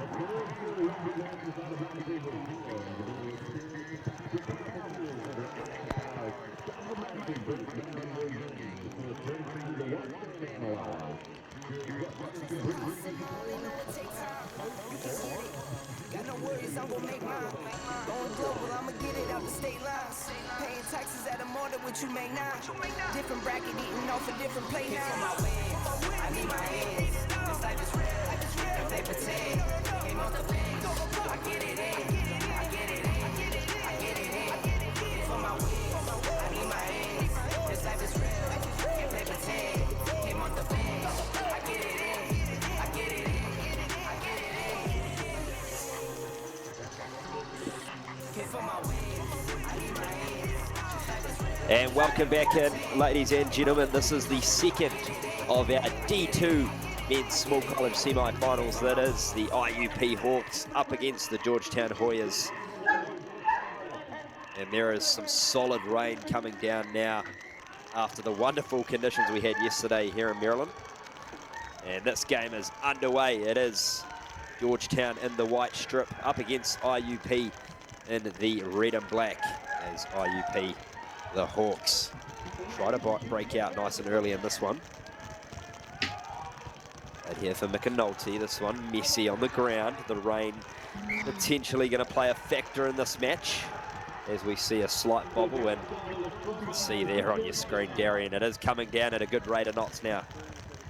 Yeah, and if that doesn't show you, look at everybody as they kind of exit stage left. The crowd's kind of trying to find some cover as well, and rainy conditions in sevens are just the cherry on top. We talk about adversity, especially on day 2. You're tired, you're beat up, and then you throw in the rain. It's really going to take another factor that you're going to have to take into consideration. All teams are just going to have to be very on point with their passes and just make sure that everything kind of goes to hand. And here come Georgetown threatening for the first try. It's Kurt Jensen with the ball. Gets it back to Gavin Brady, who sits just beyond the 5-metre mark. Here goes Isaac Greenspan. Greenspan towards the 5. Back here for Zabrowski. The Hoyas trying to punch through. Mancini. This pass goes to no one, so they've got to go back and clean it up through number 15, Mancini again. Here goes Jensen. Good defense here by the Hawks of IUP. Wide pass, almost picked off, but it's been a clean run through here for Luke McMahon. McMahon looking for support. Can he go all the way? McMahon. Held up, says the referee. Desperation defense, Darian. And it's just kind of heartbreak after such a work hard try there. We see him kind of round the corner and just keeps the legs going, just continues to fight. But here's the genius that comes in from the Hawks, just getting his little wing inside of that ball and then just working the body underneath, makes it so that it's all worth it, even though that was scrambled defense. And we're still keeping the score 0-0. It's going to move a lot slower here with the rain coming down. Tap and go here for the Hoyas, and they've got the first try. Gavin Brady takes the lead in the semi-final, and he tries to get the crowd amped up with it.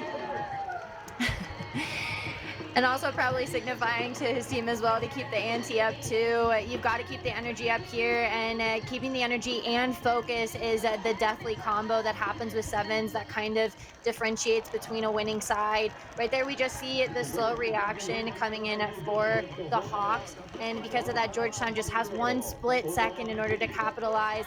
And especially whenever you're down in that red zone, all lights are green there for them. He just had nothing but open space, so they now go back on top.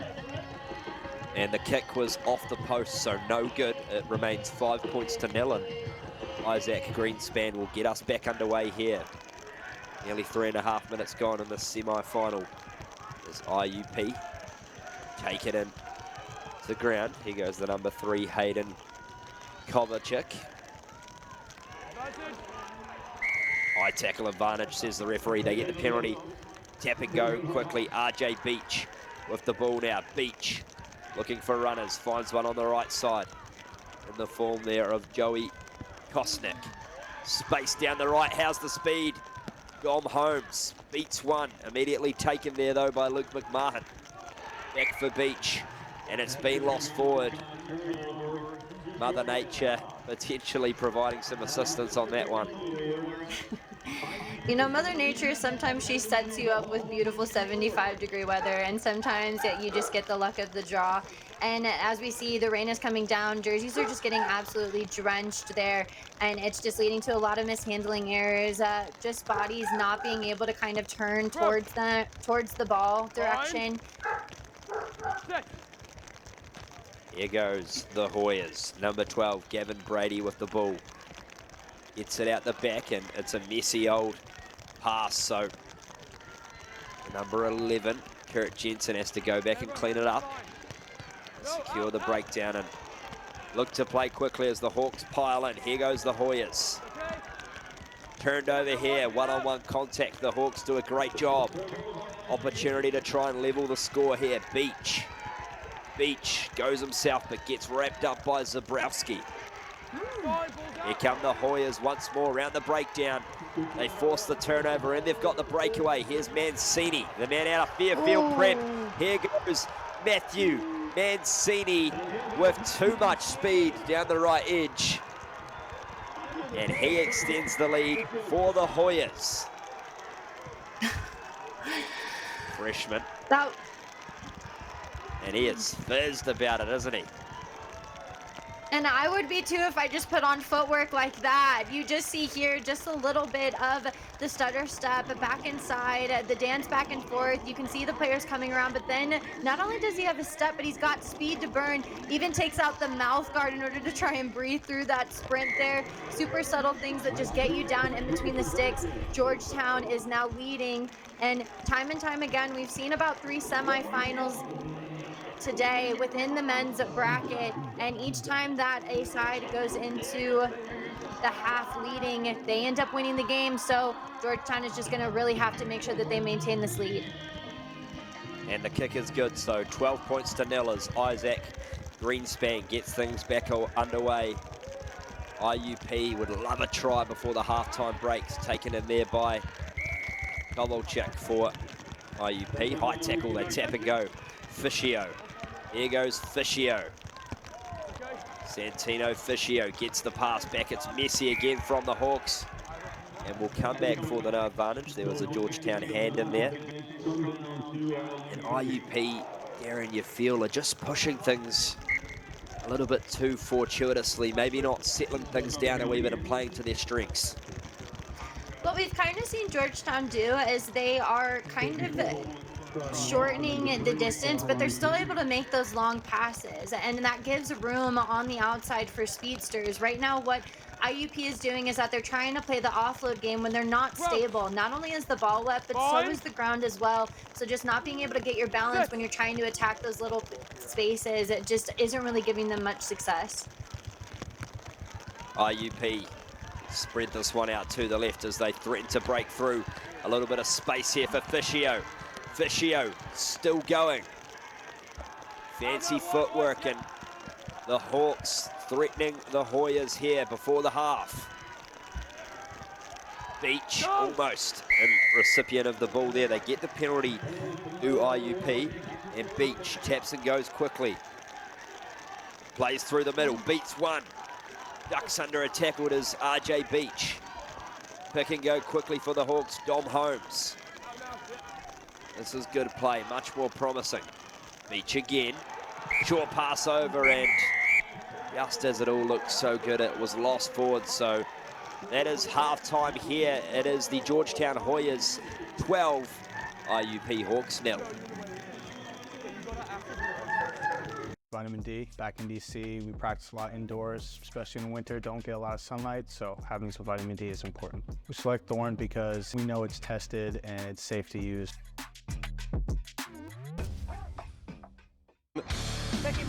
Like some cracks in this lineout, though. It's been so good for him so far this season. They've been nearly perfect. McDonald, Reese McDonald looking for the dash. Up to midfield, has support. Finally, he'll free it up to Calametti. All the chemistry on display from the red, white, and blue. Free Jacks. Is it a knock on? No, playing advantage, and an absolute clinic on display with the road show from New England.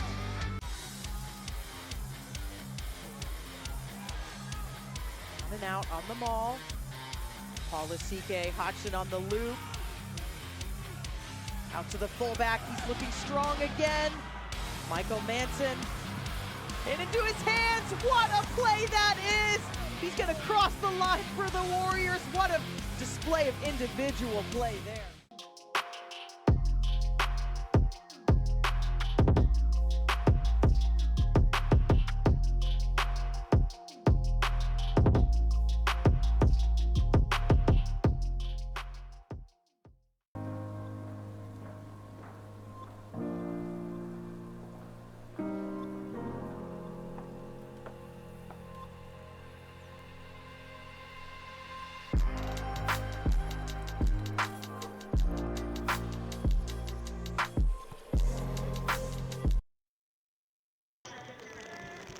And welcome back in. It is the second of our D2 men's small college semi-final. It is the IUP Hawks taking on the Georgetown Hoyas, and they kick off to the Hawks.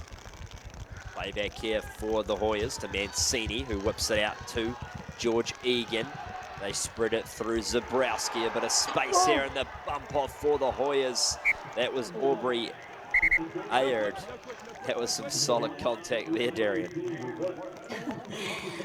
The contact was perfect, and then the last little piece of it, which was ball going to hand, wasn't exactly there, but we're starting to see the confidence build for Georgetown. They're coming off of a 12-0 lead at the half, so they have a little bit of risky movement in that, but they're going to have to start cleaning it up, especially seeing as how IUP was really knocking at the door.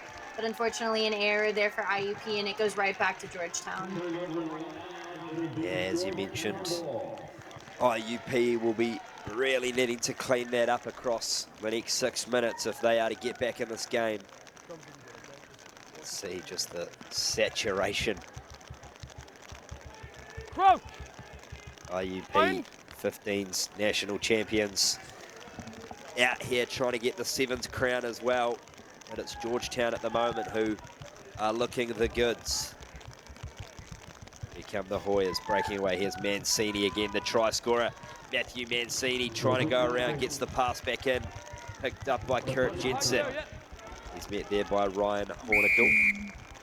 And penalty falls the way of the Hawks.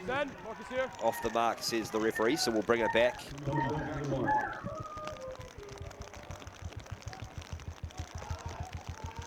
Here goes Trent Starling through the centre himself into the 22 here are IUP. Use it now!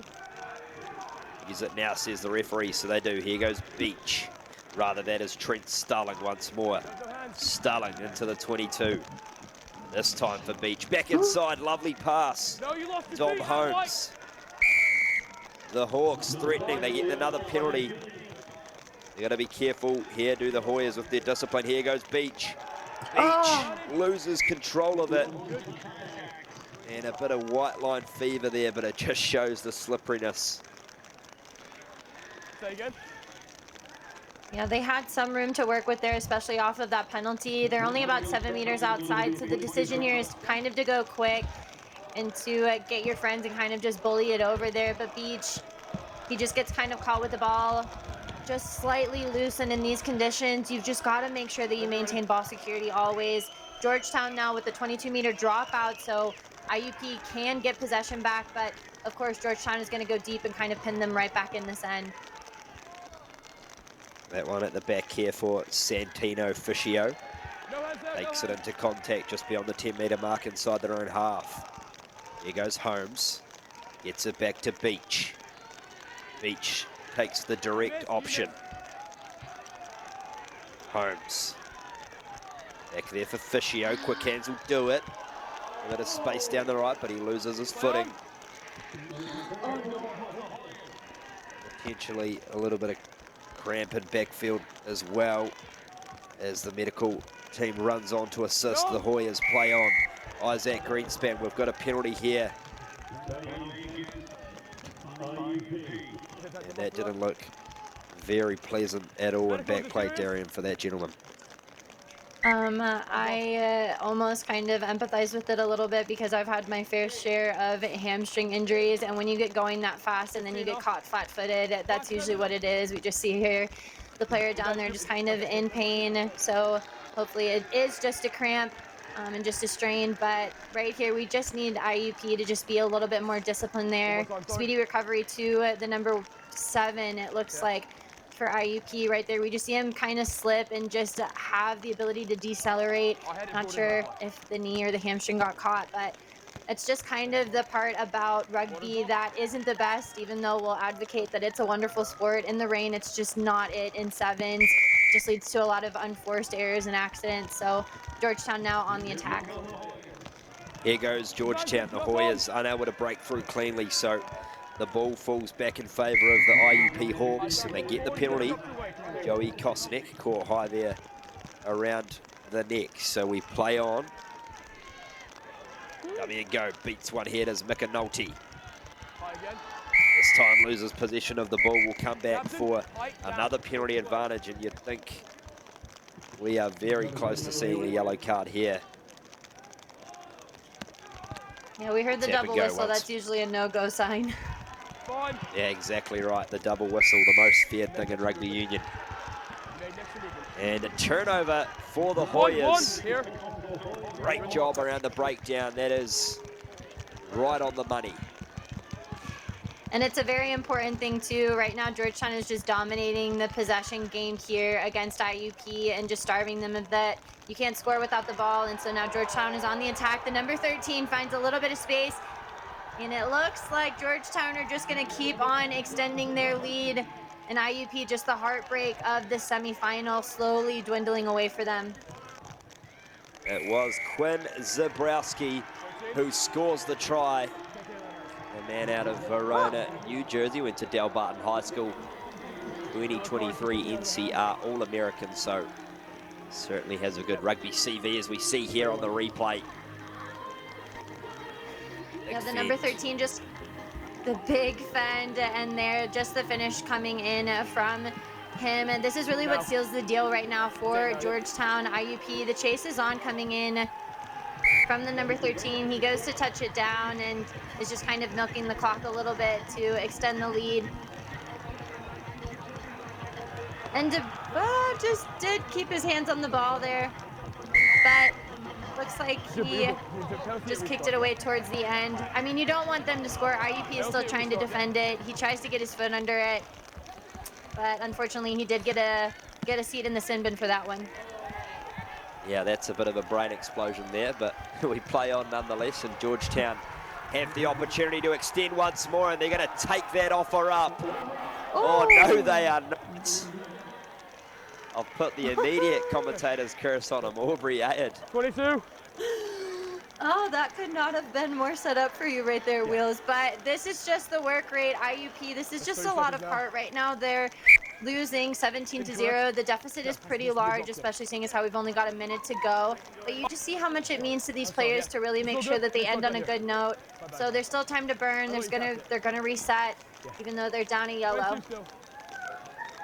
I think he was trying to take the award for the best slip and slide of the day, and unfortunately forgot about putting the ball down. So we play on. The Hoyas have the ball back here, and they're looking to put the exclamation mark on this game. And this time, considering he puts the ball down, it's going to be Lucas Barasantini who puts the full stop on the game, and the Hoyas just too good in the end, Darian. They've just really been exceptional throughout it, building up in the first half there. They kept it tight. They did the things right whenever you are in rain, didn't try and push the envelope too much. They stayed conservative, and then that just led to them kind of getting a little bit more adventurous into the second half. Well-deserved shutout there coming in from Georgetown, as they will now be in the final for the men's D2. And that is all we have time for. Congratulations to the Hoyas. They will face the UMaine Black Bears in the D2 Small College Final later on today. And we'll be back with you very shortly as we transition over to the D1 Men's semi-finals.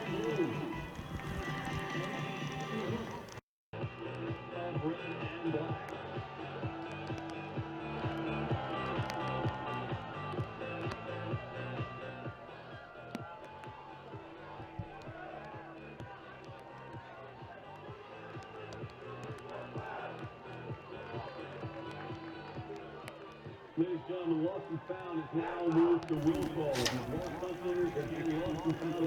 And welcome back in, ladies and gentlemen. This is the D1 Men's semi-finals. We've got the NC State Wolfpack taking on the Gators of Florida. What a game this one's going to be. Joining me in the commentary box is Darian Lovelace. And a very good afternoon to you, Darian.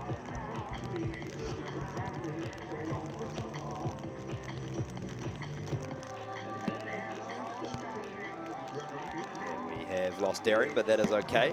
Rugby will still be played here. Back and present. Thanks, Wheels. What's kind of cool about this Florida side is that my dad was actually coached by their head coach, Ken Simmons, so this game does mean a lot to me, just because as a Florida gal, I'm not trying to be biased here because I know both teams worked really hard, but just a cool full circle moment.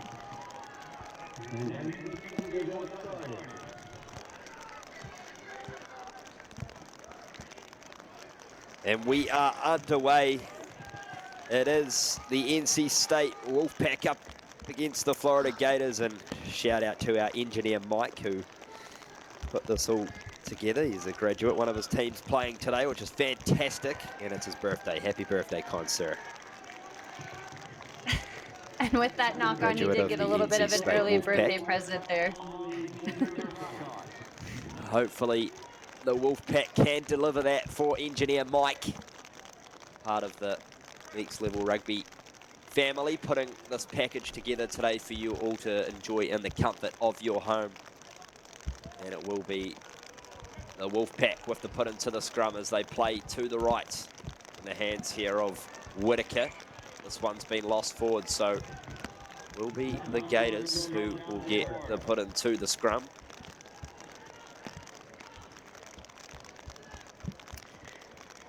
And truth be told, I mean, weather does, we've been talking about it, especially in the last game, it does make a very big factor whenever it comes to your play. Florida kind of knows a little bit more how to play in the rain, but North Carolina, they just are tenacious whenever they play, and they always set themselves up for the best attack.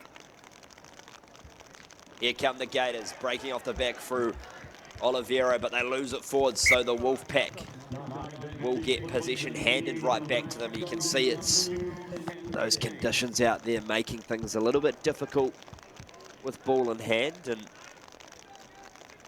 will that potentially alter the tactics of some of the teams moving forward throughout the day?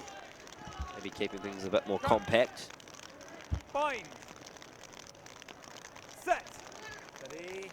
Will be number 11, Craig Jablonski, who puts the ball into the scrum. Jablonski goes off the back. Here goes Jablonski. Is this the first try of the game? You bet you it is. The big slide and dive, and the Wolfpack take the lead. That definitely might have been that award to the slip and slide that you were talking about earlier today, Wheels. Wasn't in the last game, but in this one it is. The number 11, Jumblowski, giving a big birthday shout out to our guy Mike, who's always taking care of us here. North Carolina State get the first points on the board, 5-0. He just did a one-off, effort, and that just really paid off for him very well. The ball goes in between the sticks, so 7-0, North Carolina State on top. There it is, Craig Jablonski with the try. 3 minutes nearly gone here in the semi-final. As we hear the referee just having a little chat in the middle of the field. And we're going to get things back underway here through Henry Jones, the number 15, taking up kicking responsibilities today for North Carolina State. As the Gators take this one down. Trying to exit from inside their own half, the Florida Gators.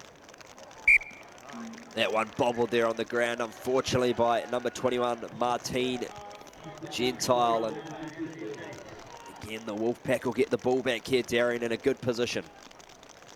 Yeah, and it almost seems like deja vu. This is where Jumblowski just scored. You see him trying to stretch out the hamstring there, get set up maybe for a possible other big long break, but the Gators, they just keep on having these mishandling errors and just the worst places for them, honestly. About 22 meters outside of the try zone for North Carolina State. Pressure's being put on at the scrum a little bit, so they could win it back. They're going to need possession, especially seeing as how this first half is really clicking away. Yeah, that one reset, so we'll pack it down again. And it's that try scorer, Jablonski, who may look to take another little snipe off the back of the scrum. This one comes in and out of the tunnel, so again, we'll have this one packed down and reset once more.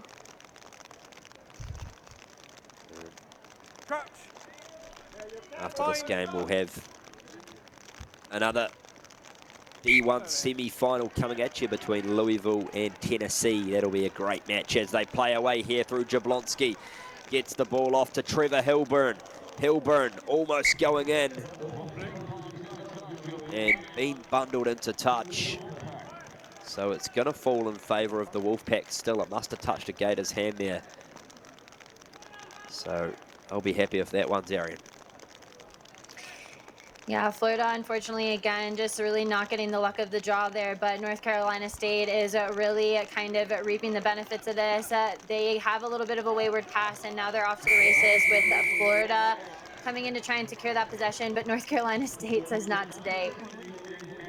Tap and go quickly here from the Wolfpack. It's with Alex Tomlinson. They play quickly. Penalty again. Got to be careful here, do the Gators. Giving away too many penalties in the red zone. Here's the little man, Jablonski. That one a bit of a wobbly pass, but it's been collected well. And the alley-oop over the top to the number 4, Charlie Howard. Howard going close. Inches short of the line. This time, almost the somersault into the end goal, but it's been turned over by Florida. Penalty Gators. What a turn of events there. Just looks like a massive amount of groundwork there, but this is just a defensive effort, getting underneath the ball and protecting that try zone. Right now it's 7-0, which means that the Gators really do have to kind of band together and get it together.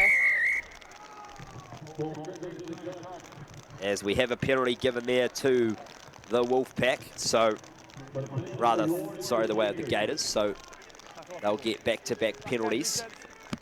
No clear release, says the referee. So 30 seconds to go in the first half. It is still 7-0 in favour of the Wolfpack, and that one's gone backwards. So we play on. Florida trying to cook something up here. Here goes Olivero. It's been turned over by the Wolfpack, and here goes Eli Rosier. This time with Howard. Back to Whitaker. Jablonski. Jones. Wrap around for Rosier. Rosier looking for support. Gets it back to Howard. Wide pass out there to Tomlinson.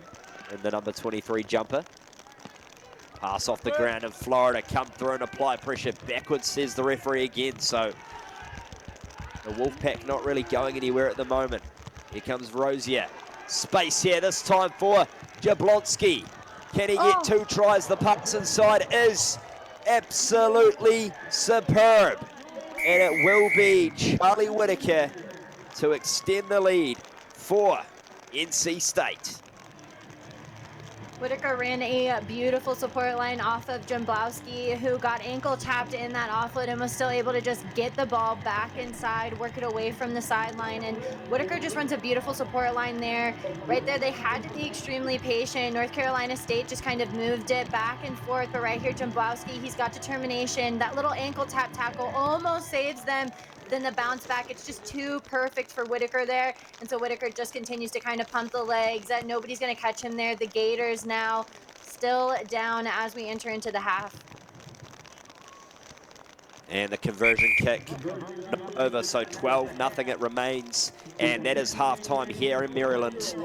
It is the Wolfpack over the Gators. We'll see you back very shortly.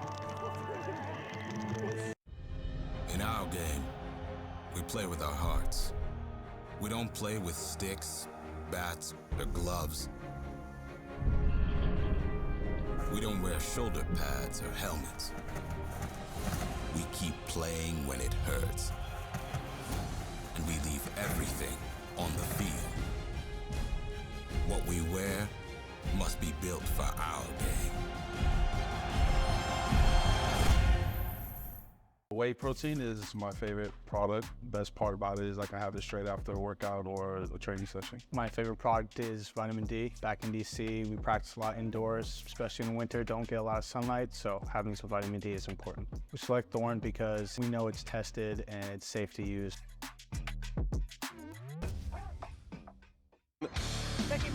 Like some cracks in this lineout, though. It's been so good for him so far this season. They've been nearly perfect. McDonald, Reese McDonald looking for the dash. Up to midfield, has support. Finally, he'll free it up to Calametti. Oh, the chemistry on display from the red, white, and blue. Free Jacks. Is it a knock on? No, playing advantage. And an absolute clinic on display with the road show from New England. And we see the try there from Charlie Whitaker. What a brilliant behind the back pass there, Darian, it was from Jablonski. Great skills. And in general, the Wolves have just kind of been pretty brilliant in their passages of play. They're doing the good things right whenever they have the ball. And then Florida just kind of continued to starve themselves of possession, which is unfortunate there. They probably did have a conversation about how to consolidate. Ken Simmons, he's a very good coach, so he's going to kind of make sure that they learn the ways to kind of adapt quickly. They're going to have to do it efficiently, though, especially seeing as how North Carolina in the first half just kind of dominated possession, really had full control of the game. So the Gators get the penalty at the line out, so we will see them tap quickly here and play into the 22. It's in the hands of Felix Olivero. Olivero manages to recycle the ball. This time Justin Olivero gets it back. Gets strongly there with Martin Gentile, bit of space for Florida down the right side. Can they break through? Shumway, back to Gentile. Still going Martin Gentile. And it's fallen out the side here for the Wolfpack. It's messy stuff. And we're going to bring it back. Potentially carried back by the Wolfpack. So they're going to have a little chat here, the referees. Will listen in. Okay. So we'll go penalty against penalty. Fine. Red, side entry. So side entry is the call. So the Gators play quickly here through Lewis Bollards. And it's been knocked on. So unfortunate here for Florida, Darian. And with Florida, all of the North Carolina State Wolves were just packed around one point trying to figure out what the call was. There was numerous amounts of space outside. Nice and stable now, yeah? Not only do you have to think about making crouch. sure that you are making good, Bind. technically sound passes, but you have to make the right decision. He just kind of cost them a really good attacking platform there. It will be Jablonski, who scored a try and set up the second. Crouch. With the put into the scrum in a pretty tough position. 5 metres out from your own line. Jablonski gets it into the scrum. Plays it off to Whitaker. Whitaker. It's wrapped up there in the 5 metre channel. Florida trying to apply some pressure. Still here for the Wolfpack as they threaten to break away down the right side here. NC State, a lot of space for Rosier. Throws it back in, and unfortunately he falls into touch first, so it's going to be a Gators ball, and they're going to play quickly. Jablonski, a little bit of a hospital pass, but it works out. Olivero. They break down the left, and it's a penalty here, high tackle.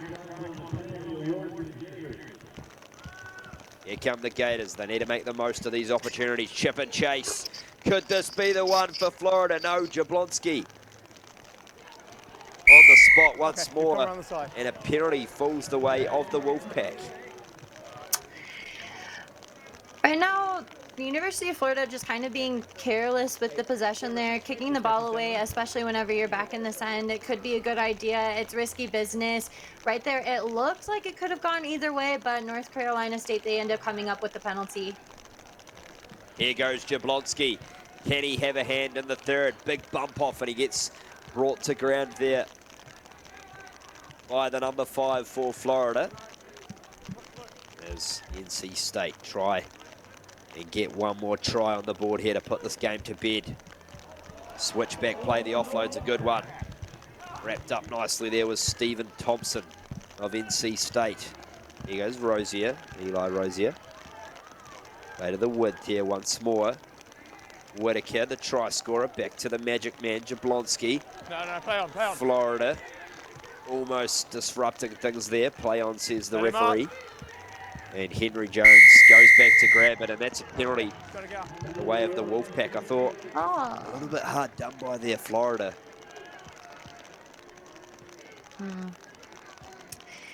Just seems that a lot of the calls are kind of going in favor of North Carolina State. The ref is kind of seeing something that he really just needs to make perfectly clear to the players.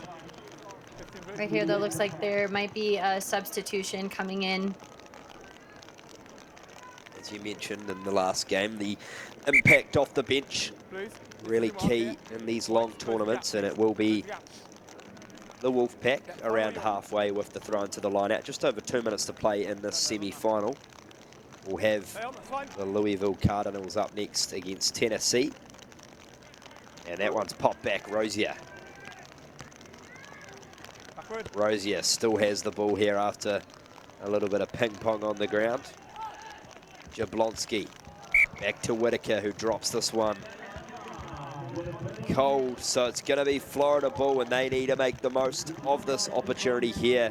Time winding down.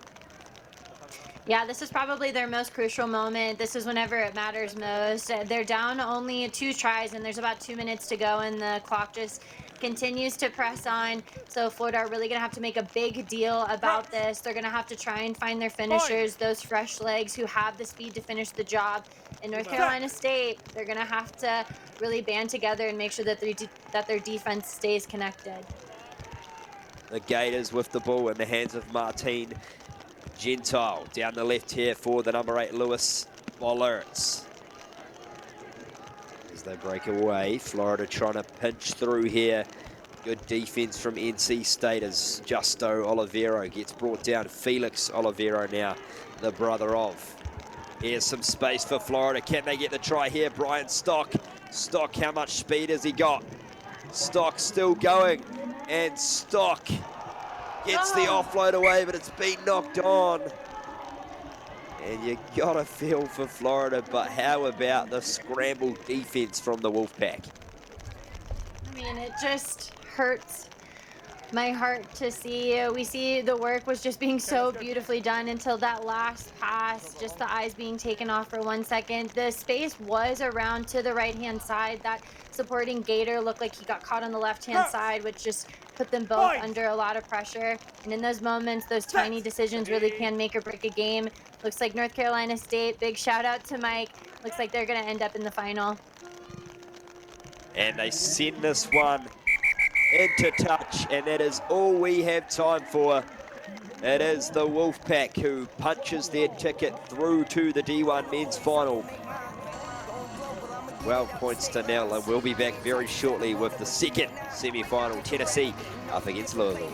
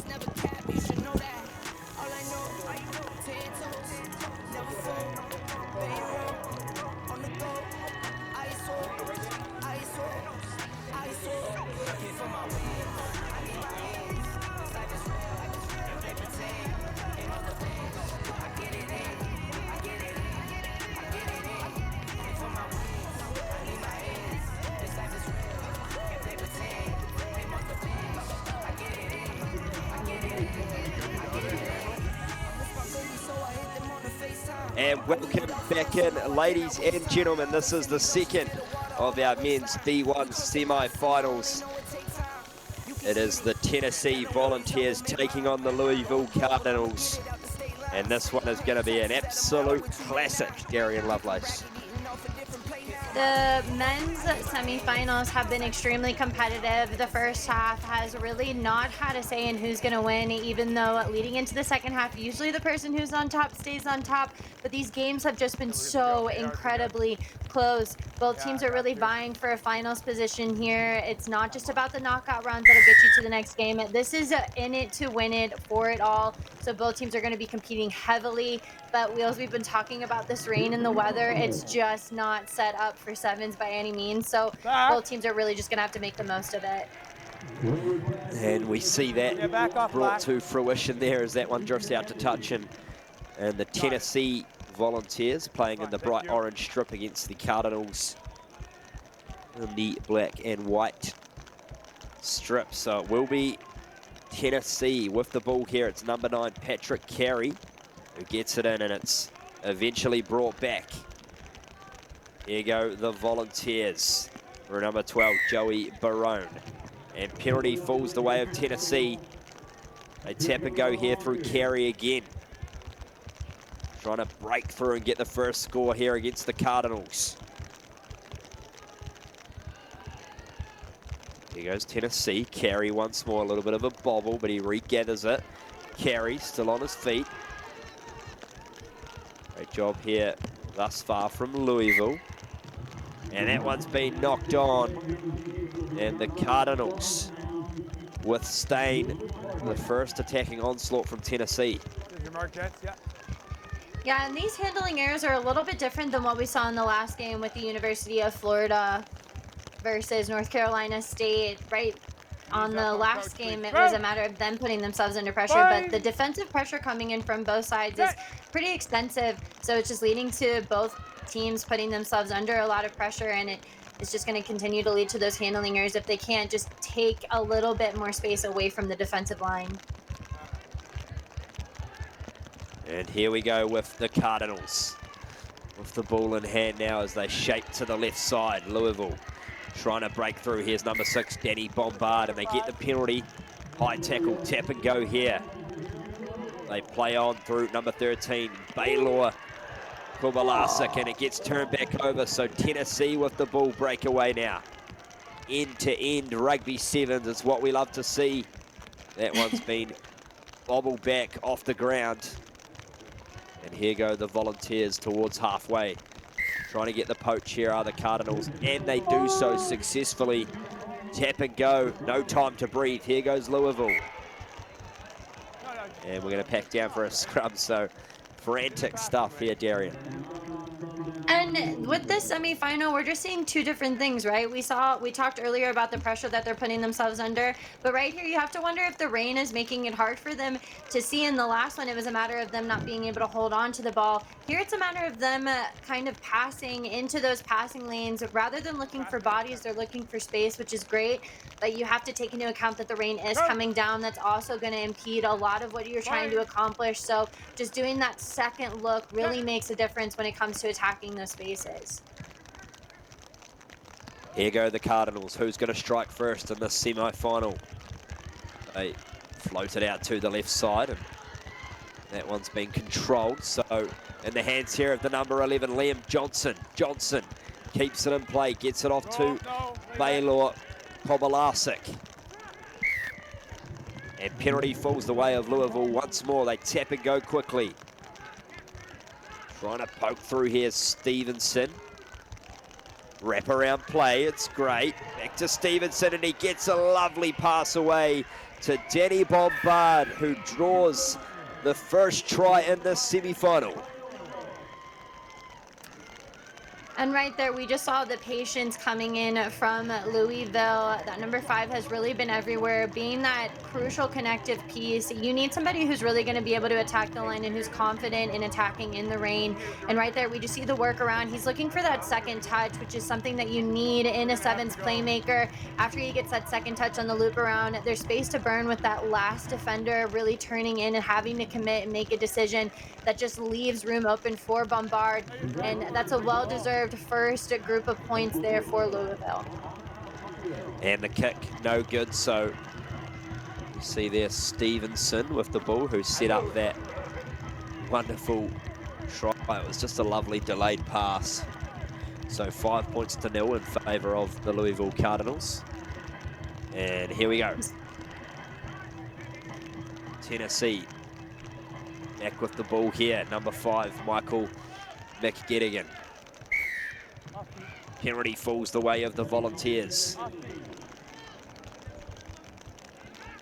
Tap and go. That one's been kicked forward, but regathered luckily. So we play on. A little bit of confusion as with Carey. Penalty again. Got to be careful with those high tackles. Darian, don't want to let ill discipline creep into the game from the Cardinals. Looks like there's a substitute as well. But yeah, just with the high tackles and everything considered, you just have to be so much more on top of your skill set whenever the weather is just not what you make of it. You've got to make the most of your situation. And right here, Tennessee is making the most of their situation with a little chip kick through. Wheels, that was some impressive stuff. Well, that was a magical play. Luke Mathis storming onto the chip and chase. Have a look at this. It was Brendan O'Neill who put it through. And Luke Mathis Almost had the speed, but what a brilliant cover tackle there from Ryan Camerata from the Cardinals. A little bobble on the ground there, well spotted by the referee, so that's a try saver for all money. Looks like Camerata was kind of feeling that hit a little bit more than what we kind of saw from this angle. It was a good, well-deserved chase, but unfortunately it looks like he's just kind of taking a little bit of a second. Looks like they're kind of checking the ribs. Yeah, Camerata there. Hopefully not too costly for him, but he has saved what looked to be a certain try. And we'll come back now and play for the knock-on. I think it looks like Camerata is back on his feet, which is great to see. And he is able to play on. So good outcome there for the Cardinals. 5 points to 0. We're into the final minute of the semi-final. Yeah, we call that hit on the ribs the McRib sandwich that you don't want. So good to see him up and moving. I like that. That's sensational from Darian Lovelace.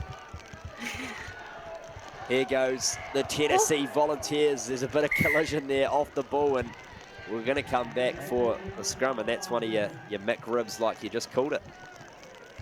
Oh, and it's something that almost like makes your mouth water, especially as a flanker. You see somebody go up in the air and it's just such a perfectly timed tackle. It looks a little bit debatably about tackling somebody in the air. I don't think that his feet were completely down there. He kind of catches them and doesn't really go for ball, he goes for body. So that's an unfortunate call there whenever it could have really gone in favor of Louisville, but textbook fold them like a lawn chair tackle coming in from Tennessee, and they get a knock-on advantage in a scrum here right at the 40. So here goes Carson Richards, the number 9 for Tennessee. Shape out to the left, there's a bit of space if they can move it there.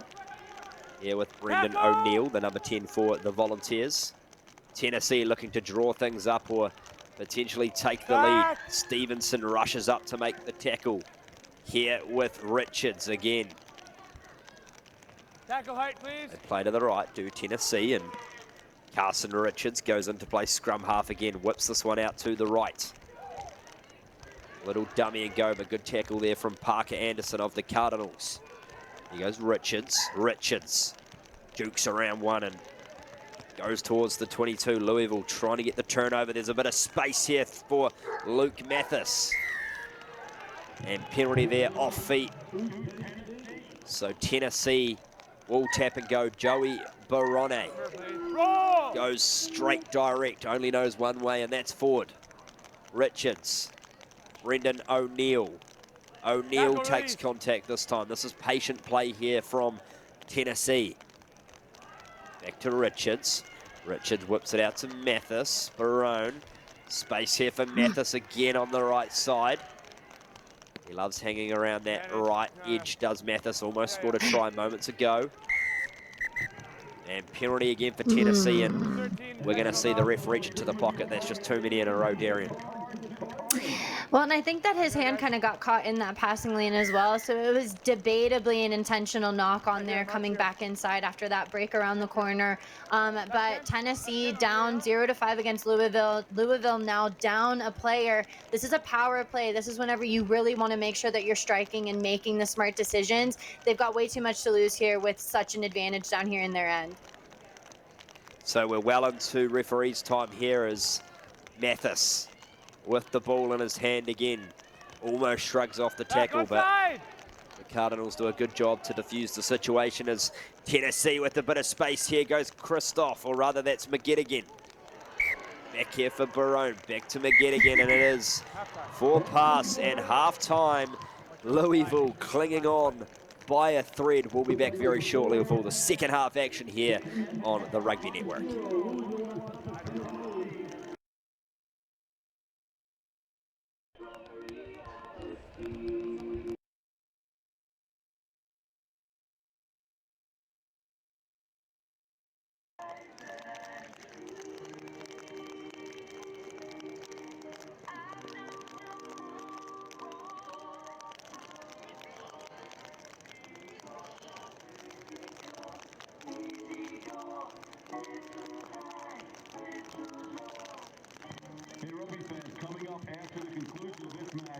our first induction ceremony for the Collegiate Rugby Championships Hall of Fame. You don't want to miss that.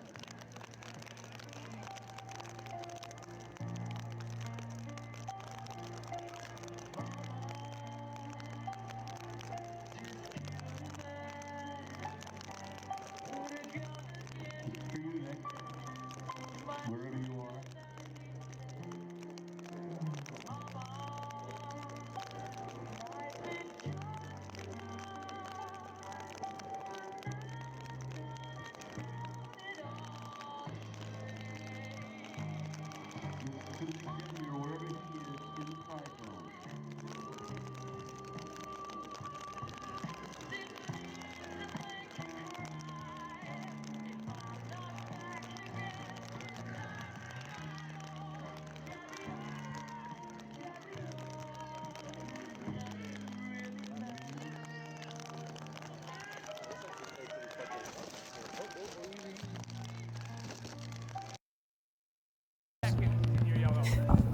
And welcome back in, ladies and gentlemen. It is the 2024 Collegiate Rugby Championship National Sevens, the D1 men's semi-final between the Louisville Cardinals and the Tennessee Volunteers. It is the Cardinals up 5-0, and we are back underway. Aaron Stevenson with the kick there. And the Volunteers straight on the attack through Michael McGettigan. Chips it through, does Carson Richards. A bit of space spotted there for Richards. And this one bobbles backwards, so the Cardinals playing with the ball here inside their own 22. Tennessee would love to be the next team to score to level things up. Here goes Stevenson with the familiar red headgear. Lovely wraparound pass, puts on the goose step. Tackle! Tackle release, says the referee, so Ryan Camarada plays the ball here. The Cardinals continue to wrap around the outside. Here comes Louisville. What's the speed like down the edge? Not quite good enough, but they get the penalty, high tackle, and it's been a common theme so far in this game. Darian, just some fortunate head contact. Yeah, and being at the D1 level, you've got to just assume that everybody is just as athletic as you. So keeping that in mind, it's just really important to know that they're probably going to step, they're going to try and duck underneath. So your body height has to be even lower. This is day 2 field, so the technique isn't going to be on point, but it's got to be decent enough to pass the referee's standards.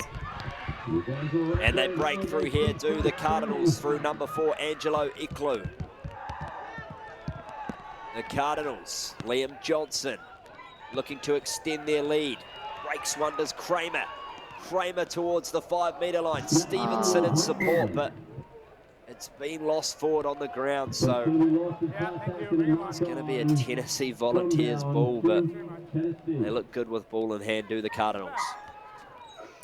And fashionista Stevenson with the matching scrum cap and boots was booking on that runway to try and get to Kramer, but unfortunately just couldn't make it work, couldn't find the connection there with such a long break. Tennessee now have an opportunity to attack out. It looks like the yellow card is back on from the prior infringement before we went into halftime, so now Tennessee's really going to have to pull out all their little tricks and trades because the time is slowly dwindling out and they're still down. Tennessee, a bit of a messy old ball out the back, so they're inside their own end goal and they have no option but to go for the aerial route.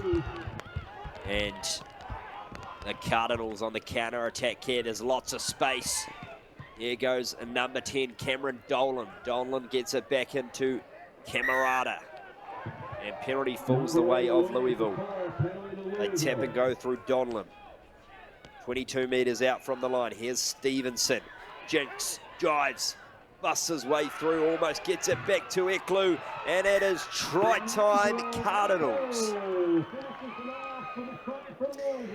And a well-deserved try there for the number from Iklu. He had made multiple line breaks before, just kept on pumping the legs there, and we see he's got the initial touch on the ball. Stevenson, he cuts back inside, and right here, Iklu just puts himself in a beautiful position, even politely asks the ref to get out of his way as well, and then just rounds the corner on the right side. We talk about the offloads from the ground. They work whenever the supporting player recognizes the space around the breakdown and doesn't run right back into traffic. He does a good job of looping around, giving Stevenson a little bit of time in order to really make sure that he wants to make that decision. It pays well for Louisville. They continue to extend their lead. Kick is up and it's good. So 12-0 Tennessee with really no answers here in the second half. And Angelo Iklu pulling out the John Cena tribute there. You can't see me. We could all see is that now, try. so- We could all see that try. Try was a beautiful Absolutely. one. Wonderful score, and 12 points to nil. Just under 3 minutes to play here. It is the Cardinals who have their name on the ticket at the moment to the final, as Tennessee won't go away without trying, and they get the turnover once more. Do Louisville. Penalty Tennessee though, great turnover there, so a little bit of a reprieve there, and they tap and play quickly. The Volunteers needing to get a roll on. But we're going to bring it back for injury assessment there.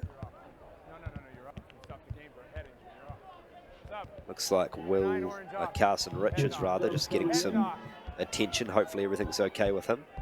We're going to come back to the penalty right here. A round of applause, ladies and gentlemen, to number 5. Looks like it was because of a possible head injury there. The X's kind of go up and the medical team is out there to try and check on that. Number 9, in rugby, we say use your head. Sometimes we take the term a little bit too literally, so good recognition of that player to kind of take the time off. It's not the best time to as the clock kind of dwindles down, but big respect to health. And here we go for Tennessee. This one unfortunately lost, so it will be Cardinals ball once again, and 2 minutes to play. Tennessee need to get their name on the score sheet. Will be Ryan Camarada with the ball here for Louisville.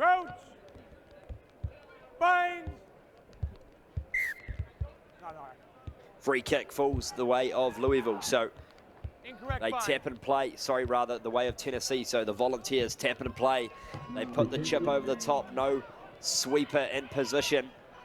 And it's with number 18, Jake Summers. Summers breaks through, here goes the big man, strolling for the halfway. How good is this? The offload, picture perfect. 8 players back to Summers, to Iklu, and it's been called forward. It breaks me. I know, and sometimes in these games it's just a matter of it's too good to be true. This offload was just impeccable, perfect timing, right into space, but right here, the player who tries to get a second touch on the ball, he just gets caught a little bit in front, and that's just the one ingredient that just does not make this cake. Goes back in favor of Tennessee. We've only got about a minute left to go, and Louisville is on top 12-0, so this might just be a matter of proving heart and how you want to end your season, but looks like Tennessee are still trying to play. Absolutely, still trying to play, which is great to see, and they get the penalty. That pass falls backwards, and gets bundled into touch. That's a big bit of contact there, and he's pumped up about it. Have a look at this, number 3, Matt Kramer. Boopa.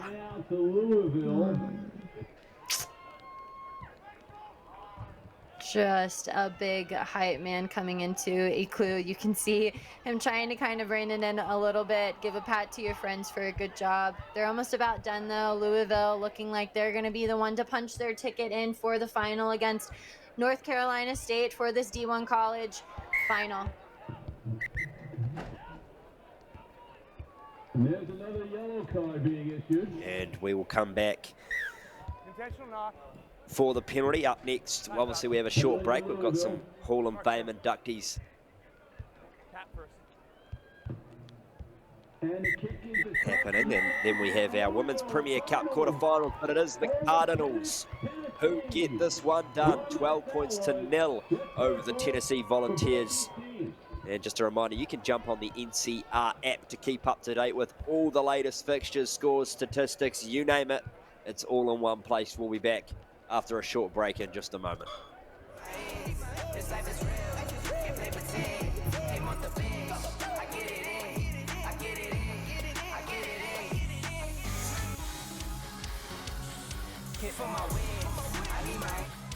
And out on the maul. Paulisike, Hodgson on the loop. Out to the fullback, he's looking strong again. Michael Manson. And into his hands, what a play that is! He's gonna cross the line for the Warriors. What a display of individual play there.